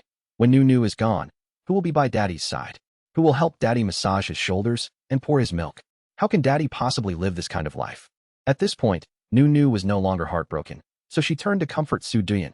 After all, Daddy Soo Dian is a grown-up, so you can't always have Nu Nu by your side to take care of you. But who could have expected that? Right at this moment, Anton's knock came from the door. As soon as he arrived, he expressed that he wanted to help Nu Nu pack her clothes and could also return to the country with her. But who would have thought that as soon as these words were spoken, Soo Dian would object, saying Anton should stay with his teammates and not run around, as it wouldn't be good if he got kidnapped after returning to the country. Fortunately, at this moment, Nu Nu exposed Soo Dian's true colors, saying he was just worried that he couldn't take good care of himself, not even being able to fold his clothes neatly. This series of consecutive comments directly left Soo Dian speechless, not knowing what to say. Therefore, Soo Dian had no choice but to agree to let Anton take Nu Nu back to the country as planned. Unexpectedly, as soon as they landed at the airport, Nu Nu began to introduce her other fathers to Anton. Daddy Mushan is a big boss, has a lot of work to do every day, and also has a very big house. And Daddy Chin Bakong is a teacher at Nu Nu's school, and many students at the school are afraid of Daddy Chin Bakong. After speaking, Nu Nu looked at Anton and asked, Daddy, where is your house? Daddy Mushan will come to pick Nu Nu up. So in the future, if I want to see you, where should Nu Nu go to find you? Hearing this question, Anton paused for a few seconds, but then quickly returned to normal and told Nu, "Wait for Daddy to finish handling his work, and then Daddy will come to pick Nu up." After saying that, he took a watch and a card out of his pocket and gave them to Nu. After putting the watch on Nu, Anton then gently placed the small card on the watch face. Then, with a boom, an incredibly cute white rabbit appeared on the screen. Looking at this chubby, cute white rabbit, Nu couldn't help but curiously ask Anton if she could learn to draw with him in the future. Just as the father and daughter were chatting happily, Mushun hurriedly ran over from a distance. As soon as he arrived, he didn't forget to thank Anton for bringing his daughter back, then immediately wanted to take Nu away. Who would have thought that the so-called jealousy of a love rival had already sprouted in Anton's heart? So he didn't hesitate to warn Mushun with a gloomy face. "No need to thank me. After all, she is my daughter, this is what I should do. It's just, CEO Mu, a pleasure to meet you." These words indeed angered Mushun, but not wanting to worry his daughter, he could only nod in agreement with Anton's words. "Likewise, a pleasure to meet you, gaming player Anton." After saying that, he stepped past Anton, picked Nu up, and left without another word. Watching Nu being carried away by another father, Anton couldn't help but feel annoyed and helpless. But on second thought, at this moment, he could only smile gently and wave goodbye to his daughter. It seemed that at this moment, only the father and daughter, Mushun, were happily playing and hugging as they went home. Only after Mushun and his daughter had completely left did Anton slowly put the candy Nu gave him into his mouth. And because of this, he was determined to quit smoking for his lovely little daughter this time. Although Anton's words were a bit harsh, his eyes couldn't help but keep looking in the direction Nu had left. Indeed, the so-called joys and sorrows of human life are in fact just that fleeting. One moment he was by his daughter's side, and now they were separated. At the same time, in the car, Nu was being lovingly held in Daddy Mushun's arms. It was just that, unexpectedly, Nu was so tired from the long flight that she had fallen asleep in Mushun's arms without realizing it. Looking at his daughter sleeping obediently in his arms, Mushun couldn't help but smile. She was finally back by his side. Who would have thought that this scene would be seen by the assistant-cum-driver, who didn't know what to say? Indeed, only when he was with young Miss Nu could that domineering CEO reveal such a gentle expression. Finally, after a long time, Mushun and Nu arrived at the Mu Corporation. This also made the employees who saw Nu's return extremely happy, because as long as Nu was here, they wouldn't have to see their boss's stern face every time they came to the company. Just thinking about it felt wonderful. Who would have thought that as soon as he finished speaking, Mushun had already placed the soundly sleeping Nu in the lounge and came out. As he came out, he didn't forget to instruct his secretary to take good care of Nu, so he could go to a meeting. Hearing this, the female secretary couldn't help but joyfully rush to call the front desk, saying, Hey, quickly order the freshest and most delicious fruits. Young Miss Nu is back. Order them. The young miss will have to eat when she wakes up later." Who would have thought that after hearing this, the female receptionist would immediately inform her of some earth-shattering news, saying that Miss Su had come again and told her to be careful.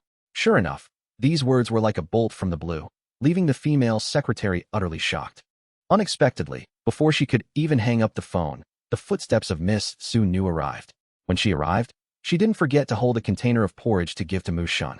"Hello, I brought some porridge for Mr. Mushun. I wonder where he is. Porridge should be eaten hot to be delicious." It was just that this Miss Su seemed completely oblivious to the dissatisfied looks everyone around was giving her. She just selfishly insisted on going inside to find Mushun, to give him the porridge while it was still hot. Even though the female secretary said directly that she was not welcome here and that their CEO did not want strangers in his lounge, she still shamelessly pleaded. She even put on a very innocent look, saying she only came to deliver porridge. These words truly left the female secretary and those around speechless. The female secretary was even worried that if she accidentally touched this Miss Su, she would pop like a water bubble. At the same time, the fruit platter sent up from the front desk also arrived. Who would have thought that as soon as it arrived, it would be seen by that Miss Su, who questioned why that person could freely enter and exit Mushun's lounge, while she couldn't bring her porridge in. It wasn't until the female secretary helplessly said that these things were for the young miss, and that the CEO didn't like to eat porridge, so there was no need to bring it in. Just as the young miss turned to leave, she heard the surrounding staff buzzing, saying that their domineering CEO had personally carried her from the car, straight into the office, with a very gentle expression. Only when he was with the young miss was the CEO like that. "It's so blissful." These words directly hit Su's pride, so she assumed that there was some girl in Mushun's office. That's why he was so adamant about not letting others in. What a bastard, daring to steal my man. Thinking this, she approached the female secretary and began to reveal her true nature. "The porridge is getting cold. let me bring it in. However, who could have expected that? As soon as she finished speaking, the door to Mu Shun's office opened, causing everyone to look over in surprise. It turned out to be Nu Nu. She had just woken up, so she came out with a sleepy face and watery eyes. This made Miss Su feel surprised, but on second thought, if it was as everyone said, she should still get close to Nu Nu first. Thinking this, she stepped forward, wanting to greet her and get acquainted. Who would have thought that as soon as she got close, she would be blocked by Xiao Bai Bai? This also left Su Nu, who was very afraid of dogs, with no choice but to stand at a distance, grinding her teeth and waiting. Fortunately, at this moment, Mu Shun also returned from his meeting. As soon as he arrived, he didn't forget to ignore her, walk over to Nu Nu, and hug her. At this point, after interacting intimately with Nu Nu, he then began to look at Su Nu with eyes that looked like they wanted to swallow her whole. Miss Su, if I remember correctly, I have suggested that you not come here again, haven't I? As soon as these words were spoken, it made Su Nu upset, and she pretended to cry. I'm sorry, Mr. Mu Shun. I just wanted to cook a few dishes for you to taste. I have no other intentions.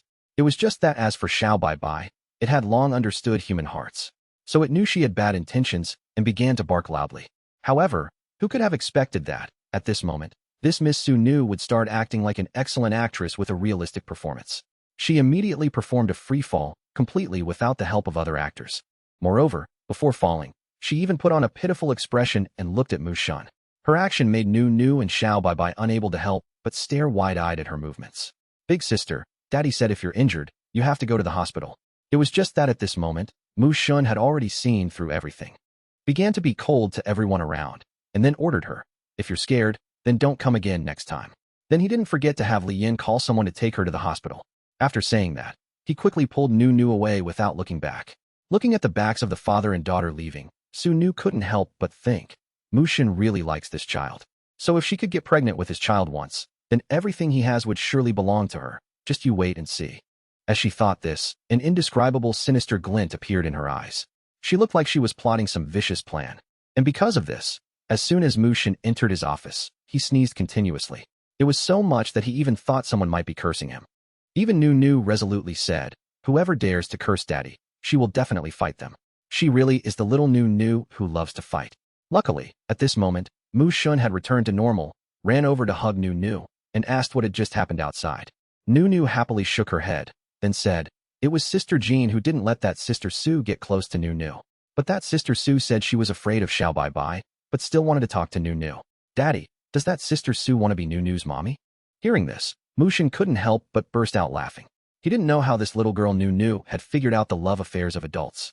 Although a little dissatisfied, Nu Nu still very calmly explained to Mu Shun, doesn't she really like to cook for Daddy? Moreover, every time she looks at Daddy, her face turns as red as if someone slapped her twice. So isn't it obvious that she likes Daddy? It's just that she seems a bit silly. She doesn't like Nu Nu but still wants to come over and talk. Who would have thought that as soon as these words were spoken, they would be denied by Mu Shun, who affirmed that he did not want to find a mommy for Nu Nu. But Nu Nu was still a little suspicious, not understanding why Mu Shun, who was already 34 years old this year, still didn't want to find a girlfriend. These words directly hit Mu Shun's weak spot. He never expected that one day he would be called old by his daughter. It was just that Nu Nu seemed a little guilty and quickly waved her hands. Who would have thought that Mu Shun still wouldn't let it go, asking Nu Nu if he got a girlfriend? Would she be jealous? If Nu Nu was jealous, he would reconsider. This immediately made Nu Nu think of Jiang Jincheng. Because if that were the case, would the father-in-law and son-in-law still be as before, with a deep-seated feud? It was just that this thought had just appeared, and before she could ask, Nu Nu was strictly warned by Mu Shun not to get into a relationship too early. Hearing this, Nu Nu felt a little guilty and quickly ran off, saying she wanted to call her master and other daddies. This made Mu Shun sigh a little helplessly, and he immediately took out his phone to look at himself. He couldn't help but wonder if he should start taking care of his skin a little. The scene changes to Mu Shun's office, where she now wanted to call Su Dian to report that she was safe. Because Su Dian had been waiting for this call for too long, he was a little sleepy. It was just that, unexpectedly, as soon as Nu Nu called, she immediately asked Su Dian if he wanted to find a mommy for her in the future. However, the surprising thing was that Su Dian was very calm and composed, saying, "Why find a girlfriend when I'm more beautiful than the women outside?"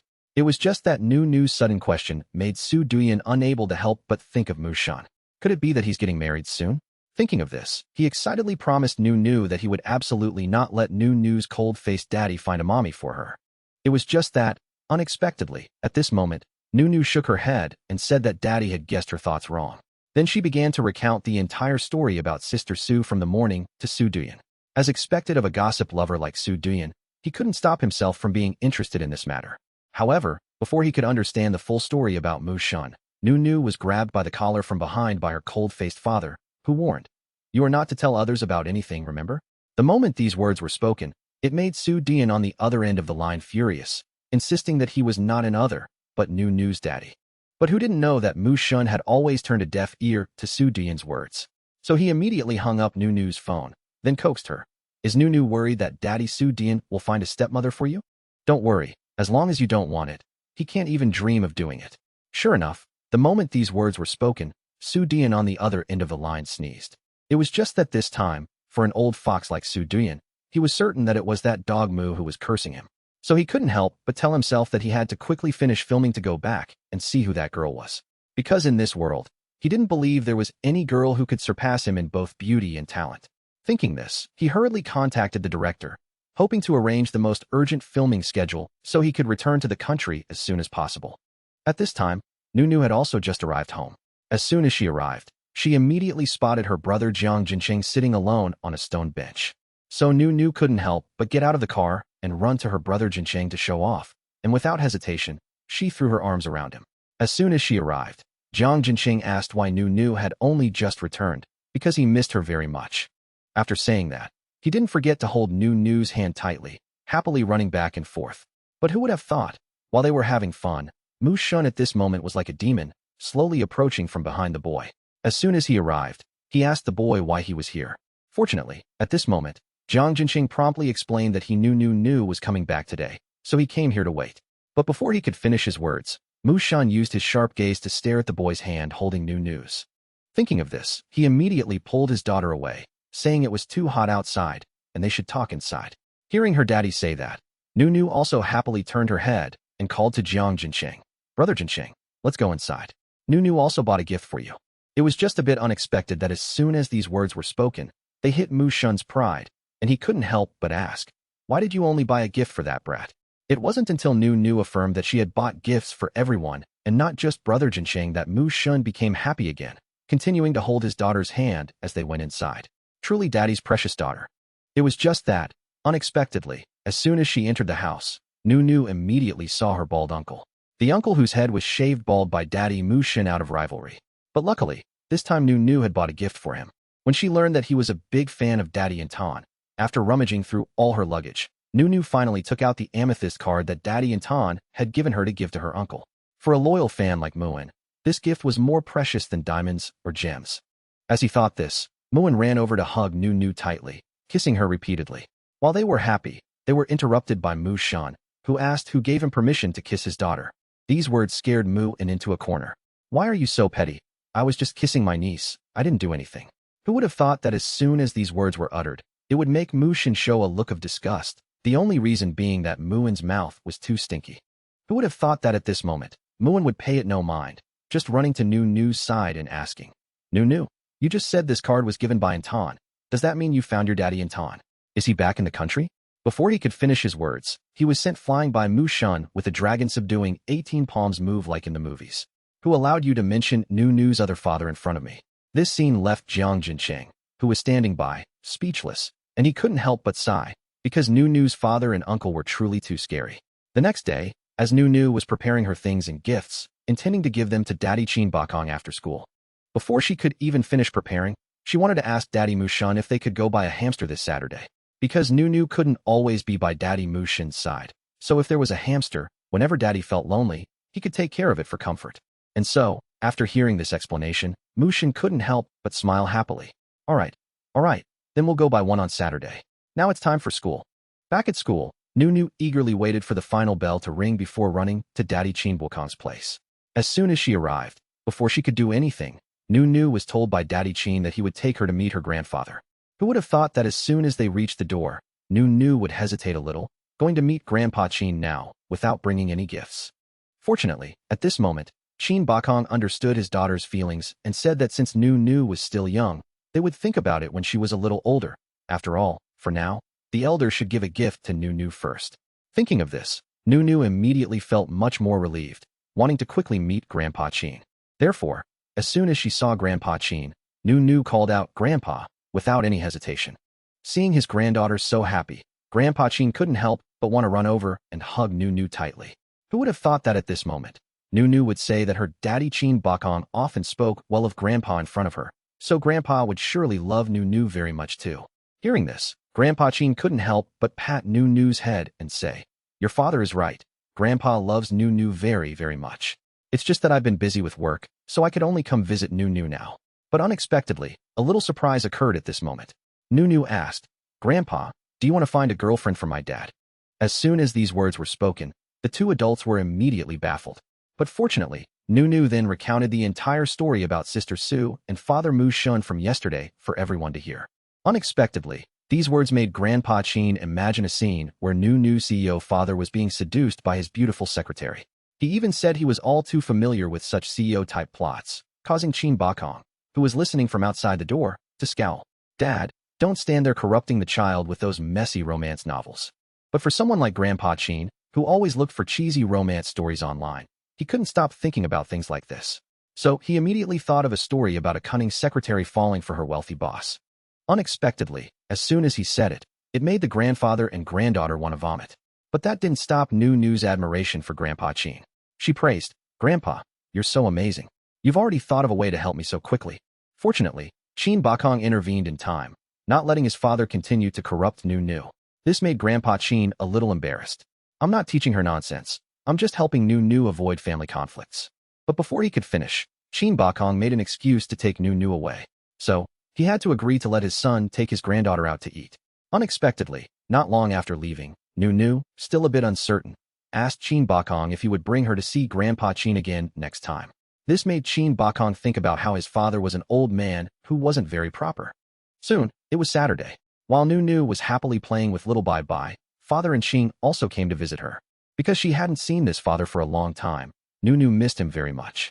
Unexpectedly, Uncle Muin, who was standing nearby, was even more excited than she was, circling around in Chin and asking all sorts of questions. He even directly expressed his desire to take a photo with Nu's father and Chin. And Chin was a bit confused, so Nu had to explain that Uncle Muin was Father Mu Shin's younger brother. Understanding everything, Muin boldly took out his phone to take a selfie with his idol. Once done, Muin excitedly posted the picture in the private and Chin fan club group. It was just that at this moment, Muin suddenly realized that these two looked more like a father and daughter than his own brother and Nu, and they were also very photogenic, making Muin feel a bit overshadowed. Back in the present, as soon as they entered the house, the father and daughter duo, and Chin and Nu, were inseparable. He even praised Nu's hair, saying it was very beautiful. Nu immediately explained that it was because Father Mu Shun had combed her hair for school while she was still half asleep. Fortunately, Nu then heard and Chin promised to comb her hair in the future too, which made Nu happily say that her father must not go back on his word. After that, and Chin said he wanted to take Nu to the place where he trained for competitions. But unexpectedly, as soon as he finished speaking, an extra tail appeared at his feet. It was Muin, persistently clinging on and refusing to let go. So, Chin had to agree. They finally arrived at Chin's training room. As soon as he stepped inside, everything around him immediately overwhelmed Muin. This place was like an electronics warehouse from a movie. There were even virtual reality games. It seemed like even money would have a hard time creating something like this. At the same time, Chin started asking Nu if she wanted to try playing a little. Because this game was very safe for young children, Nu could rest assured. And because Father and Chin was by her side, Nu wasn't scared and wanted to play with her dad. Until Nu had completely adapted to the game, and Chin began to set up a game suitable for her age. Once the children's mode was set up, Nu started the game. "Daddy, this is so magical. Nu even gets to wear new clothes." It's just that as soon as Nu entered, she was a little confused, not knowing where her father was. Moreover, when she looked around, everything here was very realistic. Even the wind was very strong, blowing out the candles. Feeling the strong wind making her stomach cold, Nu couldn't help but immediately run to close the door. But unexpectedly, just as she reached the door, a pitch-black hand touched the window frame. Finally, a ghost with messy hair and a crazed expression appeared, startling Nu. It's just that in children's mode, these things seemed more pitiful than scary. So Nu immediately asked, "Sister, why are you standing outside the window? Also, you're injured, why don't you bandage it? Do you want Nu to help?" After all, Nu has learned from her master.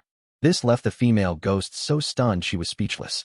She couldn't understand how there could be such a brave child in the world. Before she could do anything, a small boy with blood-filled eyes and a large talisman on his face began to appear on the floor. He even slowly crawled out from under the bed. But at this moment, Nunu still didn't understand what was happening and ran over to lecture the little boy that the floor was very dirty. After saying that, she didn't forget to go over and help the boy up. "Come on, good little brother, get up quickly, it's dirty over there." This series of proficient actions left the two ghosts completely helpless. Just when they didn't know what to do, Enqing appeared outside and asked about Nunu. "Nunu, my treasure, how are you? Are you okay?" Seeing a scary female ghost standing next to his daughter, Enqing couldn't help but worry that she would get hurt. So, Enqing quickly channeled his internal energy and prepared to fight. It was just at this moment, when Nunu realized her father wanted to fight the ghost sister, Nunu couldn't help but hurriedly persuade him. "Dad and sister, don't fight anymore. Everyone is just concerned about each other. You care about Nunu just like she cares about her little brother." These words stunned the female ghost, who quickly deflated and then moved closer to Nunu. This scene truly astonished Enqing, a gaming master like him, at the behavior of his daughter and the female ghost. Could it be that Nunu has become friends with an NPC? Thinking of this, he immediately told Nunu to ask the female ghost if she had any unfulfilled wishes. Because if she did, only after he and Nunu helped her fulfill it could they pass the level. Hearing this, Nunu then urged the ghost sister to speak up, because they would definitely help her fulfill it. Just as expected, the expert father and daughter duo quickly led the other party through one level after another. That's why when Muon, who had just fainted, woke up, the game had long been over. Moreover, as soon as he came out, Nunu told him that she and her dad had already finished everything, so he wasn't needed anymore. These words made Muon ecstatic, feeling incredibly lucky that Enqing was there. The feeling of being carried by a top-tier master, a great god, was truly wonderful. For this reason, back in the rest area, Nunu was very happy to have completed all the game's missions. This also made Enqing feel proud, as expected of his daughter to have such a talent. While others were still struggling, she was able to complete all the missions on her first try without any help. But unexpectedly, while he was thinking, he was interrupted by Qin Bakong, who asked why they were playing games when they said they were going to a drawing class. And for that reason, he felt that these boring games were completely unsuitable for Nunu and his own work. "I can't believe you lied to us today, saying you were bringing Nunu here to play games instead of going to a drawing class." But seeing the two fathers looking like they were about to start a huge fight, Nunu couldn't help but fall silent, having to quickly step in to mediate. Having witnessed this scene many times, Nunu felt extremely suffocated, because she herself was the cause of the incident. Because of this, Nunu began to recall a conflict from 3 days ago. That day, as she was happily coming out of her vegetable garden, holding a freshly gifted chicken egg in her hand, Father Mu Shun said that Auntie Lu wasn't home today, so they could order takeout and didn't need to cook. But unexpectedly, Mu Shun's words were immediately refuted by Nunu, because her Uncle Qin would be arriving later. When he came, he could make dumplings for everyone to eat. But unexpectedly, just as she finished speaking, Qin Bakong and Enqing arrived home.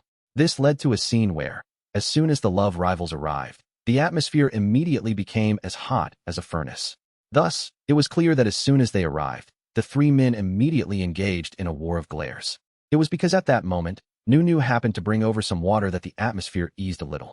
Thinking of this, she immediately ran to Qin Bakong and said that Auntie Lu wasn't home today. So, could he make dumplings with her?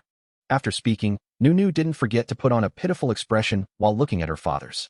Even though Mu Shun and Enqing had never set foot in the kitchen, they couldn't withstand this expression from Nunu. Therefore, they had no choice but to reluctantly agree to Nunu's request. At this point, after everything was prepared, Qin Bakong began to assign tasks to everyone. "I'll handle the shrimp. Mu Shun, you knead the dough, and Enqing, you chop the meat." Only when he saw the reluctant expressions on Nunu's other two fathers, Qin Bakong couldn't help but happily ask what on earth they were trying to do, because one of them looked like he was murdering someone rather than chopping meat. The other was kneading dough as if he were mixing mud for a child. Seeing the amusing scene between her fathers, Nunu couldn't help but want to slip away, saying she had to go wash the vegetables first. It was just that at this moment, seeing Enqing chopping meat so forcefully, it was like a bomb was about to go off. Qin Bakong couldn't help but feel scared, and had to rush over to complain. "I don't understand if you're chopping meat or chopping firewood. If you keep this up, the neighbors will think there's an earthquake." But unexpectedly, as soon as he spoke, Enqing refuted him, saying, "Because I thought you had to use some force to chop meat." This directly rendered Qin Bakong speechless. Then, with just a few moves, All the meat was beautifully arranged by Qin Bakong in front of Qing. This couldn't help but make Mu Shun, who was on the side, mock Qing. Humph, the meat is so soft, yet you're using so much force. What an idiot. It's just that as soon as he finished speaking, he suddenly felt the dough in his hands getting bigger and bigger. Looking at the mud-like bowl of water in Mu Shin's hands, Qin Bakong couldn't help but be a little shocked. At this moment, Mu Shin couldn't believe that if he added another bag of flour, it could still turn into water like this.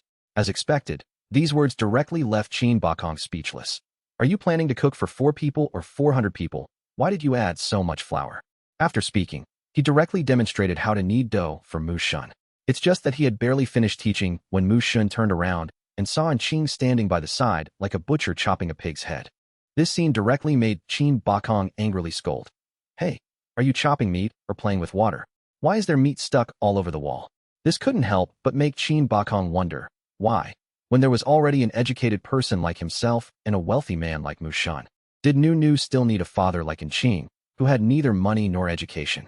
These words directly angered Qing, who didn't understand why everyone was always targeting him. Is being well-read and earning a lot of money that great?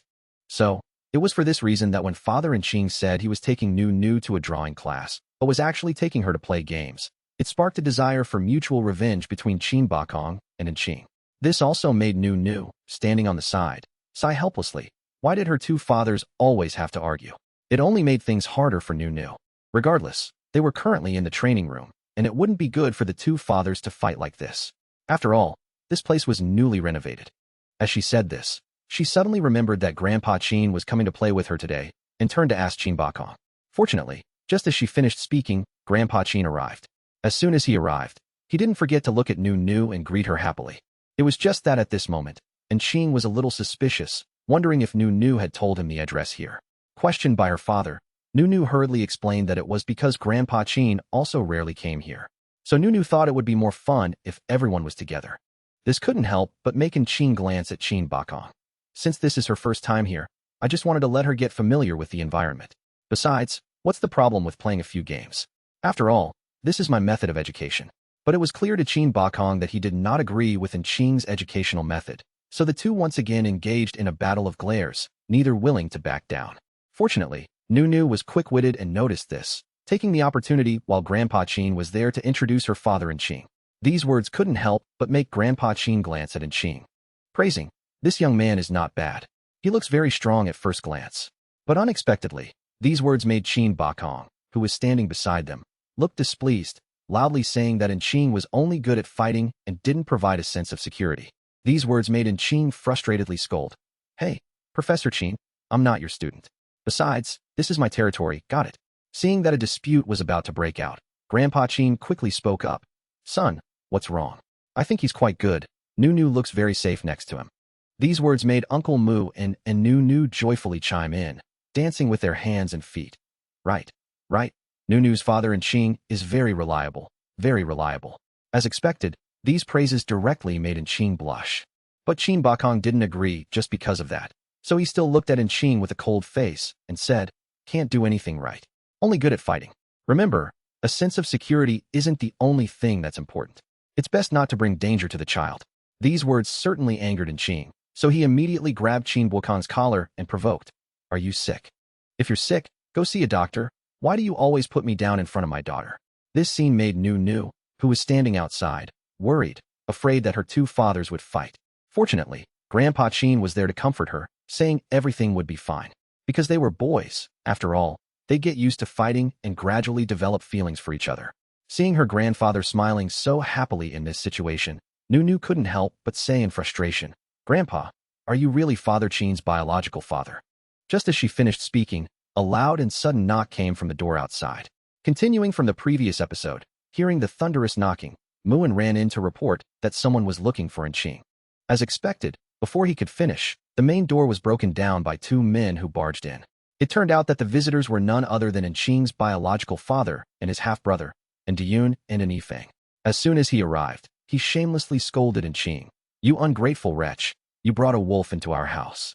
I really should have strangled you to death sooner. Hurry up, immediately post an apology online, say that you hired actors for that video, and then quickly delete it for me. Otherwise, don't even think about living in peace, you dog." And Yifeng, standing by, also began to add, Dad, don't harm your health by being angry. How about this? There's a lot of new advanced equipment here. Let's sell it all first to help the company, and then sue him. How about that? These words directly left Ching, who was standing nearby, speechless. I never thought I'd see this day. Ha ha ha, compensation. And Diyun, your face is as thick as ever. And you, and Yifeng, you truly live up to being the illegitimate son personally raised by that old man. Like father, like son, both equally shameless. Even Nu couldn't help but get angry after hearing this, immediately standing up to defend her father. That uncle, you are so shameless. Even Nu feels embarrassed for my father. My dad's money was earned through hard work. Why should he give it to you people? As soon as they heard her call Ching dad, the two shameless men were so scared their pupils dilated to the maximum. But unexpectedly, when he came to his senses, he started scolding Ching for being a degenerate, fooling around outside, and having an illegitimate child. It's just that he didn't know that Nu had long since become an untouchable existence in Ching's heart. So as soon as he heard this, he was instantly enraged, rushing to grab Diyun's collar, and with a face as black as the bottom of a pot, he warned him, What are you saying? Don't you know what kind of person you are, yet you dare to talk about me? So don't you dare mention my daughter with that filthy mouth of yours. Otherwise, don't blame me for not showing any mercy. But unexpectedly, before Ching could finish his words, he was pushed away by Qin Bakong, who had appeared out of nowhere. Then, he slowly walked up to Diyun and asked, Are you his father? These words directly scared Diyun out of his wits. He didn't even dare to breathe heavily. Yes, that's right. But, who? Who are you? Before he could finish, what a surprise, Qin Bakong directly gave him a resounding slap. While hitting him, he didn't forget to shout, Sho, since you're his father, don't dirty this place. He won't hit you, so I'll do it for him. It was precisely because of this sentence that Ching exploded, who said I don't dare to hit him. He dared to scold my daughter. I will absolutely not let him off. Don't worry. Before he could finish, the father and son, and Diyun, had already been beaten black and blue by Qin Bakong. After the beating, Qin Bakong arrogantly explained to Ching, Actually, I didn't intend to help you from the start, but since he dared to call my Nu an illegitimate child, I had to step in. Oh, and fighting is bad behavior. Remember to cover Nu's eyes next time, you hear.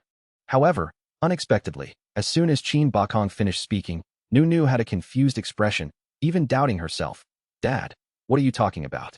Back to the main point, after cleaning up that trash from the family, Ching finally had the free time to invite his daughter to a drawing class. This made Nu jump for joy, and she even insisted on bringing Grandpa Qin along. Once in the room, the three of them surrounded Nu, meticulously teaching her how to draw. Looking at this scene, I also feel that this is the most beautiful picture. Because of the drawing lesson, Nu's face got smudged without her realizing it, making Ching unable to hold back his laughter. It's just that happy times always fly by, and in a blink of an eye, it was 5 p.m.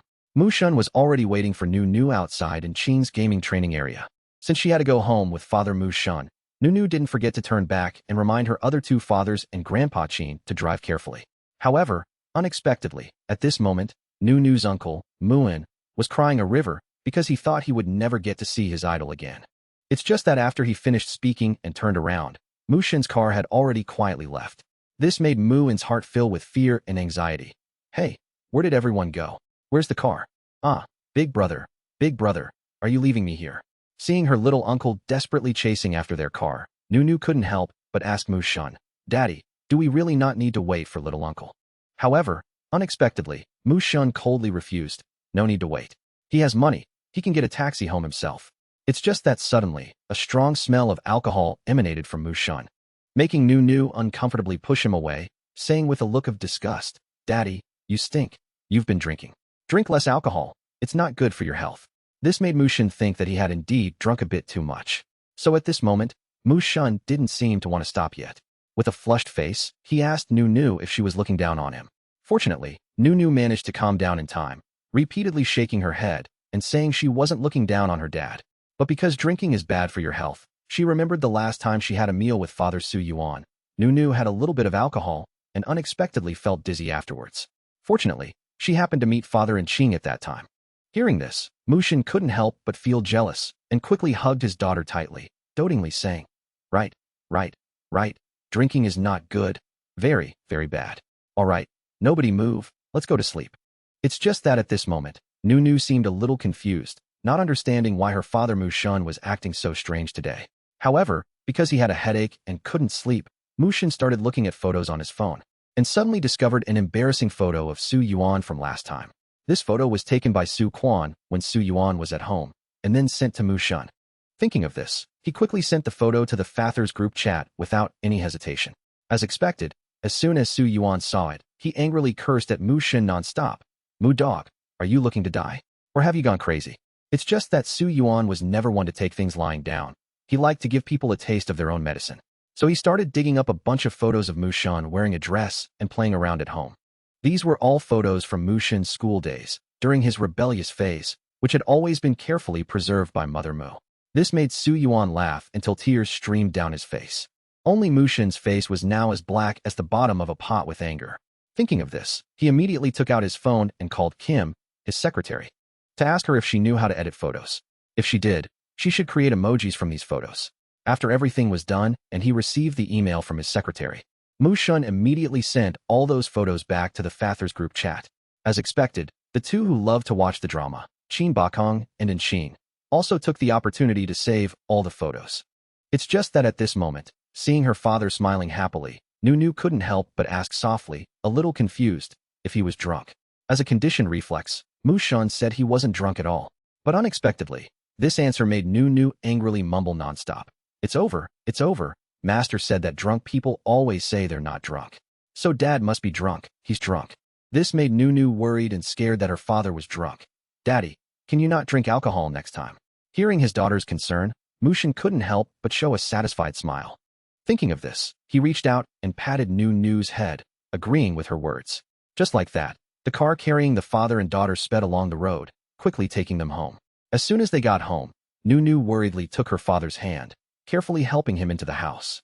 In her heart, she was afraid that if she wasn't careful, her father would get lost in this big house. Seeing Nunu's worried yet adorable expression, Mu Shun couldn't help but feel happy in his heart. And he didn't forget to agree with his daughter's words with a doting expression. After helping her father to the sofa in the living room to sit down, Nunu then continued to help her father change his shoes and put on slippers. She also didn't forget to ask the housekeeper to cook some hangover soup for her father. It was just that after a series of actions from Ru, by the time Mu Shun was completely lying down to rest, he couldn't resist the urge to quickly show this off to the other fathers. No sooner said than done. He immediately took out his phone and started typing a message. Drank a little too much and got drunk today. Sure enough, as expected, his phone started buzzing continuously with message notifications from the other fathers with daughters, who were complaining in the group. But at this moment, Mu Shun couldn't care less about what they were saying, focusing only on composing his own message. Ruru asked if I have a headache, and even told me not to drink so much anymore. After sending it, he didn't forget to take a picture of his busy little daughter and send it to the group chat. However, for someone as competitive as Inqin, he couldn't help but angrily add a comment. My daughter also told me not to smoke anymore. Who would have thought that Mu Shun, unwilling to be outdone, would continue sending messages? Just now in the car, Ru even gave me a head massage. It was so comfortable. But Inqin also refused to back down. So he retorted to Mu Shun, well, my daughter just gave me a piece of candy to help me quit smoking. Nothing major. As expected, candy from my daughter is different from the usual. It's much sweeter. At this moment, Mu Shun thought to himself, you think that's enough to make me admit defeat? Dream on. With that thought, like a moth to a flame, he relentlessly bragged in the group chat about all the good things his daughter had ever done for him. Sure enough, these words left the other three fathers speechless, only able to fume and let out huffs of anger. Fortunately, at this moment, Ruru timely brought Mu Shun a glass of water. But having been given an inch and now wanting to take a mile, Mu Shun was completely out of control, starting to brag about how his daughter surpassed the other fathers in the group. At this point, Su Yin couldn't take it anymore and started cursing Mu Shun. Uff, this damn Mu dog. He's really drunk, just rambling on and on. But at this moment, Mu Shun was too drunk to stop, so he lay back down comfortably and took a picture of Ruru bringing a small basin of water to help him wash his face. Then continued to post it in the group to show off. This time, the other three fathers were directly enraged. Su Yin also started screaming through the phone. This is really unacceptable. My daughter is so young, yet she has to wash this stinking man's face. And she has to take off his shoes too. Does he want my daughter to smell his stinky feet? This is making me furious. And Xing's face had also darkened as he threatened. If you're lost, why don't you just stay lost and never come back? Also, don't let my daughter smell the alcohol on you, or don't blame me. After speaking, the three of them shouted into the phone in unison, damn Mu dog, shameless, get lost. Who would have thought that while the three fathers on the other side were going crazy, Mu Shun was calmly enjoying his daughter's care, completely relaxed. Let them curse. They're no match for me anyway. Thinking this, he put on an expression 200,000 times more arrogant than before. The scene changes to the middle of the night. As the father and daughter were sound asleep, the drunk Mu Shun suddenly opened his eyes, sober. Indeed, he had sobered up. It was just that upon sobering up and looking through the chat history of the Fathers group chat, Mu Shun was filled with complete regret, thinking, damn it, my long-held image has collapsed. So embarrassing. However, the next morning, he acted as usual in front of his daughter. So when Ruru said goodbye at the door before he left for work, she even reminded him not to drink anymore, and if he did, to only have a little and not get drunk like yesterday. Mu Shun was completely flustered and pretended to cough a few times. All right, Dad remembers. I'm off to work now. After saying that, he got in the car and left, leaving the adorable Ruru still standing there waving goodbye. Just as she was watching her father's car disappear from sight, right after Mu Shun was gone, Su Yin drove up to pick up his daughter. As soon as he arrived, he didn't forget to enthusiastically hug Ruru from behind. Come here, Ruru, quickly welcome your daddy home. Aren't you surprised? You're so happy, right? How did you know to stand here and wait for me? Do you stand here every day waiting for me to come home, my precious daughter? But who would have expected that at this moment? Ruru would say with heartbreaking honesty, no, that's not it. I just came out to see Daddy Mu Shun off to work. Sure enough, this sentence was a direct slap in the face to Su Yin. Just hearing it made him unable to believe his ears, and he said regretfully, Ru, do you really have to be this honest? Can't you just lie a little to make your daddy happy? All right, fine. I don't want to hear that wooden-headed dog's name anymore. Let's go inside. But for a smart child like Ruru, she now began to ask about and show concern for her father. Daddy, you've worked so hard. But now that you're back, will the uncles and aunties on the film crew blame you? Because his daughter was asking with concern, Su Yin explained sadly, it's okay. The next few days are all scenes for the male lead. So I can take a few days off to come visit you. So I can also take Ruru to my house to play. After speaking, he didn't forget to hug Ruru tightly and gently kiss her forehead. As expected, hugging Ruru is the best. My Ruru smells so good. It was just that at this moment, Ruru noticed the dark circles under his eyes, so she quickly told her movie star father to go to sleep quickly to get his handsomeness back. However, who would have thought that hearing this would make Su Yin suddenly become strangely tense? What? I have dark circles under my eyes. Is it serious? Will this affect my appearance? My skin is so dry too. It's not as soft as before. I need to rest immediately. This is terrible, terrible. After speaking, he didn't forget to add a careful explanation for Ruru, saying that he knew there would be days like this, so he came by private jet. That way, he could get a good sleep on the plane. After saying that, he hurriedly kissed Ruru's forehead again, then gently said to her, I have to go take care of my skin for a bit. Then I'll take a nap here. If I'm still not awake by the afternoon, remember to wake me up, Ruru. After speaking, he also hoped Ruru could take him to her room, so she could lull him to sleep for a while. Much later, after lulling her father Su Yin to sleep, just as she came down the stairs, Ruru met Jiang Xinqing, who was waiting for her downstairs. This made her shout happily, Brother Xinqing. Seeing the little girl so happy, Jiang Xinqing then revealed the reason he came to see Ruru was because he had just learned how to make milk tea and pudding, so he wanted to invite Ruru to try them. Hearing that she was about to eat, Ruru was so happy she couldn't stop smiling. And so, not long after, the two children arrived at the Jiang family's villa. At this moment, Ruru and Jiang Xinqiang were preparing the ingredients, starting to get ready to make the pudding.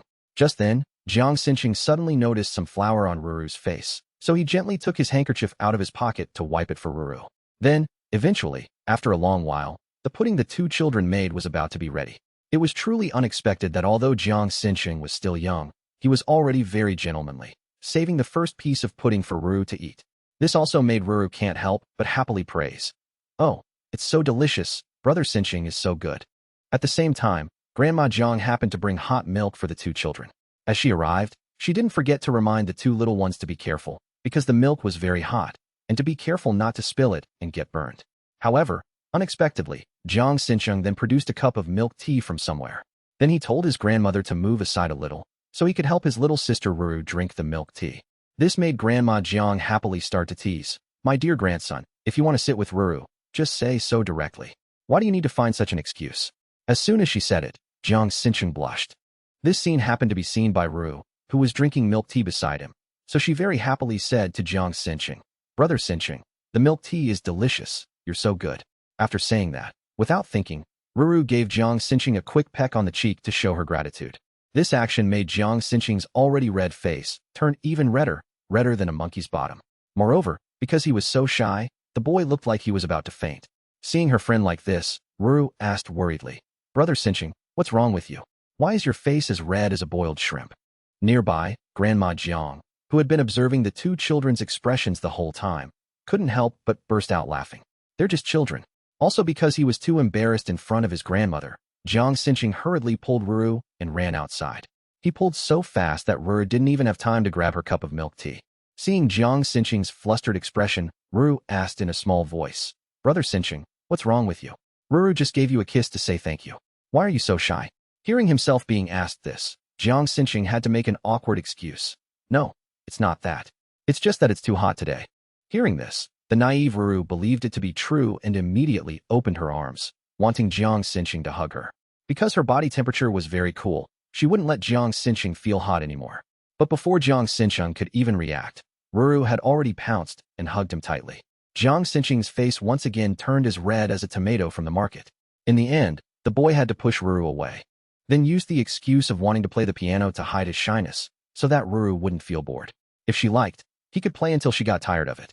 Sure enough, after hearing this, Ruru forgot everything and said happily, Okay. As long as it's Brother Sinching playing, Ruru will like any song. And so, the two children happily played the piano together. One played, while the other clapped and praised endlessly. And just like that, the recent events were forgotten. But happy times passed too quickly, and an hour later, Ruru had to take Jiang Sinching's hand and say she had to go back to wake up her father Su Yin to go find her father Mu Shun because he drank a lot last night. So if he drinks again today, Ruru is very afraid he won't be able to find his way home. Hearing this, Jiang Sinching was a little reluctant, so he wanted to walk Ruru all the way to her door before saying goodbye. Who would have thought that the mischievous Ruru would firmly refuse, and at the same time, quickly arrange to see him again tomorrow? Because after all, she didn't have any more time for him today. Returning home, Ruru then discovered that Su Yin was still fast asleep, showing no signs of waking up, even though she tried every way to tease him. Su Yin didn't move at all. This made Ruru puff up her cheeks in anger. Fortunately, Su Yin noticed in time and quickly pulled her into his arms. Ruru, I really don't want to get up. I just want to hug my good Ruru and sleep a little longer. But at this moment, Ruru was adamant, saying she didn't want to sleep. She just wanted him to get up quickly and take her to find her father Mushan. After all, he was so drunk yesterday. So today, she was very afraid her father wouldn't know the way home. But at this moment, Su Yin showed a look of disdain. Because after all, Mu Dog wasn't a child. How could he be afraid of getting lost? Besides, the one who needed concern was himself, not that guy. Who would have thought that Ruru still hadn't given up on the idea? She quickly grabbed Su Yan's hand and started to act cute. This action made Su Yin jolt upright, rub his eyes, and start to compromise with Ruru. Sure enough, hearing this, the mischievous girl was overjoyed and quickly gave him a peck on the cheek. This made Su Yin can't help but say helplessly, If Ruru kissed me for my sake, and not for that Mu Dog, I would be even happier. A while later, after getting ready, Ruru had changed into a new, very pretty and cute orange dress. But over here, Su Yin was fiddling with the high-slit long dress he had worn a few days ago. It was unclear what he was trying to do. This made Ruru can't help but ask suspiciously, Daddy, are you going to dress as a woman again? Hearing this, Su Yin hurriedly explained, Oh, I'm a big star after all, so dressing as a woman is very convenient. Besides, this way I can broaden your big dad's horizons. So don't misunderstand. After speaking, Su Yin had finished changing. As soon as he stepped out, he showed great confidence in his appearance. He even didn't hesitate to exclaim that like this, he could take on a few more cross-dressing roles. Just then, the butler also came in to announce that the car was ready. But before he could finish his sentence, he was completely startled to find a strange woman in the house. This left him stunned for a few seconds. But fortunately, he quickly realized it was Su Yin, so he hurriedly excused himself. But this made Su Yin can't help but wonder in surprise why he was recognized so easily. But before he could finish his sentence, he became smug again and continued to praise himself once more. But whatever, this dress is very beautiful anyway. So Ruru, let's go. And Ruru, did you find out? Where is that hateful Mushin now? Hearing the question, Ruru quickly handed the phone to Su Yin, then confirmed with certainty that Uncle Li Yin said Mu Shun was at the Golden Emperor Club, VIP room 301. After getting all the information, Su Yin gently picked Ruru up and said, Good, very good. Let's set off quickly. The scene changes to the Golden Emperor Club, where a waiter was fearfully bowing and apologizing repeatedly to Li Yin. Li Yin was Mu Shin's close assistant. The reason was because they had accidentally served the wrong drink. So the waiter wanted to ask Li Yin to go in and check. Although a bit annoyed for an assistant, Li Yin had no other choice but to go inside with him to check. But as soon as he stepped inside, Mu Shun had already started to feel hot and uncomfortable. So seeing his assistant, he asked if he had forgotten to turn on the air conditioner. Who would have thought that as soon as he finished speaking, a scantily clad woman appeared beside him. She was holding a glass of wine and walking towards Mu Shun, her expression not very proper. This made Mu Shun can't help but show a look of disgust and start to shoo her away. Stay away from me. Seeing this scene also made the business partner beside him can't help but tease CEO Mu, as cold as the rumors say. But at this moment, Mu Shun was feeling more and more uncomfortable, so he had to apologize to the person and wanted to quickly go out to the restroom to cool down. As soon as he got outside, he felt all the strength gradually leave his body, and his body involuntarily fell to one side. This made him extremely horrified, and he quickly covered his mouth and thought, damn it, was the wine drugged? At this moment, a male waiter with a gentle face appeared in front of him. Then, he gently and solicitously asked Mu Shun if he needed help. But at this moment, Mu Shun basically didn't want to pay him any mind, angrily roaring at him to get lost. After speaking, he immediately took out his phone, wanting to quickly contact his closest associate for help. Who would have thought that at this moment, the male waiter suddenly revealed a cold and cunning smile, then quickly stepped forward and bumped into Mu Shun, causing the mobile phone to fall out. After doing these things, he even pretended to help Mu Shun into a room to rest. Having no strength left to resist, Mu Shun was forcibly taken into the hotel's restroom by him. Moreover, under the effect of the drug, Mu Shun's whole body became hotter and more uncomfortable. Unexpectedly, a familiar commotion suddenly sounded from outside. Sob. Who are you people? Let me go? Was it Song Air who sent you to do this? Please spare me, okay? However, the reply was very cold. Since you know you've offended Miss Song Air, then obediently accept the gift Miss Song Air has prepared for you. As soon as the words fell, a woman was suddenly pushed into Mu Shun's room. Seeing this scene, Mu Shun couldn't help but clutch his chest uncomfortably and ask her, who are you? Why were you brought here? It turned out that the person who came was none other than the noble Miss Su Ro. As soon as she heard the question, she didn't forget to pretend to be innocent and ask Mu Shun back why he was here. Realizing the situation was not right, Mu Shun quickly backed away and opened his mouth to shoo her away. Stay away from me. Don't touch me. Otherwise, don't blame me for being impolite. Sure enough, hearing this, she immediately put on a very heartbroken expression. After that, she didn't forget to put on a worried and pitiful expression and say to Mu Shun, I'm sorry, brother Mu Shun. I just saw that you were unsteady on your feet and was afraid you would fall, so I wanted to come and support you. But brother Mu Shun, what should we do now? They took my phone. Or do you have your phone with you, so I can call your assistant? Who would have thought that at this moment, Mu Shun seemed to have understood everything, so he quickly and decisively replied, Humph, don't you know I don't have my phone either, and you still ask? But at this moment, that woman still wanted to continue acting, so she innocently asked Mu Shun back. But because he was tired of her expression, Mu Shun quickly walked past her and towards the door. Seeing Mu Shun's indifferent expression made Su Ro feel a little unwilling, so she no longer wanted to continue playing the role of a pure white snowflake. And so, she directly used her hands to tear her dress, then ran up from behind and hugged Mu Shun tightly, crying. But at this moment, only she knew in her heart who now wanted to force the situation. Feeling himself being held tightly by her, Mu Shun couldn't help but show a look of disgust. With that thought, he immediately turned around and swung his left hand to push her away. He also didn't forget to put on an expression that showed no pity for her. But at this moment, Su Ro was still not afraid of death, still stubbornly holding onto Mu Shun's clothes, begging, Brother Mu Shun, I was forced too. I was also framed by someone. I'm so hot. Brother, can you help me? But unexpectedly, before she could finish her words, the figures of Su Yin and Ruru appeared outside the door. As soon as Su Yin arrived, he showed a look of displeasure and provoked. Tieske, in such a hurry? At the same time, Ruru also rushed into Mu Shun's arms. While hugging her little daughter, she didn't forget to happily call out Daddy repeatedly. Poor Miss Su Ro still didn't understand what was happening, her mouth stammering, unable to form words. Her expression was so shocked that she stammered and asked Su Yin, You? Who are you? What is your relationship with my brother Mu Shun? Hearing this, Su Yin couldn't hold back any longer, and quickly stepped forward, using his hand to lift Su Ro's face and ask, Who am I? You want to know? But before he could finish speaking, he gave her a resounding slap. After hitting her, he didn't forget to say to her, now that's balanced. After that, Su Yin began his venomous tongue mode and scolded.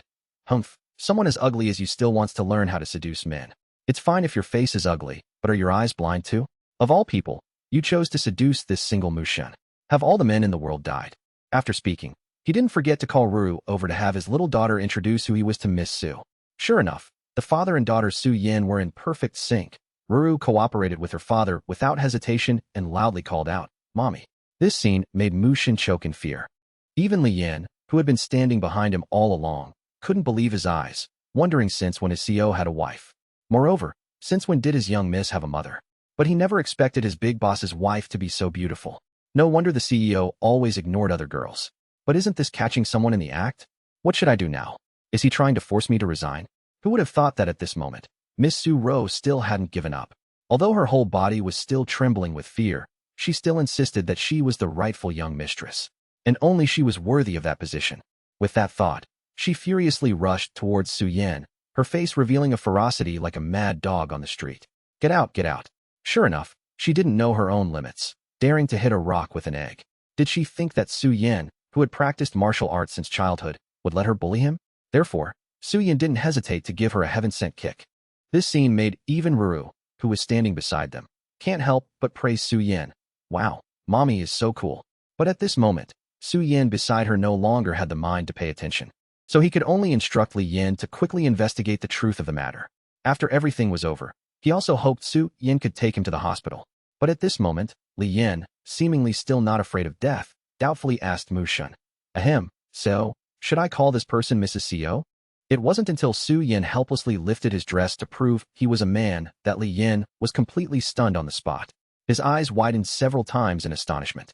At this moment, Ruru noticed and quickly reminded Su Yin that he was a girl right now and had to quickly put his dress down. Only then did he return to normal. Just then, Mu Shun also stood up, his face as black as the bottom of a pot. Then, he coldly ordered Li Yin to quickly get lost and handle everything. Only then could Li Yin calm down, not daring to delay for a moment, and hurriedly dragged Su Ro away. But at this moment, after returning inside, Ruru had long since discovered that her father Mu Shun was uncomfortable. So the little daughter reminded Su Yin to quickly take him to the hospital. But who would have thought that Su Yin would casually reply, "It's okay, he's just drunk." But no matter what, Ruru still didn't believe it, so she retorted to Su Yin, saying this wasn't being drunk. Because her father was also drunk yesterday, but it wasn't like this. Hearing this, Su Yin couldn't help but be scared, and had to quickly compromise with Ruru. All right. But no matter what, we can't take him to the hospital right now, because we have to help him cool down first. Hey, do you need me to find you a new girl? Who would have thought that after hearing this, Mu Shun just ignored him, patted Ruru's head, and said that she just needed to lead him to the bathroom. But Su Yin didn't agree, because why should his daughter and Mu Shun go in together? So it was better to let him help. After speaking, he didn't forget to quickly push Mu Shun's shoulder and start teasing. "You really can hold it in. You really are a 1,000-year-old iceberg." This sentence truly angered Mu Shun. He couldn't help but urge Su Yin to hurry up. Just as he finished scolding, Su Yin had completely put Mu Shun into the bathtub full of water. But although his hands were busy, his mouth didn't stop, continuing to belittle and mock Mu Shun.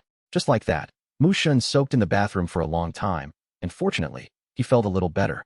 But standing beside him, admiring his perfect body and firm six-pack abs, Su Yin couldn't resist continuing to tease Mu Shun. "Mu dog, your body isn't bad. If you entered the entertainment industry, there would definitely be a lot of rich women willing to sponsor you. How about it?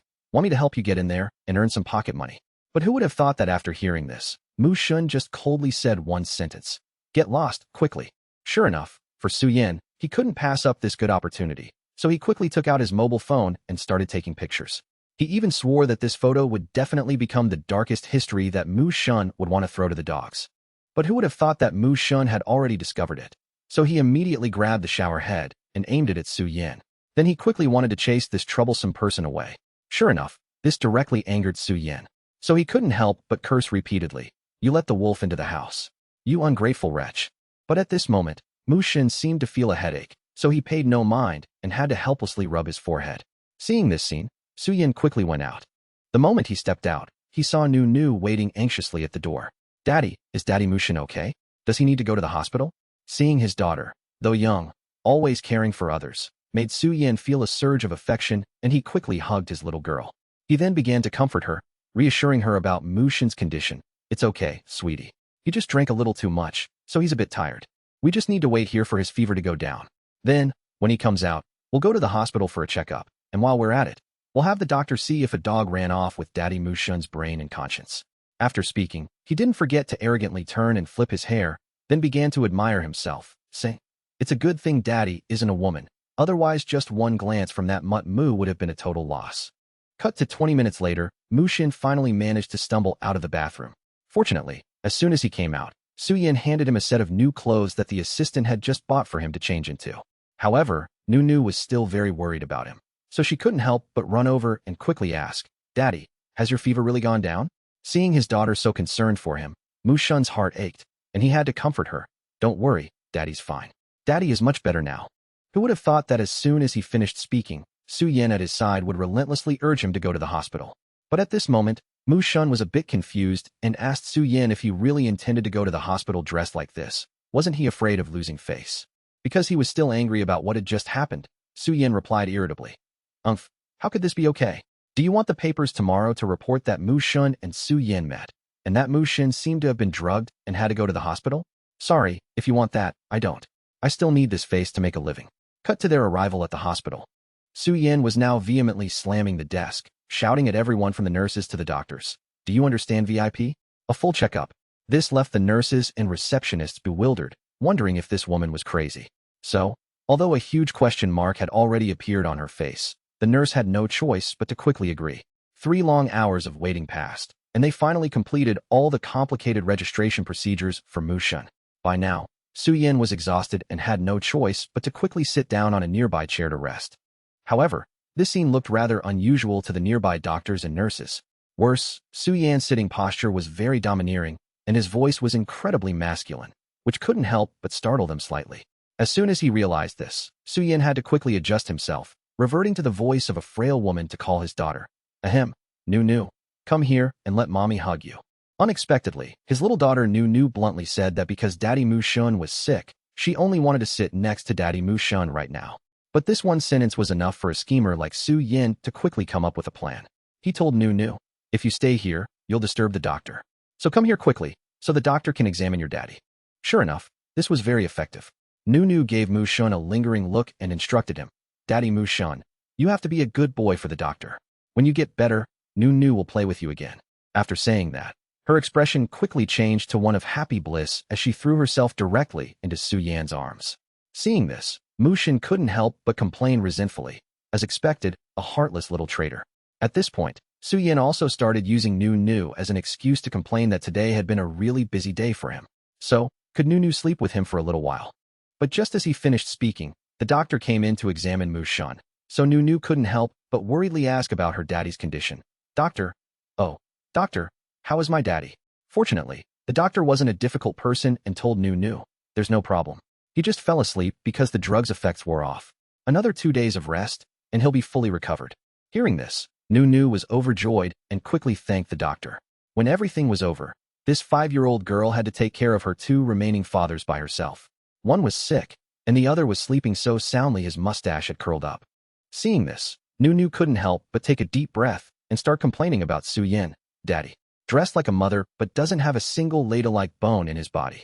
If it were you, would you want such a thoughtful and adorable daughter?"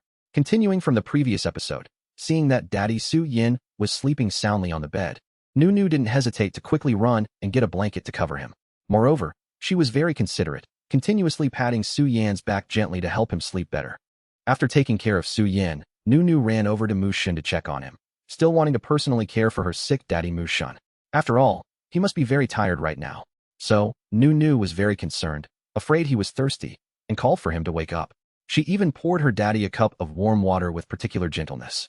Seeing Mu Shun sit up and slowly drink the entire cup of water she poured, Nu was completely overjoyed and wanted to quickly run over and sleep with him. Nestled in her father's broad arms, Nu couldn't help but say intimately, "Good daddy, sleep well, daddy. Don't worry about having nightmares. Nu is here to protect your dreams." This sentence truly made the usually cold Mu Shun completely adore his little daughter. What a sweet and warm little girl. After the father and daughter whispered to each other, they hugged and drifted off into their own beautiful, happy dreams.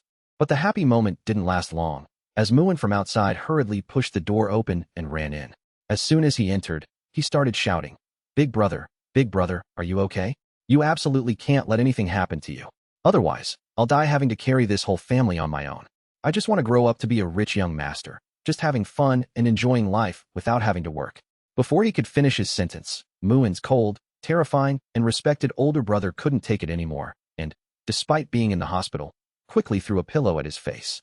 Seeing that his brother still had enough strength to threaten him like this, Moon couldn't help but pout aggrievedly. So you're still quite healthy. It seems you still have enough strength to hit me, so there's no problem. Just as he finished speaking, Mr. and Mrs. Mu happened to arrive at the door. Upon arriving, Mrs. Mu didn't forget to ask with concern. Hey, my baby, are you okay? It won't affect your health, will it? Fortunately, upon receiving her son's reply that he was fine, she felt a bit more at ease. Oh, that's great. If something happened to you, your father would have to go back to managing the corporation. Then who would go shopping with me? Who would carry my bags? This statement truly defeated Mu Shun completely, leaving him speechless. Just then, Moon suddenly and quickly spotted the figure of Su Yin sleeping soundly nearby. This sight made the young master of the Mu family assume that this was the woman his brother was secretly keeping on the side. Thinking this, Moon shrieked, "Mom, Dad, look over there."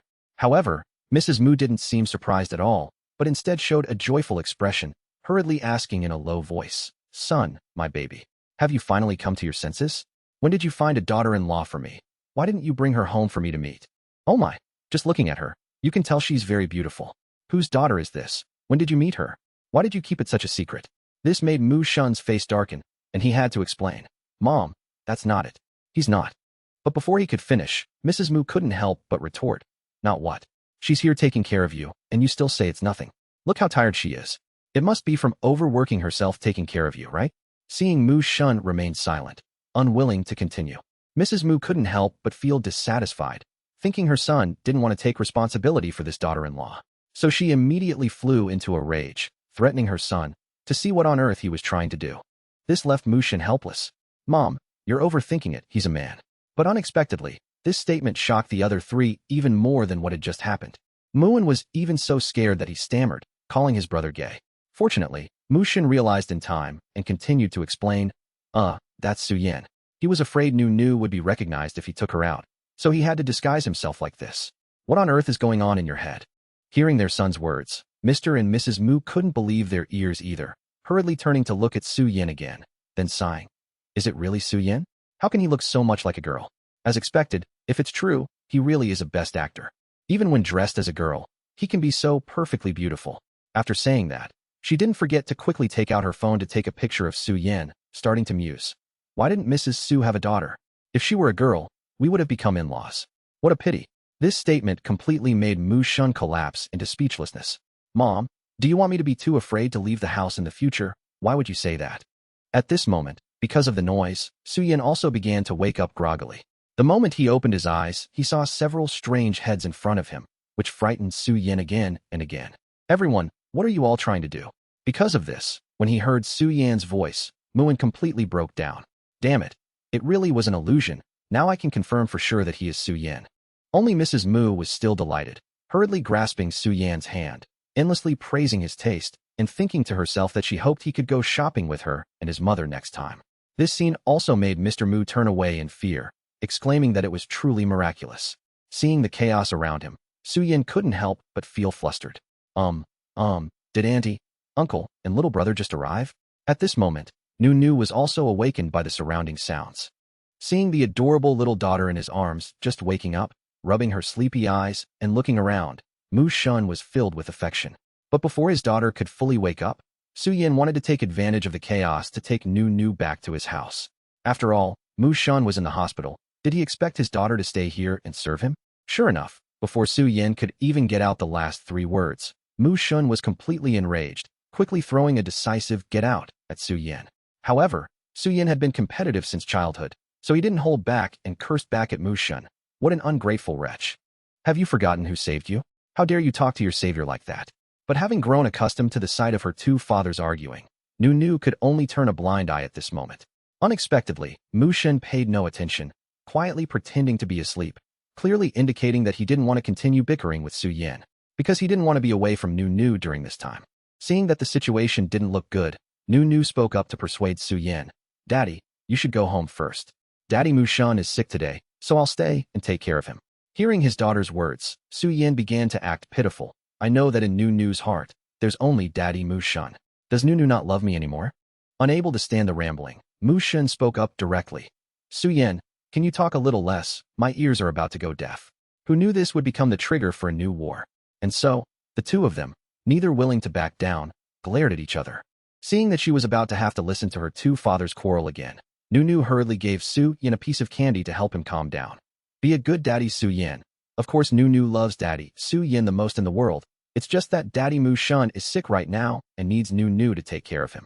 As expected, Nunu's medicine was always the most effective. Moreover, candy from his daughter was always sweeter than usual, so Su Yan's anger subsided. Thinking about it, his daughter was right, so Su Yin decided to leave. Before he left, he didn't forget to remind her that he would come to pick Nunu up for school tomorrow. After Su Yin had completely left, Nunu felt at ease and crawled into the blanket. Crawling from the foot of the bed to the head, Nunu poked her cute little head out to comfort Mu Shun. Daddy, Nunu will stay at the hospital with you. With Nunu here, don't be scared. After saying that, the father and daughter happily hugged each other on the bed. After all, the happiest thing for Mu Shun right now was having Nunu by his side. Watching his obedient daughter sleep in his arms, Mu Shun couldn't help but reach out and stroke his daughter's little head, doting on her endlessly. Early the next morning, Li Yin rushed to the hospital to find Mu Shun, a puzzled expression on his face. It turned out that the green tea girl Su Ro was up to her tricks again, even more vicious than a demon on the internet. She dared to play the victim in front of the camera, recounting the entire incident from last night, and then posting it all over social media. Moreover, in the video, she kept apologizing to Mu Shun, saying that she was taken to the wrong restroom last night. Therefore, even though Mu Shun didn't do it on purpose, he didn't need to take responsibility, and they could just pretend it never happened. Besides, Mu Shun was also drugged at the time. As soon as the video was posted, search terms related to Mu Shun began to climb to the top of trending lists on all platforms. Things like rising male star drugged, spends the night with the CEO, and Mu Shun refuses to take responsibility, and so on and so forth. At this point, even Li Yin was at a loss, only able to ask Mu Shun what to do now. However, Mu Shun remained as frighteningly calm as ever, ordering him, quickly hire more people to post clarifications for her online. Help her become even more famous. After all, she should get a taste of what it's like to climb high and fall hard. After handing everything over to Li Yin to handle, Mu Shun finally had some free time to check the new News Daddies group chat. As soon as he entered, he saw the two gossip lovers, Enqing and Qin Bakong, lamenting that they missed witnessing Mu Shun's drama firsthand yesterday. But for a gossip monger like Su Yin, he couldn't hold it in any longer. So he told the two of them to calm down, because he was there. He would definitely recount every single detail for them, no matter how long it took. His only regret was that he was too busy dealing with that green tea girl at the time and didn't get to take a picture. Who would have thought that while Su Yin was enthusiastically badmouthing Mu Shun had secretly posted a stunning picture of him in the group. Even Qin Bakong, who was drinking water, spat it all out. Only Enqing was still confused, not understanding why Su Yin had a sister who looked so much like him. Fortunately, Qin Bakong explained in time that Su Yin didn't have a younger sister, nor an older one. Therefore, this picture was of Su Yin cross-dressing. But unexpectedly, Enqing became even more confused after hearing this, his head full of question marks, and he said, "No way. This is clearly a girl, and besides, Su Yin is a boy. Why would he wear a dress? Is he not a man? Even if they look alike, they can't possibly be the same person." Enqing's stubbornness left the other three fathers completely speechless. Even the main character being made fun of, Su Yin, couldn't help but angrily retort to Enqing. "Enqing, are you from ancient times? How can you still not know what the art of cross-dressing is?" Being scolded like that, Enqing also embarrassedly admitted that he was over 30 this year and had never encountered a situation like this.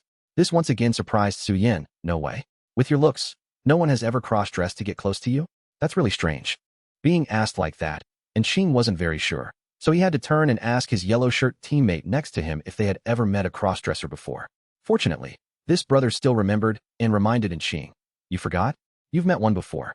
That time we were playing a game, a girl came to talk to you. It was a cross-dressing streamer. That guy wore a Lolita dress and had his hair in pigtails. As soon as he arrived, he started calling you big brother in a whiny voice that was painful to hear.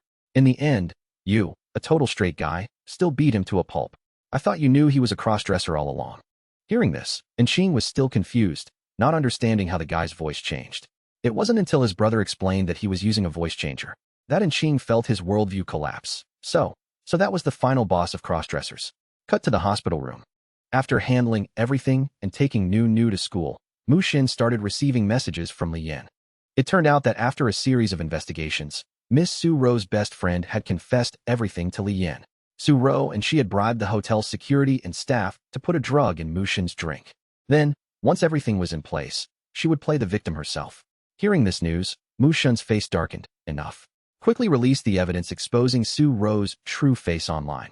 5 minutes later, all the videos revealing the truth about Su Ro were completely exposed on social media. Many video clips of her being intimate with influential figures in high society were also made public as a result. And so, public opinion began to completely reverse. The pure and innocent image that Su Ro had painstakingly built also collapsed. Cut to Su Ro's hospital room, where she was on the phone with someone. Su Ro, didn't you promise your aunt that? You clearly promised me your plan would have no problems. And now? Damn it, handle it yourself. But she was no longer the fool she used to be. So, she had recorded the conversation just now. Now she could use it to threaten that little brat. If her aunt didn't help, she would send it to Mu Shun to expose everything. Hearing this, the person on the other end of the line couldn't help but roar. Su Ro, you've got a lot of nerve. You dared to record me, and you dare to talk to me in that tone. You deserve to die. But at this point, Su Ro had nothing left to fear, so she wasn't scared of her threats. That's why she dared to make a vicious oath.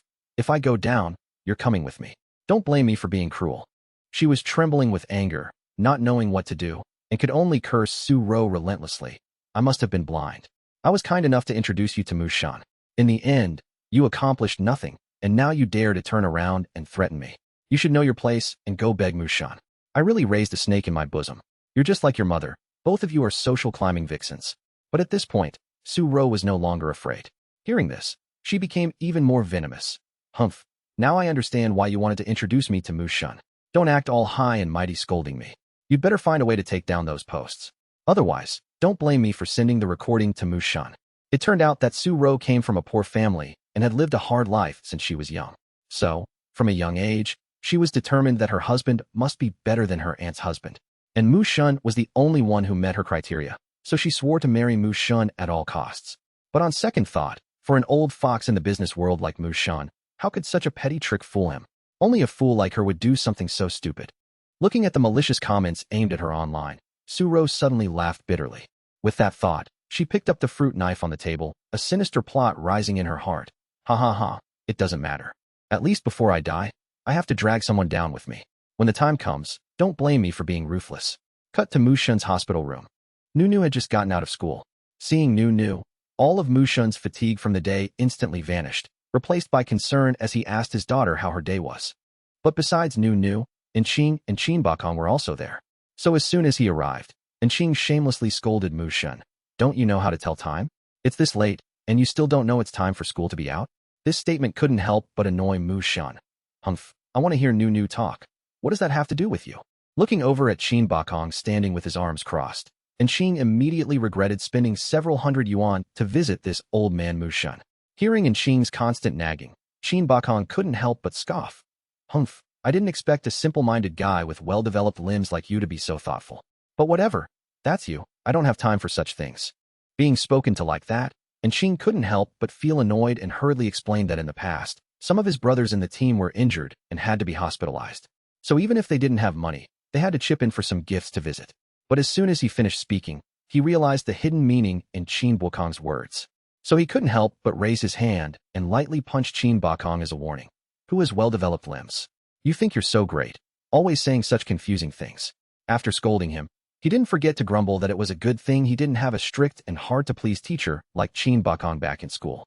But Qin Bakong was no pushover either, just coldly replying to Enqing with a contemptuous sentence. Lucky for you.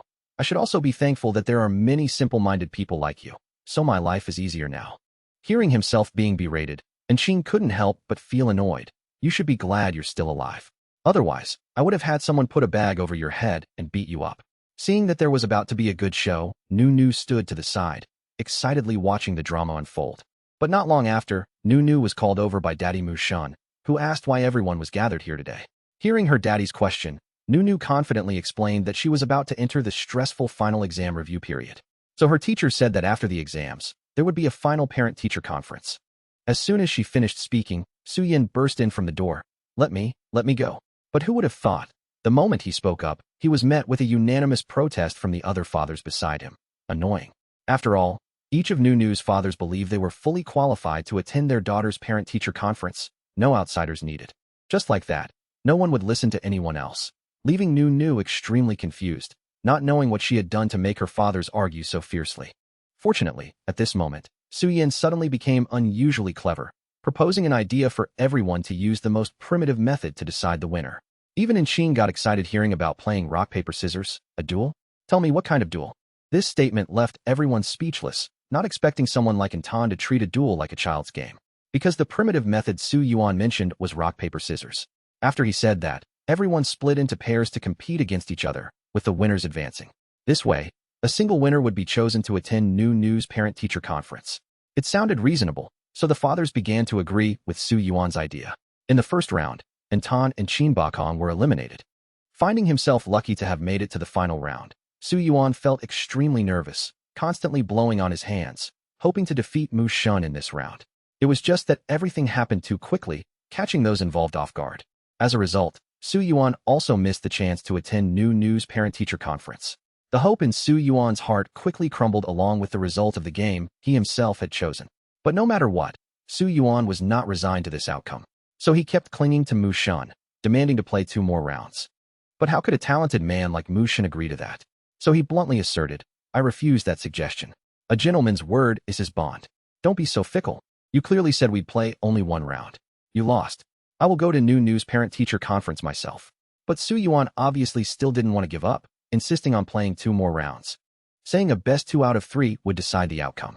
After saying that, he didn't forget to grab Mu Shun's hand to continue playing. After playing, he shamelessly teased Mu Shun.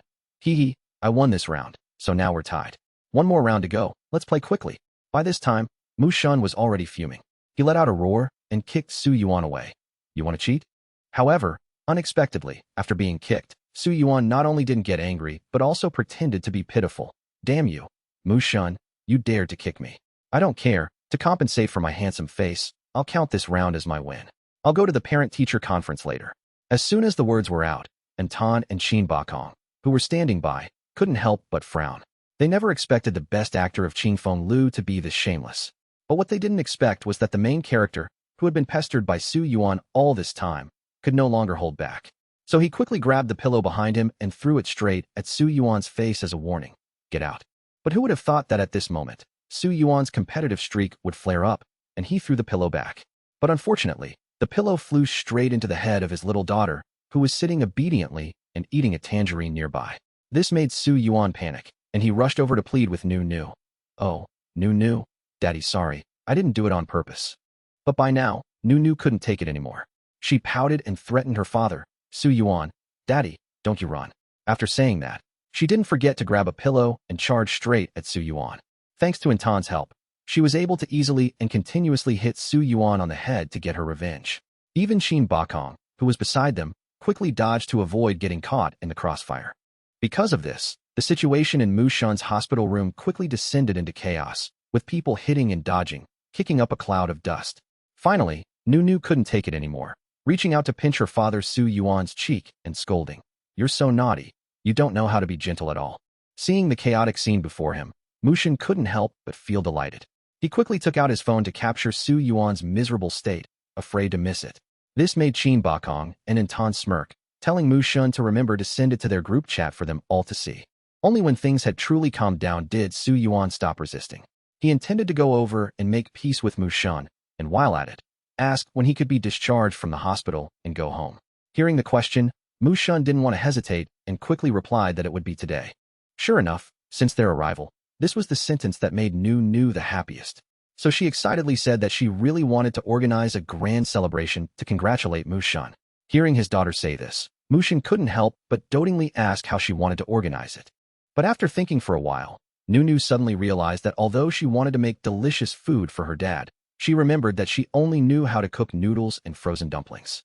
So she still hadn't decided how to organize it. Who would have thought that at this moment, Su Yuan would come up from behind, pat Mu Shun on the shoulder, and say, "This is simple. Let's have a barbecue. After all, grilling food is the easiest. You just have to stand there and flip it over and over. I've seen people do it many times. It's decided, we'll have it at your villa. I'll come too." But this still left Mu Shun a bit confused. Why did Su Yuan have to be at the party? But who would have thought that at this moment, Su Yuan would arrogantly say, "You still dare to ask me? Haha, you better remember, Nu is staying at my house this week. So if I don't go, you can have the party by yourself." After hearing this, Mu Shun's face darkened, and he was rendered speechless. At this moment, Intan cheerfully walked over, leaned on Su Yuan, and joked that he also really liked barbecue. So he would come too. The more the merrier. Besides, a little wine would make it even better. Who would have thought that at this moment, Su Yuan would suddenly look annoyed, directly dodging Intan and pouting, "Get lost, don't lean on me. You're as heavy as a pig." This made Intan angry. "Oh, so you're so light, are you? A grown man acting so effeminate. I can tell just by looking at you wearing skirts all the time." After saying that, the two began to battle with their eyes, neither willing to back down. Even Nu couldn't stand this scene, so she decided to walk out directly. As she left, she didn't forget to warn them, Daddy Su Yuan and Daddy Intan. If you two keep arguing, Nu won't care about you anymore. This statement successfully threatened the two of them, startling them, and they wanted the others to wait for them to catch up. The scene changes to the hospital parking lot, as Nu and the others get into the car, preparing to leave. Unexpectedly, the scheming Su had been observing their every move from a distance, a sinister and strange smile on her face. Sure enough, through this incident, we learned just how terrible Su Yuan's cooking skills were. Because of him, the barbecue party to celebrate Mu Shun's discharge from the hospital was turned from meat into charcoal. Even Nu was scared and lamented. "Daddy, you said grilling was simple. How did you grill it like this?" However, for the incredibly arrogant Su Yuan, he didn't hesitate to blame it all on the grill rack. Because it was too white, it deliberately turned itself black to spite him. As soon as he said it, Nu and Jiang Xincheng were left completely speechless, and even Mu Shin couldn't help but burst out laughing and mock him. At this moment, only Qin Bakong was a genius when it came to eating and studying. He grilled the meat until it was golden brown on both sides and fragrant. Even a useless person like Su Yuan was so attracted that he ran over to Qin Bakong's side to steal a piece. Seeing this, Qin Bakong couldn't help but get annoyed, tapping Su Yuan's hand with his chopsticks. "Get back here, you don't want to work but you still want to eat?" However, for someone as thick-skinned as Su Yuan, how could he give up? So he quickly ran off, happily putting the piece of meat in his mouth as he went. However, when he suddenly realized that except for him, everyone else could grill delicious meat, he became extremely annoyed.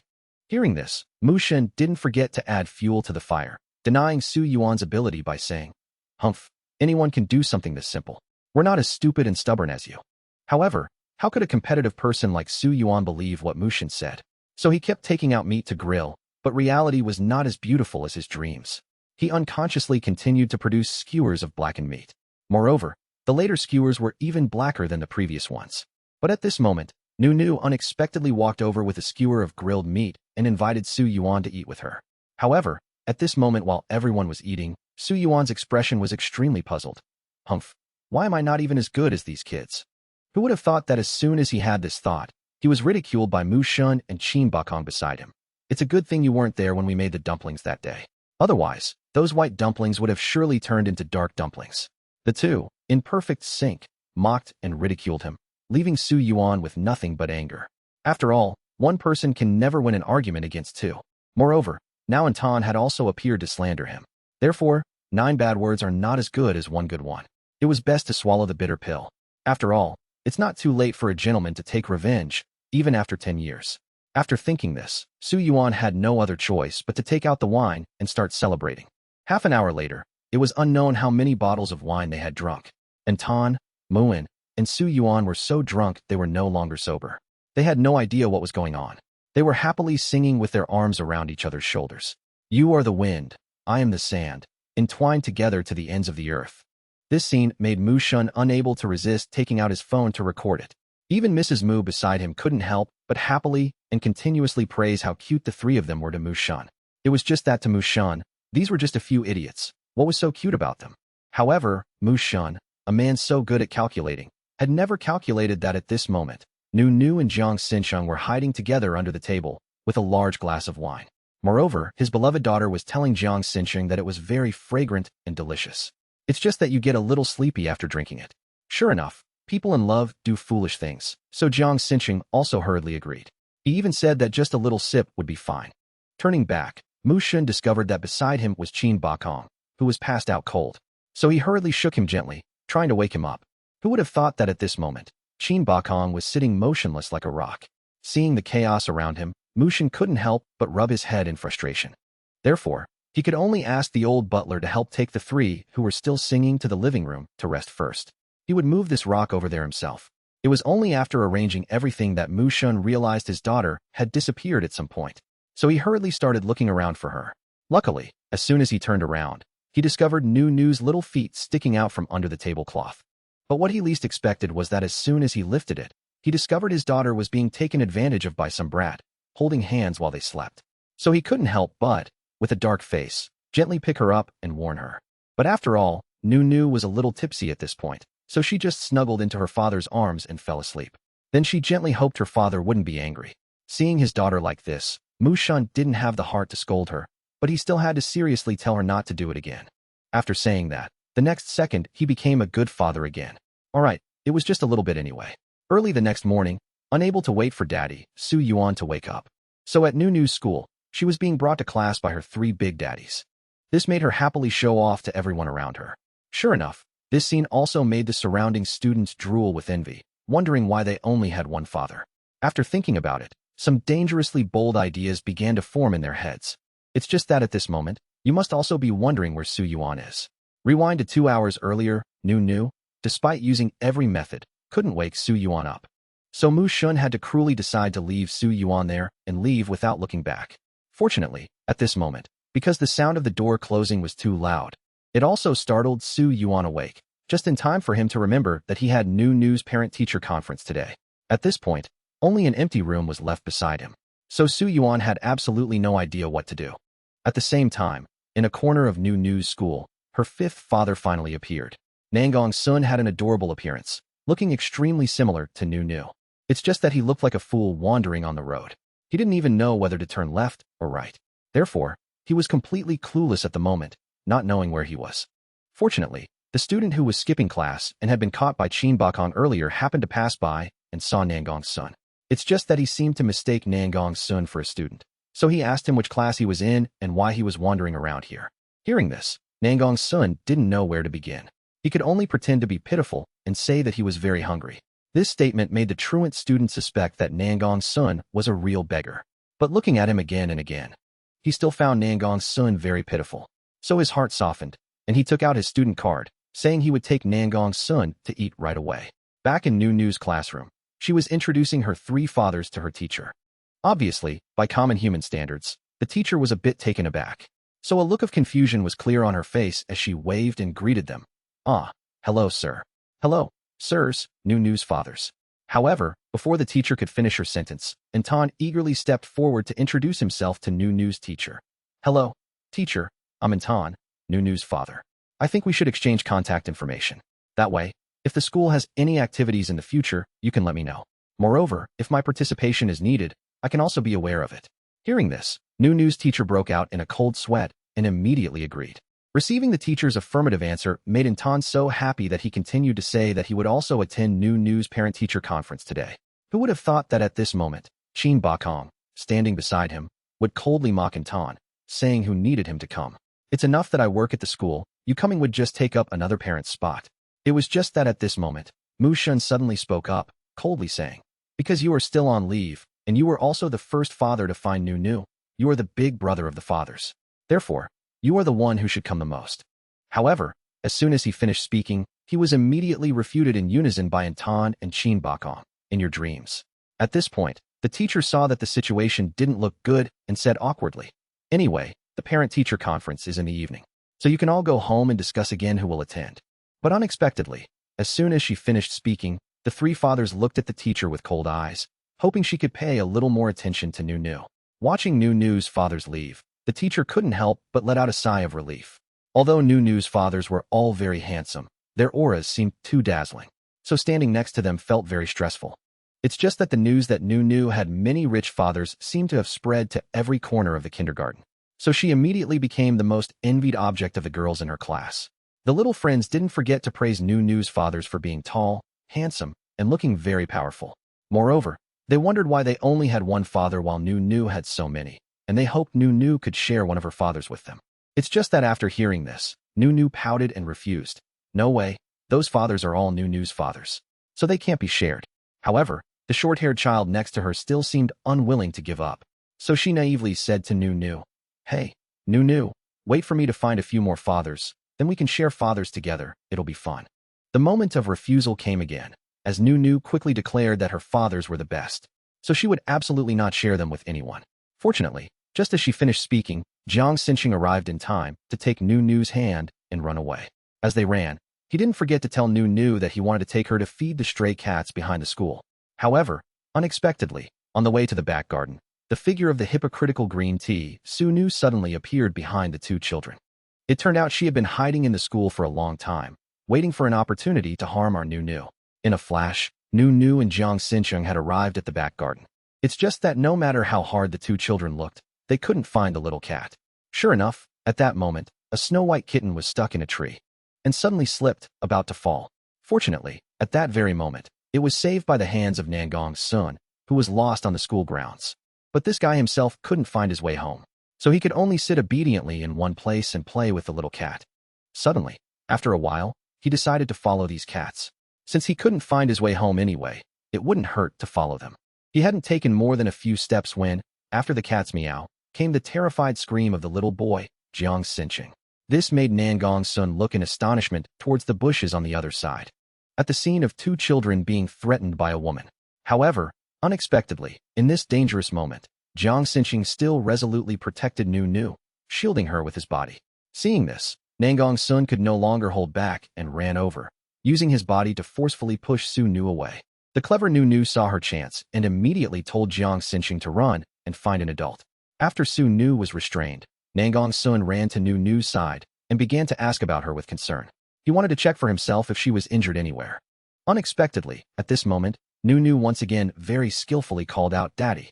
This left Nangong Sun so stunned and confused that he didn't know what to do. However, how could they know that just as the two were dazedly acknowledging their relationship, Su Nu was already standing beside them like a demon? Finally, she couldn't hold back anymore and walked directly towards Nangong Sun. She grabbed his clothes and threatened him, asking what he wanted to do, why he was stopping her. Or was he also that brat's father? Who would have thought that at this moment, Nangong Sun would suddenly act like a child, looking extremely scared. The courage he had just now had vanished without a trace. It's just that even though he was still trembling, Nangong Sun still didn't understand why a woman like Su Nu would want to harm this child.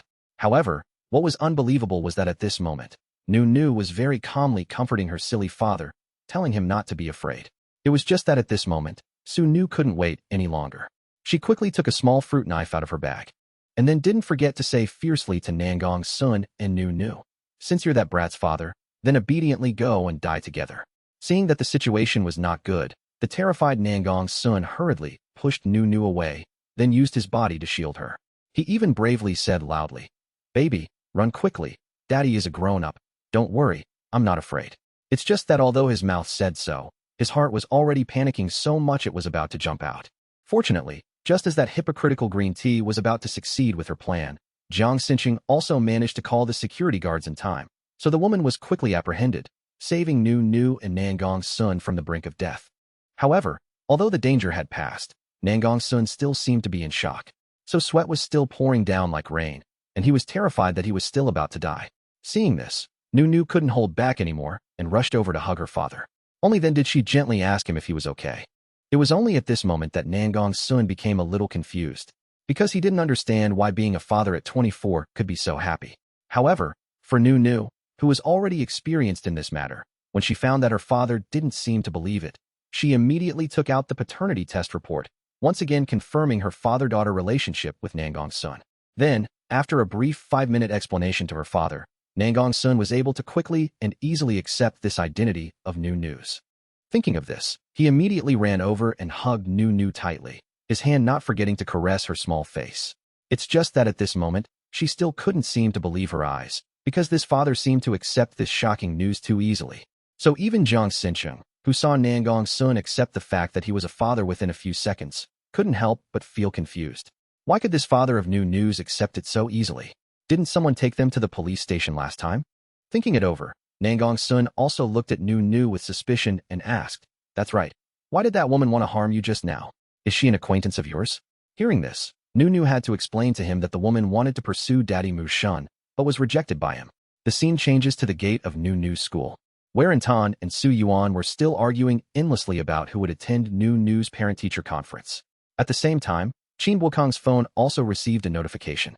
As soon as he opened it, he was shocked to find that his daughter Nu Nu had been attacked at school. So he was extremely angry and shouted at the two who were arguing to shut up. It's just that at this moment, It seemed the other fathers also turned their heads at the same time in shock. What? Nunu was attacked? After saying that, the four fathers were already in a fighting stance. On the other side, Nunu had already brought her fifth father to the teacher's office. It's just that this scene left Nunu's teacher a bit stunned, seeing that her student could actually find another father. This made the teacher unable to believe her eyes. But she didn't seem to mind too much, and just sighed, incomprehensibly blaming Nangong's son. Nunu had clearly reminded him to take this road, yet he could still go the wrong way. Just like that, Nunu had to raise another father. It's just that although Nangong's son was physically an adult, it didn't mean he was mentally mature. Because he had been an unlucky little deer since he was a child, he was kidnapped by human traffickers again as soon as he got home. Hearing this, Nunu couldn't help but ask with concern in a low voice, "So what happened after that, Daddy? Were you sold?" It's just that at this moment, Nangong's son suddenly became extremely proud, because he had long ago invented many things that could be used for positioning. So every time he encountered a mishap, he just had to gently touch those devices, and the kidnappers would be quickly caught. After he finished speaking, the teacher also shyly stepped forward to inform Nunu and her adorable father that the police had finished taking the suspect's statement. But at this moment, she still hoped this father could stay a little longer, because there were a few people who wanted to see him right away. This statement made Nangong's son point to himself in confusion to confirm again. Fortunately, Nunu was very quick-witted at this moment, so she explained to him again that today happened to be the parent-teacher conference. So fathers like him could also come and participate. Hearing this, Nangong's son finally understood everything and immediately smiled and agreed. But he didn't expect that just as he finished speaking, Mu Shun and Nunu's other fathers had already arrived at the door. The moment he opened the door, Mu Shun aggressively demanded to know who it was, who wanted to attend his daughter's parent-teacher conference. But what he least expected was to be startled when he discovered that the person was none other than Nangong's son. After processing this, he didn't forget to turn to Su Yin, shooting him an electric glare and calling him a jinx. Even In Qing and Qin Bakong, standing beside them, couldn't help but nod in unison after hearing this. Unexpectedly, even Su Yin was dumbfounded at this moment, so he no longer had any reason to defend himself.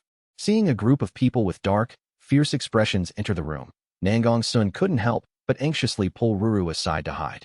Only then did he tremblingly ask who they were. At this moment, Su Yin managed to calm down and contemptuously told Nangong's son that he was also Ruru's dad.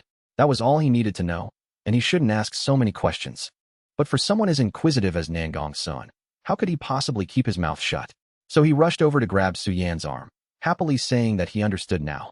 Surely Su Yin and the others were all Ruru's adoptive fathers, while he, Nangong's son, was the biological father. However, who would have thought that these words, as soon as they left his mouth, would make Su Yin instantly furious? "Shut up, I am also Ruru's biological father." This answer left Nangong's son baffled, forcing him to turn to Ruru for more answers. Fortunately, at this moment, Ruru, the experienced little imp, happily said that she was also Nangong's son's biological daughter, and he was also Ruru's biological father. However, at this point, Nangong's son was devastated, screaming in confusion, "Ah, what is going on here? What in the devil's name has happened to me?" Mu Shun, who had been observing from the side, was completely exhausted, putting on an expression that said whoever wants to explain can go ahead and explain. He's not free, he doesn't know, and even if he did, he wouldn't want to say. So find someone else, just don't come to him. It was only after organizing his thoughts for a long time and realizing that Ruru truly had many fathers that he, finding it hard to comprehend, scratched his head and ears. At this point, the blood vessels in Nangong's son's brain could finally resume circulation and thought. His next words shocked the other fathers so much they nearly fell over. "Oh, could it be that Ruru was born from one of you men? Because I remember my old professor once mentioned the concept of male pregnancy. I can't believe that technology has been perfected to this degree. It's truly unbelievable." After saying this, he didn't forget to talk about some of his own bold ideas in the field of research. It was just that at this moment, Mu Shun could no longer stand what Nangong's son was saying, so he directly stepped forward to apply pressure, continuing to scold him in the hope that he would shut his mouth immediately. This caused the timid Nangong's son to become frightened, immediately curling up into a ball. But it wasn't long before he cautiously and reservedly approached Mu Shun once more, hoping he could quickly tell him the truth of the matter. He didn't forget to add that if Mu Shun could tell him everything, Nangong's son might consider letting him be the first to buy and test drive the flying car he had built with his own hands. These words astonished Mu Shun and Qin Bakong, making their eyes light up.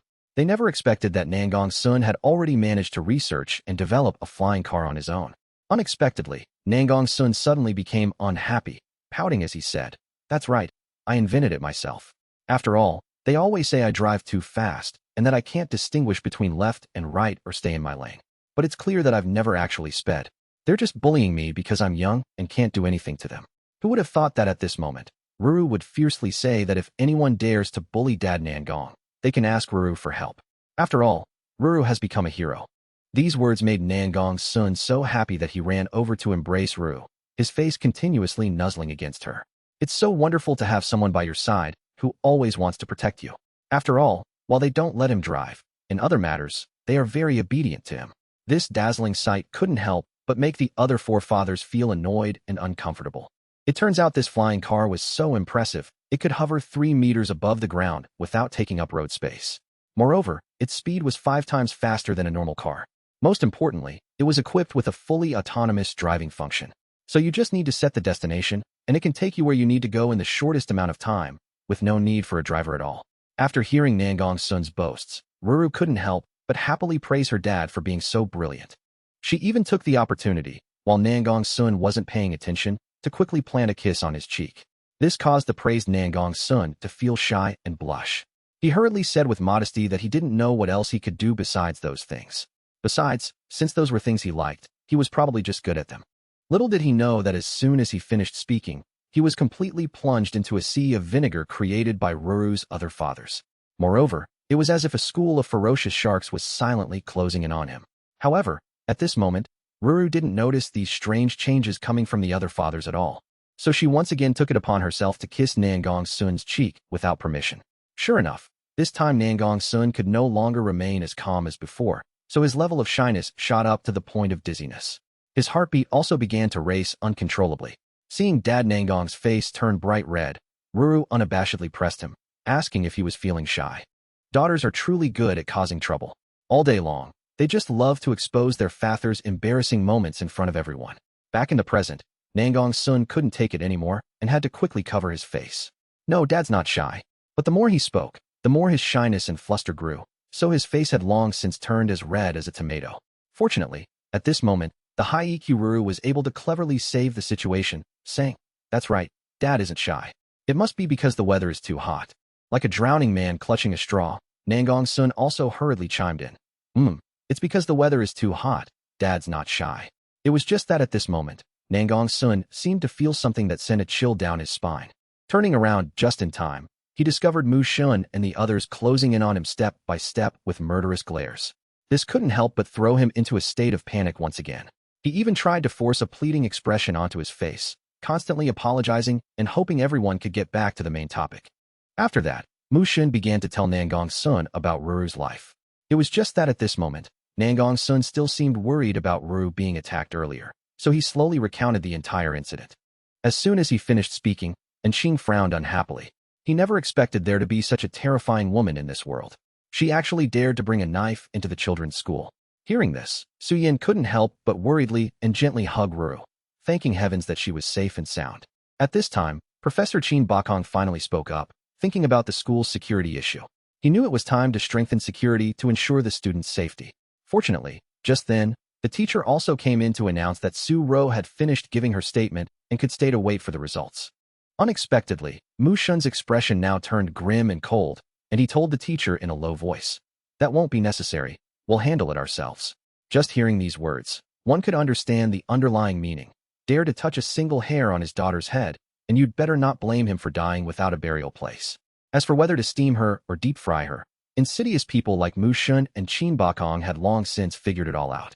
Seeing this scene, the teacher standing nearby couldn't help but become so frightened that she began to stutter. "Dang. For the parent-teacher conference tonight, who will be representing Ruru?" Hearing this, the 5 men said in unison that they would all go together, they would not separate. At this point, once everything was settled, Qin Bakong gently asked Ruru if she wanted to continue with class this afternoon. If she didn't want to, she could rest at home until the parent-teacher conference. But unexpectedly, Ruru firmly said she wanted to go to class. So Qin Bakong could only suggest that Ruru return to her classroom to continue her studies. They would gather in Ruru's classroom later for the parent-teacher conference. After he spoke, the other 4 men began to turn their gazes towards Nangong's son in unison.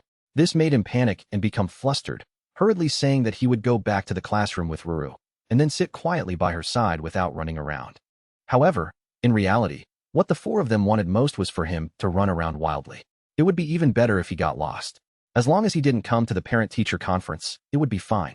Only Ruru suddenly became worried at this moment, wanting to ask Dad Nangong-sun if it was really okay for him not to go home. Fortunately, Nangong-sun was still clear-headed at this moment, saying it was fine, because as long as he turned on his location, someone would come to pick him up when needed. Who would have thought? Speak of the devil, and he shall appear.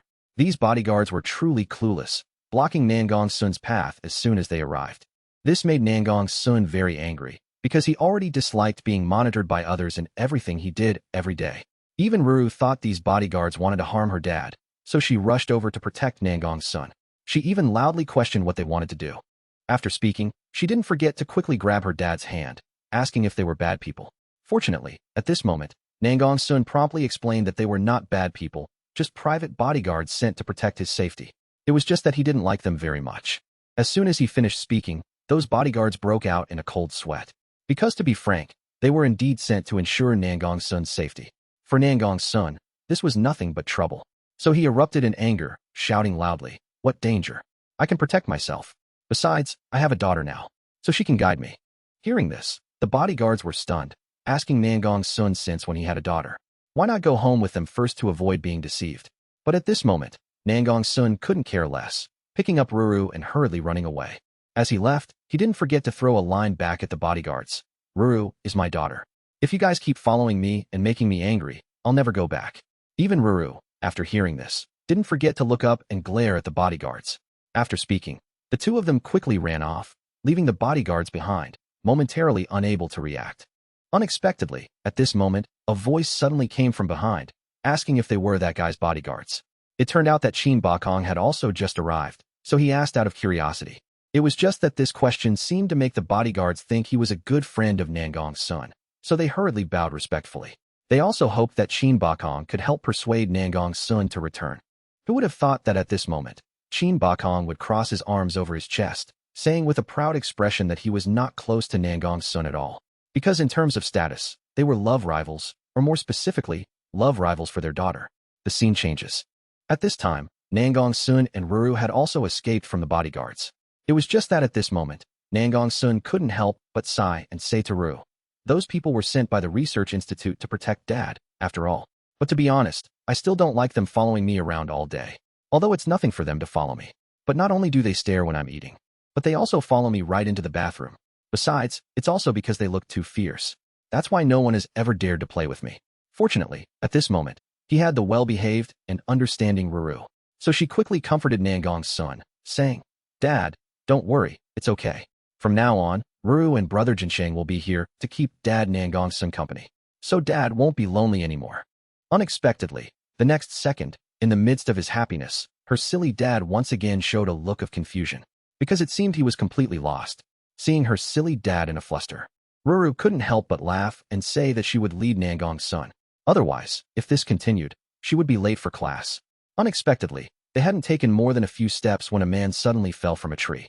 It turned out that the person was none other than the one who had helped Nangong-sun earlier, and also the one who liked to skip class and sleep in trees. This hobby was truly something only he would enjoy. Who would have thought that after just being helped by the person, Nangong-sun would now say that he looked very familiar. He finally recognized him and asked if he was the kind person who had treated him to a meal earlier. But Nangong-sun still didn't understand why he was so seriously injured. It was just that at this moment, the friend suddenly became cold, saying that he had just been in a fight, so Nangong-sun and the others didn't need to worry about him. But for Ruru, it was very difficult for her to ignore it. So she rushed over to grab the student's hand, saying that she must take him to the infirmary, because her dads had told her to. Seeing that it was hard for him to change the persistence of these two pink-haired people, the student had no choice but to helplessly agree to compromise. The scene changes to the school infirmary. At this moment, our handsome Dr. Han was happily reading a book by the window. Suddenly, he noticed that the student who often skipped class to sleep had come again. So he couldn't help but smile and quickly invite the boy to sit down. Fortunately, the adorable Ruru was also there, so she didn't forget to take out a handful of candy to give to the doctor. As she left, Ruru kept thanking Dr. Han. Hearing this sweet voice made the doctor overjoyed. It was just that when he looked again, he found that Nangong-sun had also appeared beside them, which made the doctor suddenly become not so friendly. It also made Nangong-sun feel a little awkward. But in any case, the doctor had returned to his cheerful self, chatting with Ruru, in just a few short seconds. So he also felt much more at ease. It was just that at this moment, Ruru was still very worried about the student, and she said that she wanted to help the doctor bandage the wound. This sentence made the young doctor unable to help but laugh, and then he quickly agreed. After a series of skillful movements by Ruru, a cute little bow was easily placed on the injured student's arm. Seeing this scene made the friend feel shy for a few seconds. Also because he wanted to thank Ruru directly. Dr. Han also gave Ruru a stuffed rabbit he had made himself without any hesitation.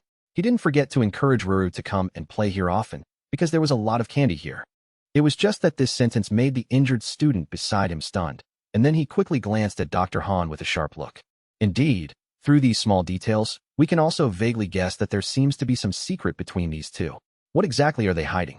Continuing from the previous episode, while in the infirmary, Ruru heard the bell for class and hurriedly urged Nangong-sun to quickly return to the classroom with her.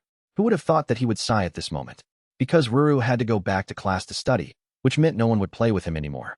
But fortunately, Ruru was very smart, so she comforted Nangong-sun by saying that they could still meet at Ruru's parent-teacher conference tonight, which made Nangong-sun happily agree to obediently stand outside the window and watch Ruru study to avoid getting lost. Hearing this, the two happily agreed with each other's point of view, then excitedly held hands and returned to the classroom. After the two had gone far, Dr. Han behind them began to reveal a dangerous expression. The scene changes to the classroom, while Ruru was concentrating on her studies. The homeroom teacher seemed to be in a hypnotized state, her mind filled with images of Ruru's fathers constantly arguing. Moreover, because she didn't know how to act properly when Ruru's fathers argued, she thought about it, and then looked at Nangong-sun waiting adorably outside the classroom, and she suddenly didn't know whether to suspect if this person was Ruru's father or her brother. Because judging from his appearance and age, Nangong-sun could only be called a brother. It was just unexpected that while she was still busy thinking, the bell for the end of school rang. Then, the father and daughter, Ruru, once again held hands and ran quickly to meet the other fathers. Who could have thought that the words just spoken would shock the teacher so much that her mind went blank, not knowing how many more fathers Ruru had? It was just that she initially didn't expect that at this moment at the school gate, the cheers were already echoing through the area. Because the only reason was that the cars of Ruru's fathers had also arrived one after another. The first person to get out of the car was none other than Chin Bakong. This also made the surrounding female students' hearts pound and legs tremble because of his handsomeness. Oh my God, Teacher Chin is so handsome. He truly is the heartthrob of 10,000 people with his cold gaze. Immediately after, and Chin, who was in the same car as Chin Bakong, also got out, holding a lollipop in his hand. At this moment, the noise was completely drowned out by the screams of the male students. Because of Chin's domineering aura, there was even a male student who cried from overexcitement. Then, the one who should have arrived finally arrived. At this moment, Mu Shun and Su Yen had also gotten out of the car. It was just unexpected that as soon as Su Yen got out, he was immediately surrounded by female fans. Moreover, as soon as they arrived, they began to chant slogans in support of Su Yen. This made Mu Shun unable to help but sigh in dissatisfaction. It turned out that the person who shouldn't have come the most was you, Su Yen. Hearing this, Su Yan's initial radiant smile suddenly disappeared, leaving only a stiff, flustered expression. At this moment, Su Yen only wished Mu Shun was a scarecrow, so he could vent his anger at any time. It was just that at this moment, because he had to face a crowd of fans, he could only quickly return to his professional smile. With that thought, he said that the exams were coming up, so he hoped everyone could go home quickly to study. Because he came here today not as a famous star, but just as a father attending a parent-teacher conference. It was just unexpected that as soon as he said it, it caused the fans to erupt. Oh my God, so the great movie star's daughter also studies here. Oh my God, the person with the heartthrob is so handsome, and there are even 4 lofty and handsome men, wearing 4 different styles of clothing. Today is truly a lucky day for us. It was just unexpected that at this moment, Su Yen suddenly glanced over and discovered Ruru happily talking and laughing with Nangong-sun. So a considerable flame of anger suddenly rose in his heart. This made him unable to help but quickly find an excuse, hoping his fans could go home first. After that, at this moment, Ruru had also gathered all 5 of her great fathers. So she couldn't help but shout with joy, "Dads, let's go in." But this was Ruru's happiness. But not necessarily the teacher's happiness. Because at this moment, it was also time for her to deal with Ruru's 5 domineering fathers, all by herself. This made the teacher unable to help but be constantly flustered. She was even so nervous that just saying a simple greeting required her to cough repeatedly. Jiang Jincheng, seeing this from the side, was not afraid at all and quickly stepped forward to greet the uncles. It was just that at this moment, if he thought of Ruru, He just wanted to directly call these men his fathers-in-law. At this moment, Ching and Nangong Sun knew at a glance. This brat wanted to take advantage of their daughter, and even had designs on their little girl. So the two couldn't help but feel dissatisfied, scanning Jiang Jincheng from head to toe with scrutinizing eyes. They stared so hard his scalp was about to explode. Who would have thought that at this moment, a familiar figure suddenly appeared outside the classroom door, secretly eavesdropping? It turned out the person who came was none other than the purple-haired girl who had bullied Ruru at the Mu family's large villa. Could it be that seeing Ruru have so many capable fathers attending the parent-teacher conference, while she could only go with a driver, a sense of jealousy suddenly arose in her heart. At this moment, she seemed to wish she could immediately rush into the classroom and strangle Ruru. Fortunately, at this moment, her brother beside her couldn't stand it anymore, quickly stopping her and advising his sister not to act rashly, because there were many people watching right now. Moreover, just by looking at Ruru's 5 fathers, one could tell how rich and high status they were. So no matter what, since his sister was still young and didn't understand things, it was best to just apologize quietly. If she didn't, then don't blame her brother for not reminding her. But who would have thought that this girl absolutely did not want to apologize, and moreover, was determined not to give up. So she hoped her brother wouldn't stand there daydreaming, because she would absolutely not do that. Who would have thought that her brother would suddenly tell her that just a verbal apology would be enough? Because this was a delaying tactic, to retreat 1 step in order to advance 100. So he wanted to let his sister first gain Ruru's trust, then take the opportunity to snatch away what Ruru couldn't have. The scene changes to the hallway on the way back to the classroom, as the teacher was leading Ruru and her several fathers back to the classroom for the parent-teacher conference. She suddenly sneezed twice in a row, making the fathers beside her feel flustered. Su Yin even more hurriedly stepped forward to ask about Ruru, because he was worried she had caught a cold. Mu Shun and Qin Bakong beside them even wanted to take her directly to the hospital for a checkup and not attend the parent-teacher conference anymore. This made the teacher beside them extremely embarrassed, because she didn't expect that just a few sneezes would make these fathers so worried. Thinking of this, she hurriedly explained that Ruru's health was fine, there was nothing wrong, so everyone didn't need to worry too much. Until Ruru confirmed that she was fine. After all, it was just a light sneeze. Hearing this, the fathers were finally completely relieved and slowly walked into the classroom. It was just that their gloomy and domineering aura seemed to naturally exist in their blood. So, as soon as they entered the classroom, they immediately became the subject of everyone's excited chatter. Not only that, but some parents and students also couldn't help but be attracted by their handsome appearances. However, ignoring all the chatter around them, Nunu's 4 fathers sat beside their daughter. This made Nunu wonder if it was a bit cramped. Hearing this, Tadian couldn't help but interrupt, firmly stating that it wasn't cramped at all. As long as he could attend his daughter's parent-teacher conference, he could sit even if it were more cramped. Unexpectedly, Nunu then noticed that Father Nam Kung Tuan was nowhere to be seen, so she hurriedly asked everyone where he had gone. Seeing his daughter looked worried, Tadian hurriedly explained that because Nam Kung Tuan had a new experiment to conduct, he had asked for permission to leave early. But in reality, Tadian and Nam Kung Tuan had a private agreement, the price being that Tadian would later pull Nam Kung Tuan into the Fathers group chat.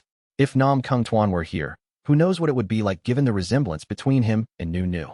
Unexpectedly, just as he thought of this, a little child suddenly ran over, saying she wanted to trade fathers with Nunu.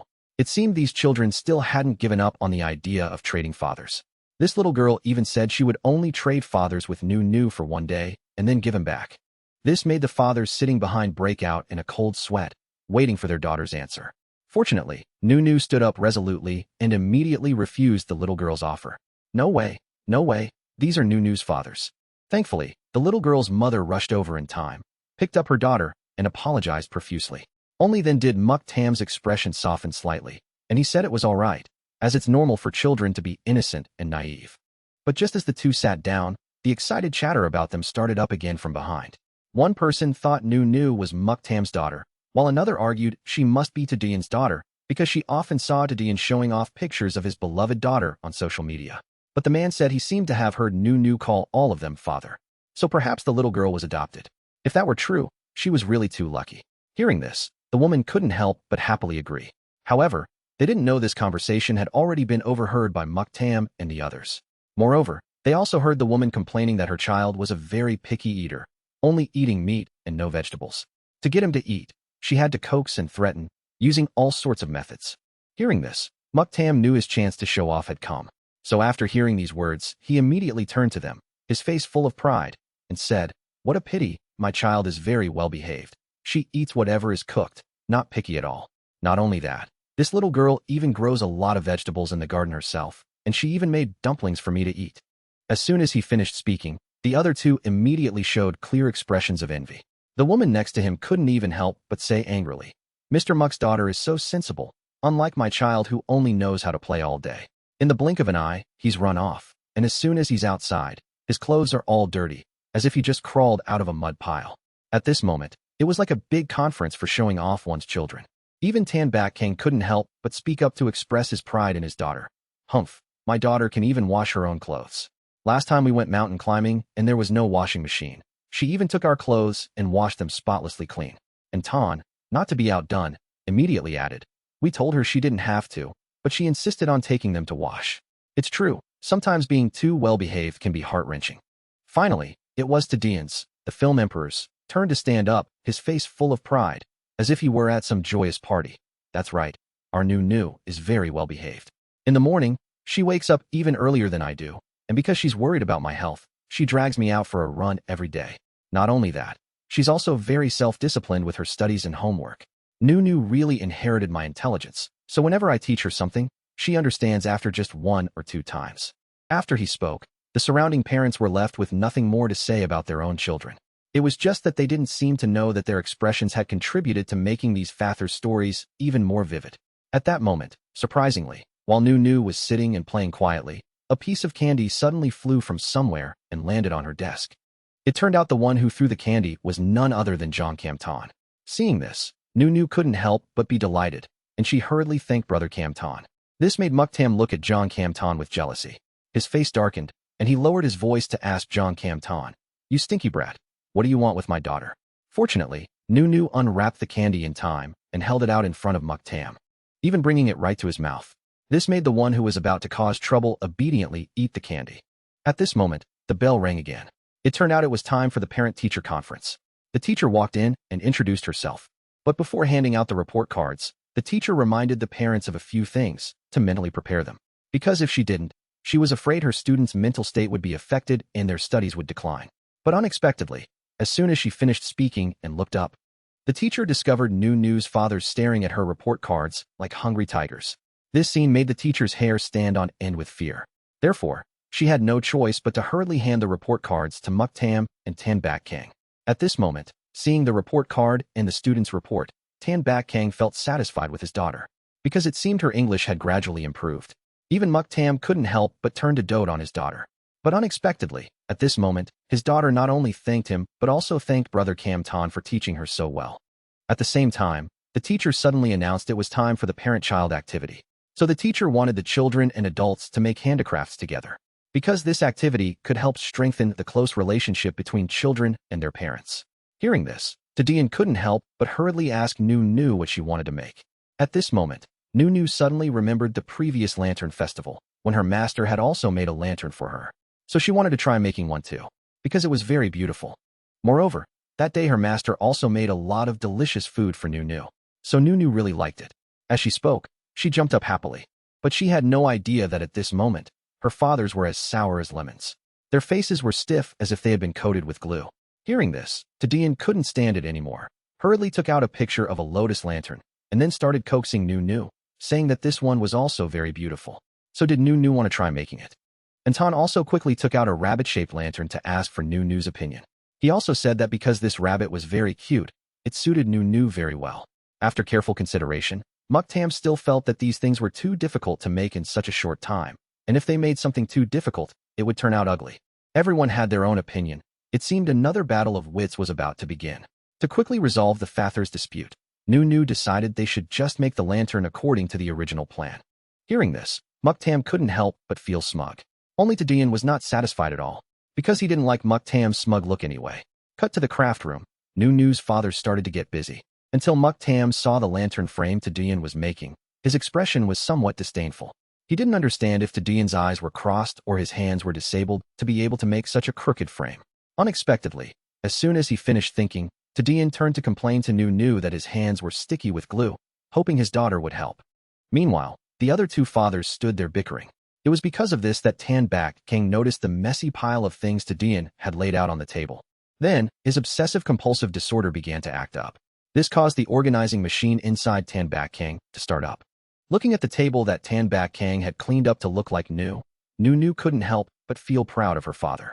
At this moment, Muktam also quickly realized that Tan Bak Kang seemed to have obsessive-compulsive disorder and loved neatness and order. Because before he could even ask, Jong Kam Tan had already answered for Tan Bak Kang. He confirmed that he really liked neatness and order. Moreover, both his office and bedroom were very neat and tidy. Hearing this, Muktam couldn't help but fall into deep thought. After a long moment of contemplation, Muktam began to assign tasks. He quickly handed the lantern frame to Tan Bak Kang. Then, he began to delegate. He and Tadian would be in charge of making the frame. Nu and Jong Kam Tan would string the beads together. As for the drawing on the outside, Tan would be responsible, because he was the best at drawing. After the tasks were assigned, everyone began to work. Even Tadian and Tan worked with unusual seriousness. This scene made the teacher unable to believe her eyes. Wow, Nu, you and your parents have done a great job. Hearing that, Nu couldn't help but say proudly, yes, my fathers and I made this together. How could it not be beautiful? Even Tadian couldn't resist wanting to quickly show off their creation on social media. Finally, the parent-child handicraft activity came to an end. After looking at a series of finished products, the teacher couldn't help but praise the work of Nu and her fathers. Hearing that, the whole class burst into warm applause. It was just that some other parents still sighed, wishing they had a child like Nu. That way, whether rich or poor, they would have nothing more to wish for. Looking at the flawlessly perfect lantern that Nu and her fathers had made, Tadian couldn't help but feel an indescribable sense of pride. Holding the lantern in his hand, he couldn't help but ask Nu who she wanted to give it to now.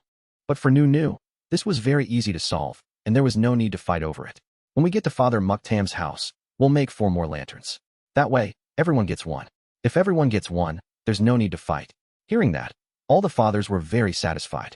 At this moment, Tadian also started taking out his phone to take pictures and post them on social media to share with his friends. As soon as he posted it with the caption, "This is my daughter's academic achievement today. School was fun, and I got to make handicrafts with my child. It's truly wonderful." The entire trending search list became Tadian's stage for showing off his child, with the top 5 searches all related to Nu's name. This made Tadian smile with satisfaction, sighing that today was truly a perfect day. Afterward, when the teacher announced the end of the meeting, Nu happily held her lantern and called for her fathers to go home. Seeing his daughter so happy, Muktam couldn't help but run over and hug her. Then, the scene of 4 fathers escorting one daughter appeared. It was a picture that was both perfect and intimidating. But unexpectedly, as soon as they stepped out of the classroom door, Muktam and the others were surrounded by reporters. They didn't even hold back, directly pointing their microphones at Muktam and Nu, asking, "CO Muk, may I ask if Nu is your biological daughter?" This question made Muktam frown.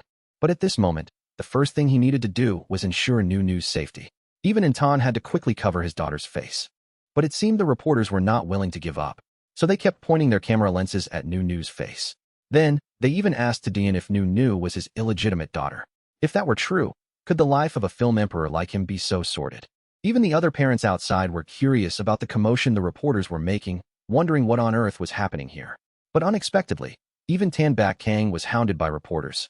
"Professor Tan, may I ask what your relationship is with them? And what is Nu to you? Could it be that she is a child you all adopted together? If that's the case, why did you only adopt one child at the time?" As for Tan, while he was standing by, shielding Nu, he was jostled by the reporters' cameras. They relentlessly asked questions while closing in on Tan. They wanted to ask if he always spoke to his father with a hot-tempered, impatient attitude. And what was the story about him hitting his own father? Was it true or not? At this point, Tan could no longer hold back, so he directly smashed the reporter's camera to the ground. The camera shattered into pieces as a result. The reporter holding the camera was also threatened by the looks and tone of Tan and Muktam. The two of them didn't forget to fiercely curse at them to get lost. It was just that the two of them seemed to have forgotten how thick-skinned and terrifying these reporters were. They still refused to give up, trying time and again to get a close-up of Nu's face, and continuously poking at the father's sore spots. This made even the usually calm Tan Bak Kang unable to hold back his anger. At that very moment, seeing the camera lens about to be pointed at Nu, Tan could no longer bear it, and immediately smashed it. But it seemed this group of people wouldn't shed a tear until they saw the coffin. So when they saw Tan do this, they immediately pretended to be pitiful and blamed everything on Tan. They even pushed their luck, starting to say shameless things aimed at Nu. Finally, Muktam couldn't take it anymore and couldn't help but roar, "What are you people saying? Who is slandering whom? Who taught you to do this? Where are the guards? But unexpectedly, at this moment, a reckless reporter, taking advantage of Muktam's inattention, tried to sneak a photo of Nu. Fortunately, Tadian spotted it in time and quickly pulled him away, then gave him a mighty kick. The reporter was beaten so badly he had no strength to fight back and could only lie rolling on the ground.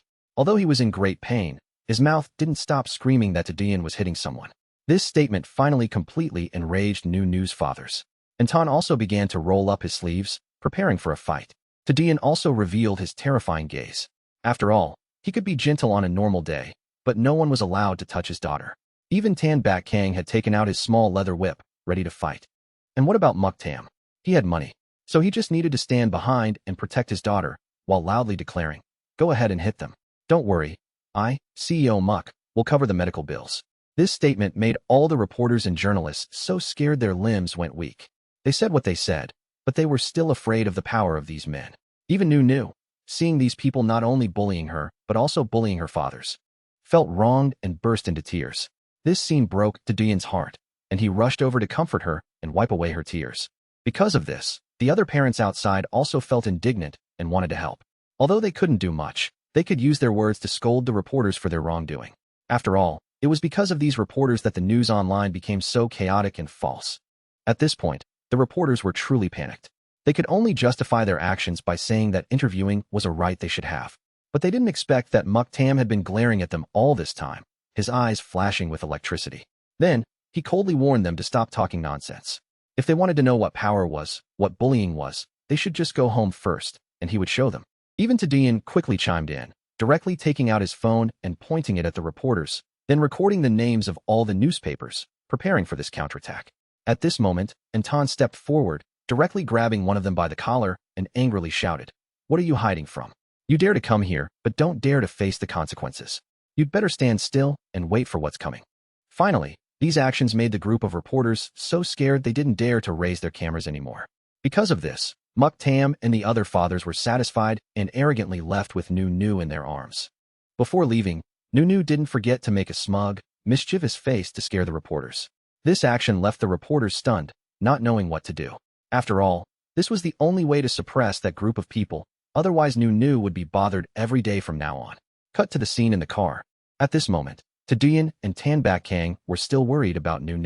The two men surrounded Nu, doting on her, comforting her, and asking how she was. But unexpectedly, she gently shook her head, then grinned, hoping her fathers wouldn't worry too much. Because she wasn't scared at all. She only did that to scare those nasty reporters. Because they dared to bully Nu and her fathers too. After all, what's so proud about adults bullying children? They should be ashamed. Hearing this, Tan Bak Kang was silent for a few seconds, then asked Nu, "Does that mean our little girl was just pretending to cry earlier?" This statement startled Nu slightly, and she glanced at her father Tan Bak Kang. Her fingers fidgeted together as she admitted her mistake. "Father, did Nu do something wrong?" But at this moment, Muktam shook his head and smiled, then praised Nu for being very smart, because what she did was very good. However, to prevent his little daughter from getting hurt in the future, he would not allow such a thing to happen ever again. Returning to Muktam's villa. To give the fathers some private space to discuss how to completely solve this problem, Muktam coaxed Nu to go to sleep first. But Nu had always been very smart, so she immediately guessed that her fathers wanted to talk about those reporters. So she vaguely told Muktam that Nu didn't like them either. They dared to bully her father and her, so she wanted her father to help her get revenge. Hearing this, Muktam couldn't help but dotingly stroke Nu's soft little head. But since this was a matter for adults, Nu should just let the adults handle it. A child's job was to be good and go to sleep first. Receiving this answer, Nu was relieved and rubbed her eyes, preparing to sleep. Before sleeping, she didn't forget to remind her fathers not to stay up too late. Muktam gently kissed Nu's forehead, wished his daughter a good night, then gently turned off the light and returned to the living room. Sure enough, downstairs, Tadian had already investigated the identities of many of the reporters present at the school today. He also found out that they had dared to collude with other entertainment companies to smear him. Thinking of those dirty deeds, Tadian couldn't help but angrily curse them as beasts. But hearing this, Tan Bak Kang didn't quite agree, because comparing them to beasts was too unfair to beasts. Moreover, they were committing illegal acts anyway. So Tan Bak Kang wanted to ask what Muktam planned to do. At this time, some newspapers, and some who weren't afraid of death, had already started publishing articles slandering Nu and her fathers. So this time, Muktam had his own plan. But But he didn't expect that so much news had been published in such a short period of time. There was Anton hitting someone, Anton being unfilial, then Tadian not maintaining his image and bullying others, being too arrogant. And there were even people saying Muktam used money to buy a daughter. Sure enough, with just a few sensational headlines, many people started cursing everyone without looking into the matter, following the trend and piling on the blame. Thinking of this, Muktam started to ask Tadian if he worked in the entertainment industry. Did he know who was behind those companies and reporters? But for Tadian, he knew even more than that, because he had long anticipated their dirty tricks. After all, it was clear that the original video had been heavily cut and edited, leaving only the malicious, slanderous parts. Even the comments explaining what happened at the time had all been deleted. Hearing this, Anton was furious, his hands clenched into fists, wanting to go get revenge. Unexpectedly, at this moment, Tan Bak Kang was unusually calm and advised Anton not to be rash, because the most important thing now was to try to find people like them, who were also victims, then gather together to condemn those entertainment companies. If they could do better, they should find evidence of them being slandered. Hearing this, an idea suddenly flashed into Dian's mind, thinking of someone who could help them with this. Thinking of this, he immediately pulled Nam Kung Tuan into the Fathers group chat. Seeing the group message notification, Muktam couldn't help but reflect and blame himself. Why hadn't he thought of this person sooner? But at this moment, the other fathers were busy typing, setting their nicknames to declare their claim on their daughter. Tadian even posted many pictures of himself and Nu to show off. Seeing these things made Nam Kung Tuan lose all focus on his work, just repeatedly saying that he wanted to quickly save his daughter's pictures to his device. This made Tadian resentfully curse the brat Nam Kung Tuan for being so two-faced. But because the topic had strayed too far, Muktam had to pull them back to the main issue, saying that they needed Nam Kung Tuan's help. Hearing that it was about to involve Nu, Nam Kung Tuan immediately agreed without hesitation, becoming much more proactive. Afterward, Nam Kung Tuan appeared at Anton's gaming club, and at Nam Kung Tuan's request, Anton also connected and reinstalled all the equipment. But at this moment, Anton still didn't know what Nam Kung Tuan wanted to do, so he was still a bit curious. Unexpectedly, Nam Kung Tuan didn't bother to explain, just acted in silence, leaving Anton and the surrounding audience full of anticipation and curiosity. After an hour of busy work, Anton was still typing on the keyboard non-stop. It looked like he was about to succeed. This scene captivated Anton, and he watched intently. He never expected that this seemingly foolish brat was a top-tier hacker. However, he didn't forget to remind Nam Kung Tuan that he only needed to copy the chat history from the reporters' phones. After saying that, Anton immediately sent a screenshot of the chat to Muktam. Now, the curtain of truth had finally been lifted. It turned out that the person behind this whole incident was none other than Muktam's rival company. Receiving this news, Muktam's expression couldn't help but turn terrifyingly dark. So it's the Zhao group. I thought no one would make the same mistake twice. It turns out they're tired of living. It's time to let them close their doors for good. At this moment, Su Yan, who was sitting beside them, was also planning to contact his company's public relations department, preparing to expose the true faces of those reporters. Even Qin Bakong brought good news, saying that he had invited a university classmate, who is now a lawyer, to help with the lawsuit for free. The seamless cooperation of these dads was truly not to be underestimated. Very quickly, all the baseless and slanderous remarks online were scrubbed clean. Those wretched people didn't even have time to react before they were rendered powerless. Ruru's bullies were also sent to jail by the dads, awaiting their trial. The companies pulling the strings from behind were also dragged into the light. The tide of public opinion thus turned once again. Many people, after learning the full truth behind the matter, couldn't help but be extremely indignant. Even Lin Mimi, a fan of Su Yan, started posting videos to expose the truth. She said that when she had posted the truth back then, many people had threatened her and posted defamatory photos of her. She added that thankfully, Su Yan's company had provided legal support at the time.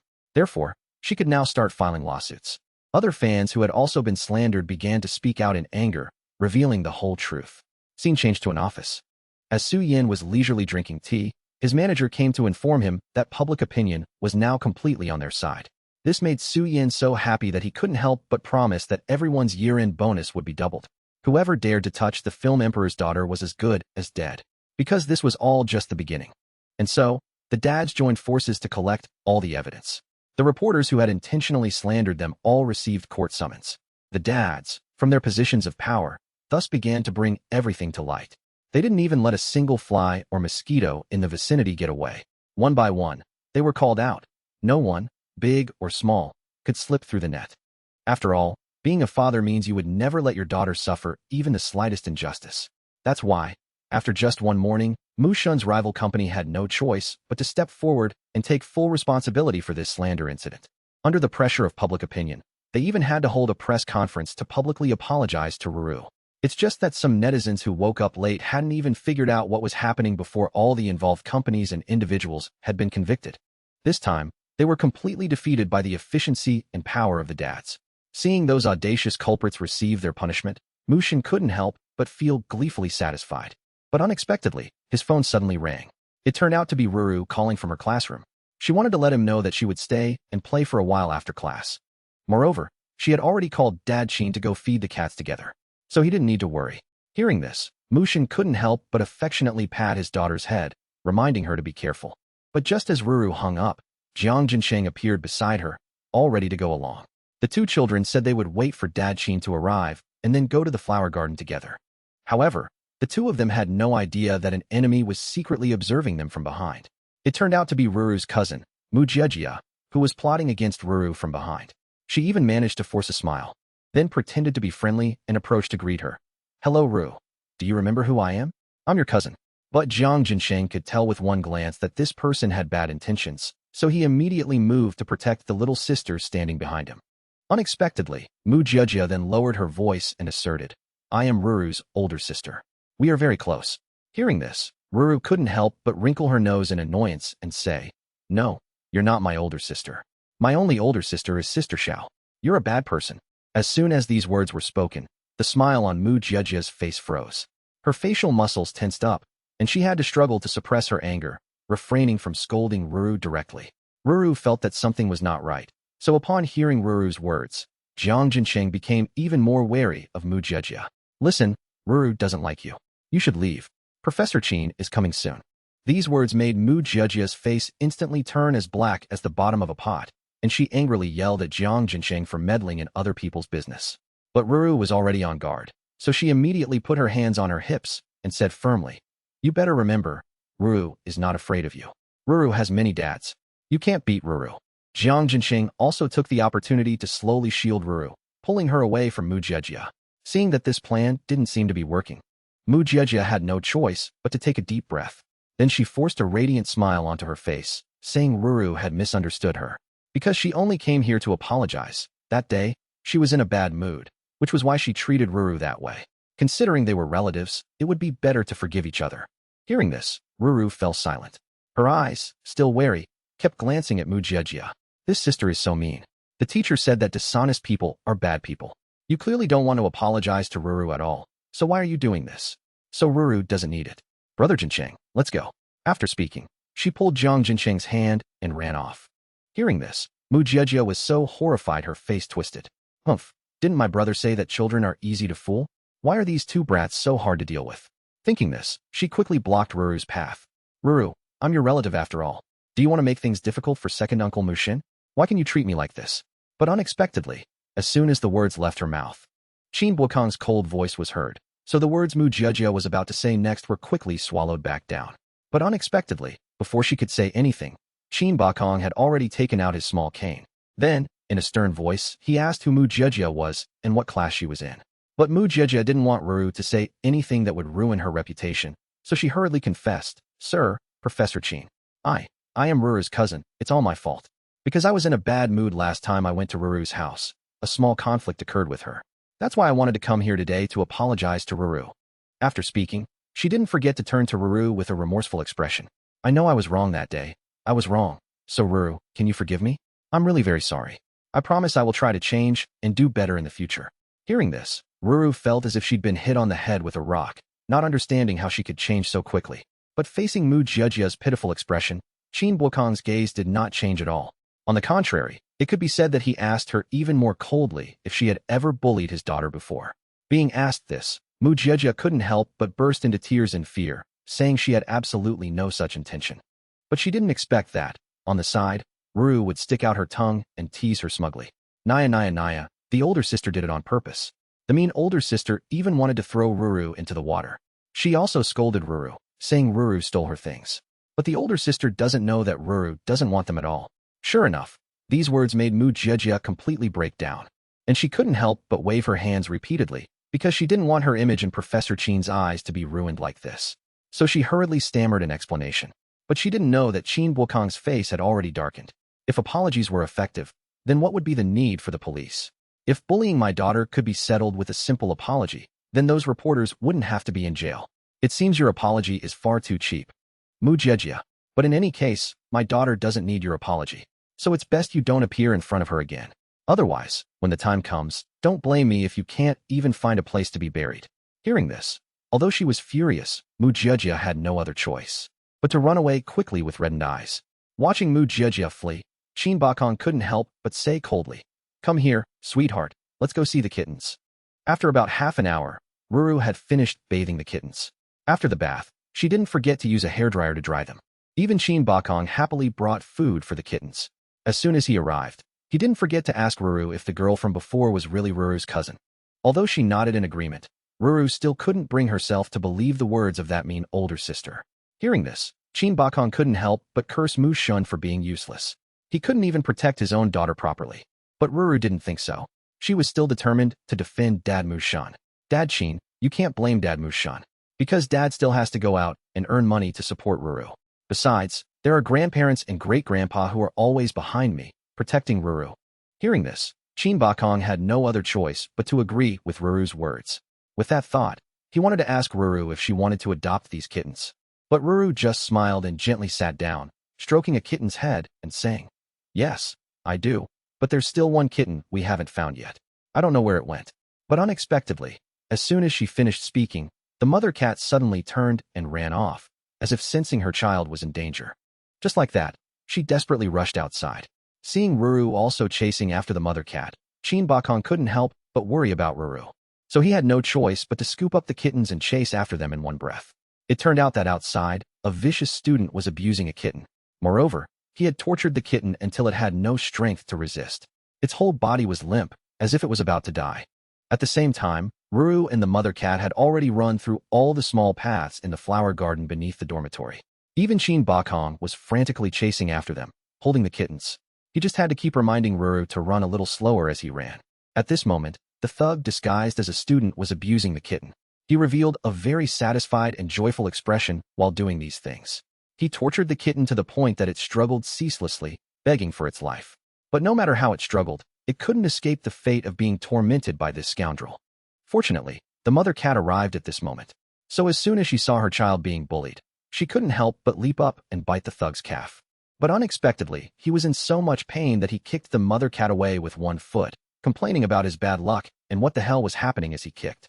Moreover, because of his long legs, he kicked the mother cat all the way to the large tree opposite them. So by the time Ruru arrived, the mother cat had already been tortured by that scoundrel to the brink of death. Seeing this scene, Ruru couldn't help but use her body to push him to the ground. Luckily, the kitten that was kicked away was caught in time by Qin Bakong, who was outside. So there was no serious problem. But it wasn't so lucky for the mother cat. So Ruru was really worried about the mother cat's safety. Thinking of this, she wanted to take it to the hospital with Qin Bakong. Afterward, Qin Bakong ordered several security guards to watch over the thug, and only then did he go to the veterinary hospital with Ruru.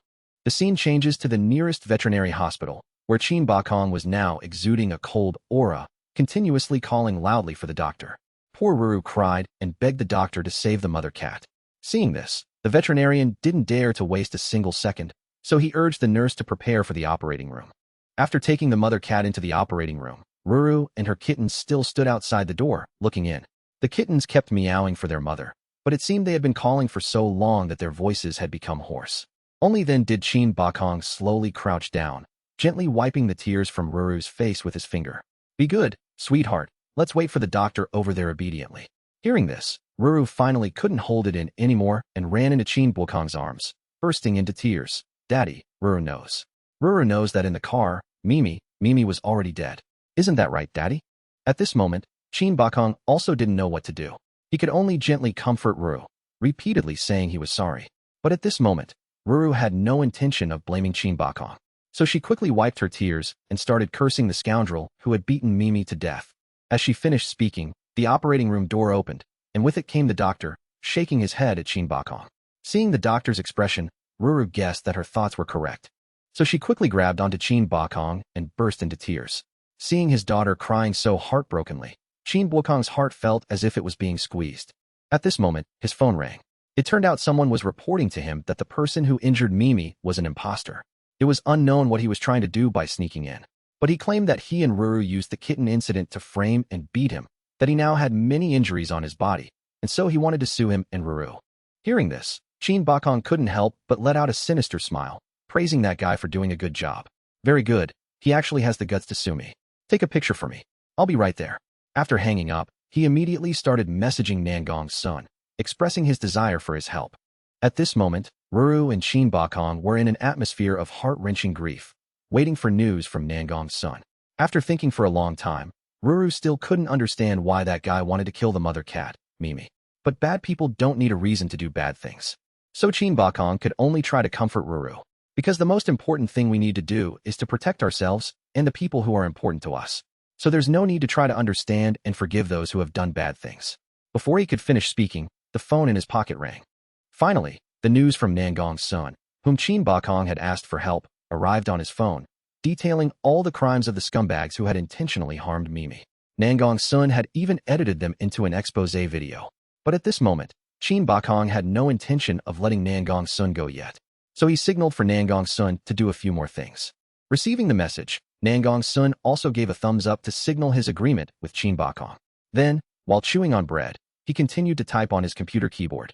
Although he didn't want to do these things from the beginning, that guy was really too much of a scumbag. And very despicable, too.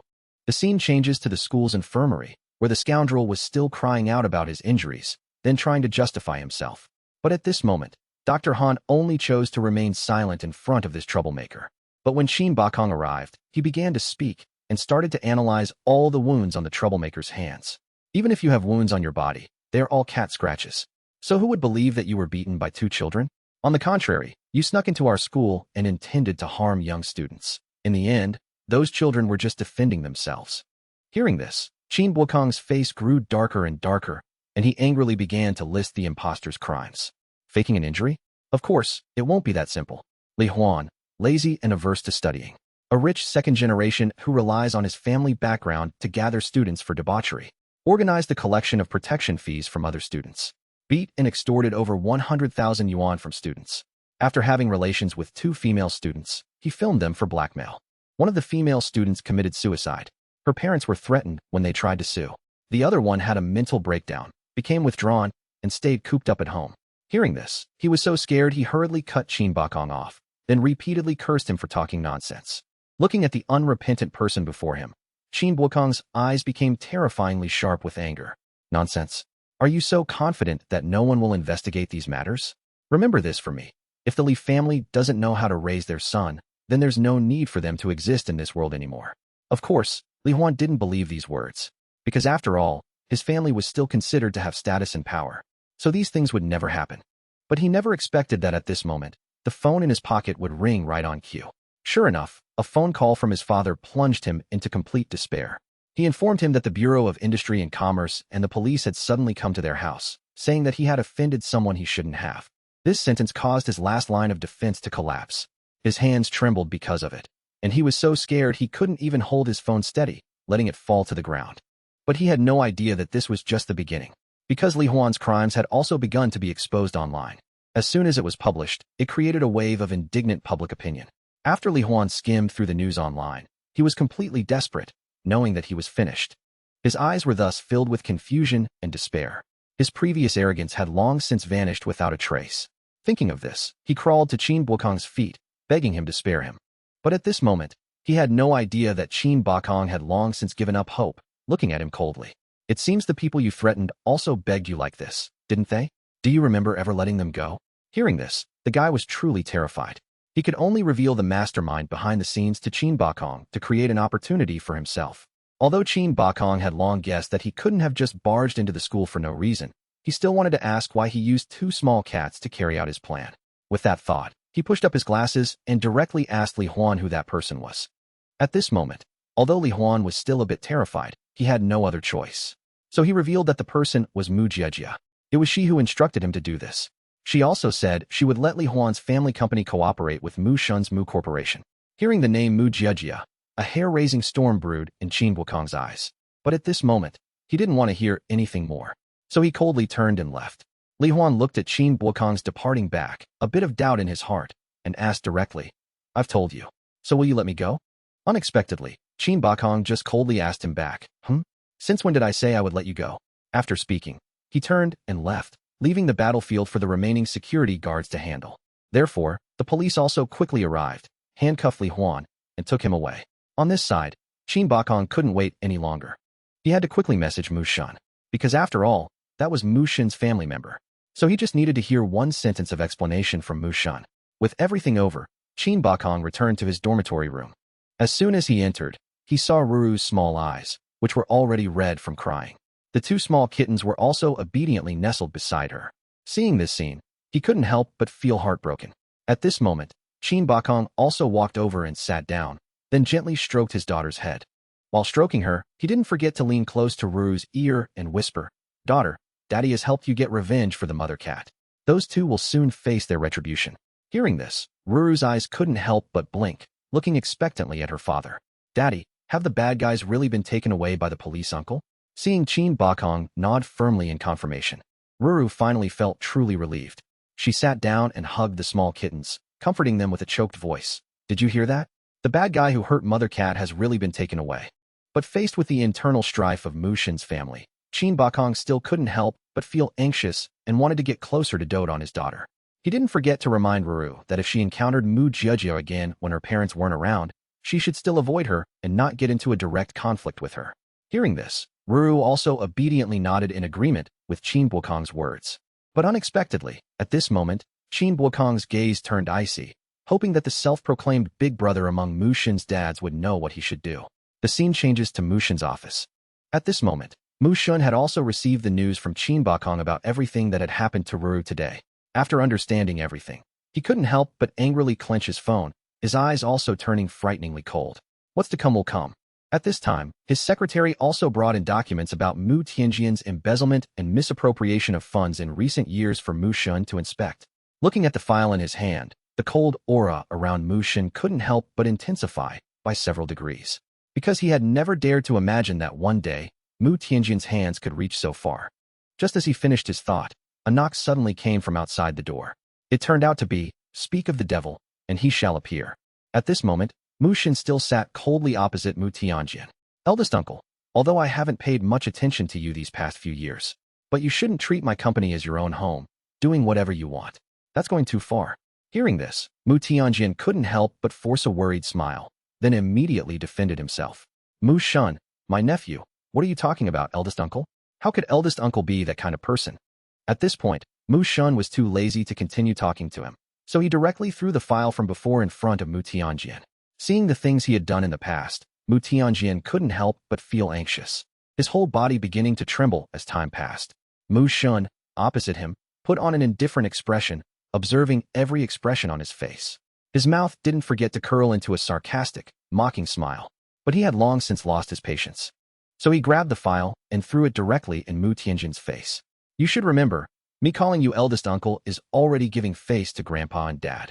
As the adopted son of the Mu family, you should remind yourself not to dream of things that don't belong to you. Have we treated you too well, so you've forgotten your own status? Hearing this, the resentment hidden in Mu Tianjian's heart for so many years completely erupted.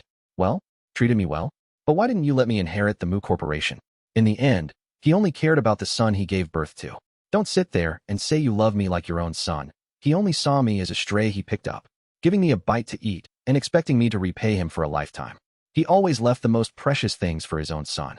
If he really treated me well, why did he hand over the entire Mu family fortune to Mu Tiankai? But at this moment, he had no idea that Mu Shun had finally heard the words he wanted to hear.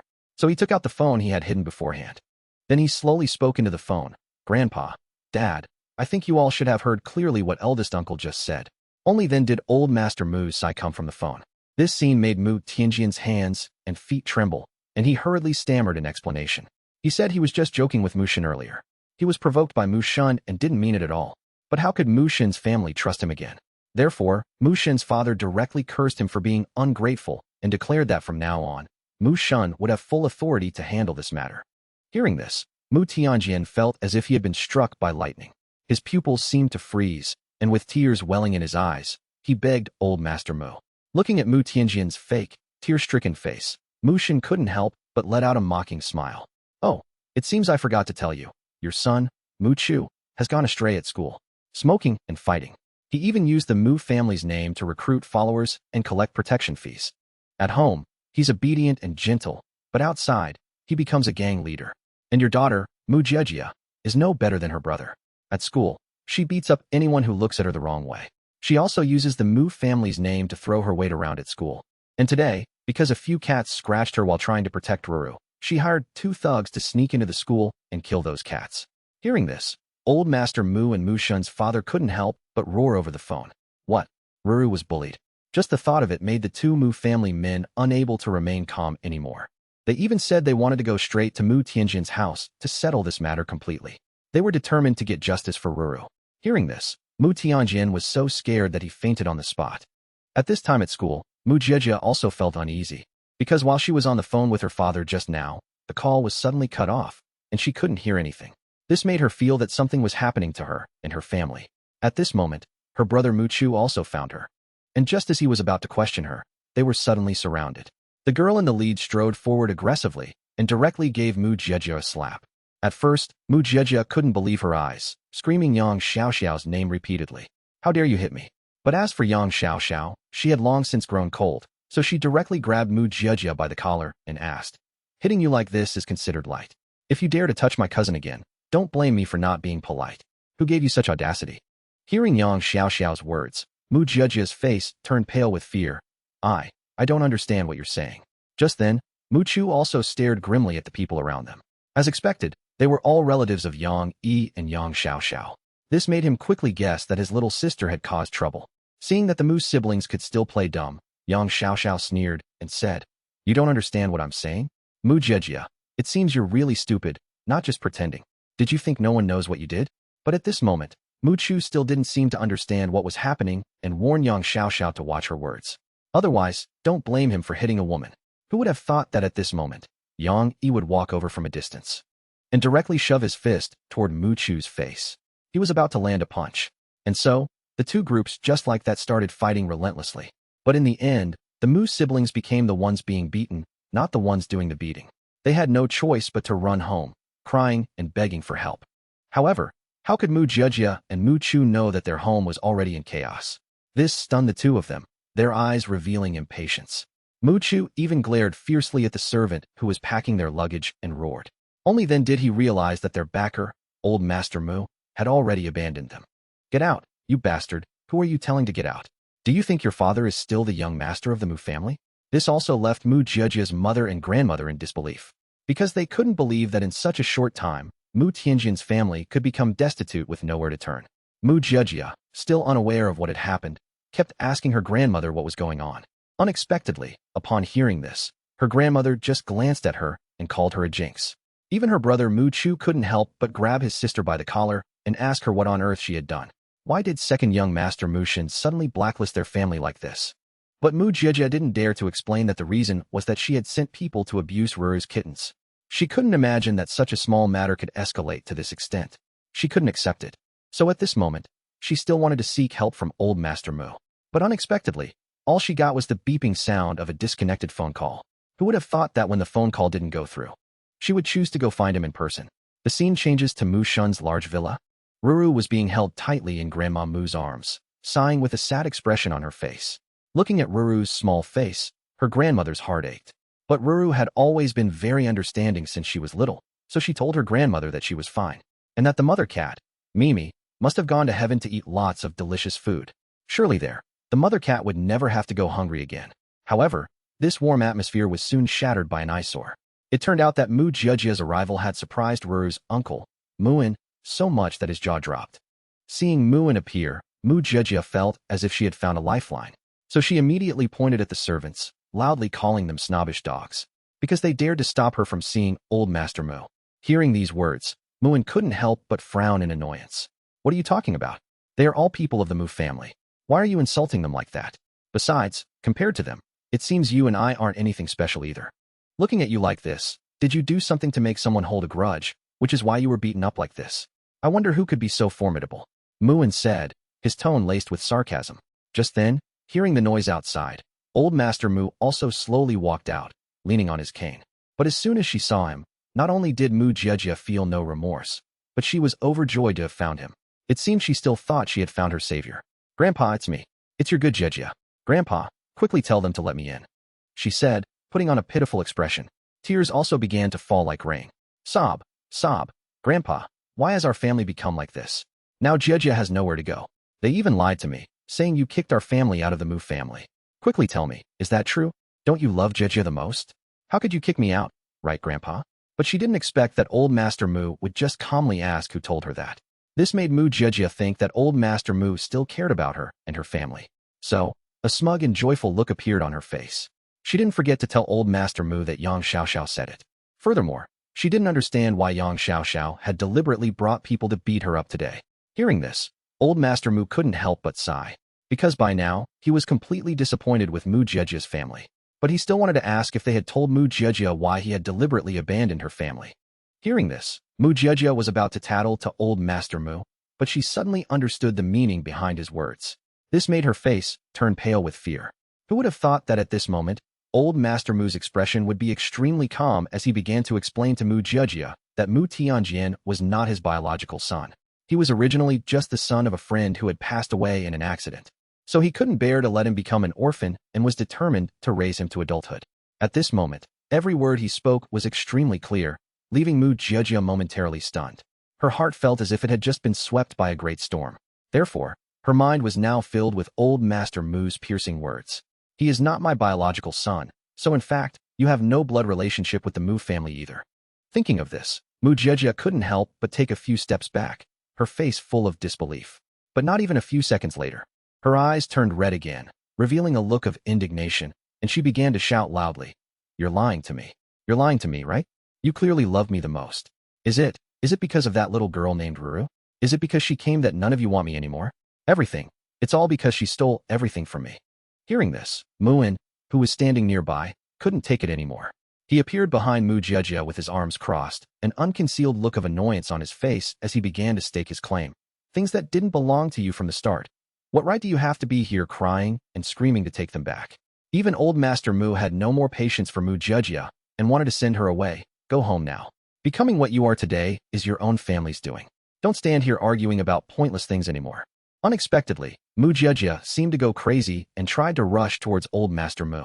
She was still not resigned, so she wanted to struggle one more time. But before she could do anything, she was stopped by the guards. At the same time, Mu Shen also appeared, warning her with a grim and cold expression that she had better not show up here again. And don't stand there spouting filthy words that defile the Mu family. Even old Master Mu, who had already walked away, couldn't help but speak up. "Go back and tell your grandmother and your parents. Within 3 days, get the hell out of Fengcheng. Don't let me see you again." After saying that, he turned and left resolutely, without a single look back. But after returning to the large Mu family villa, he couldn't help but feel troubled. Seeing old Master Mu so sad, Ruru couldn't help but worry. So she hurried back and forth, wanting to make tea for him. And because of that, she finally succeeded in coaxing old Master Mu to be happy again. Observing everything, Mu Shen couldn't help but show a proud expression for his daughter. Who would have thought that at this moment, Ruru would pat her chest and assure old Master Mu that he didn't need to worry or be sad. Because in the future, Ruru would often bring her fathers to visit him, since Ruru has 5 fathers after all. And old Master Mu is also Ruru's great-grandfather. So by that count, Ruru's 5 fathers are all old Master Mu's precious grandsons. Hearing this, Mu Shun, who was drinking tea, was so choked up that he spat it all out. Even Qin Bakong, who was working, sneezed several times in a row.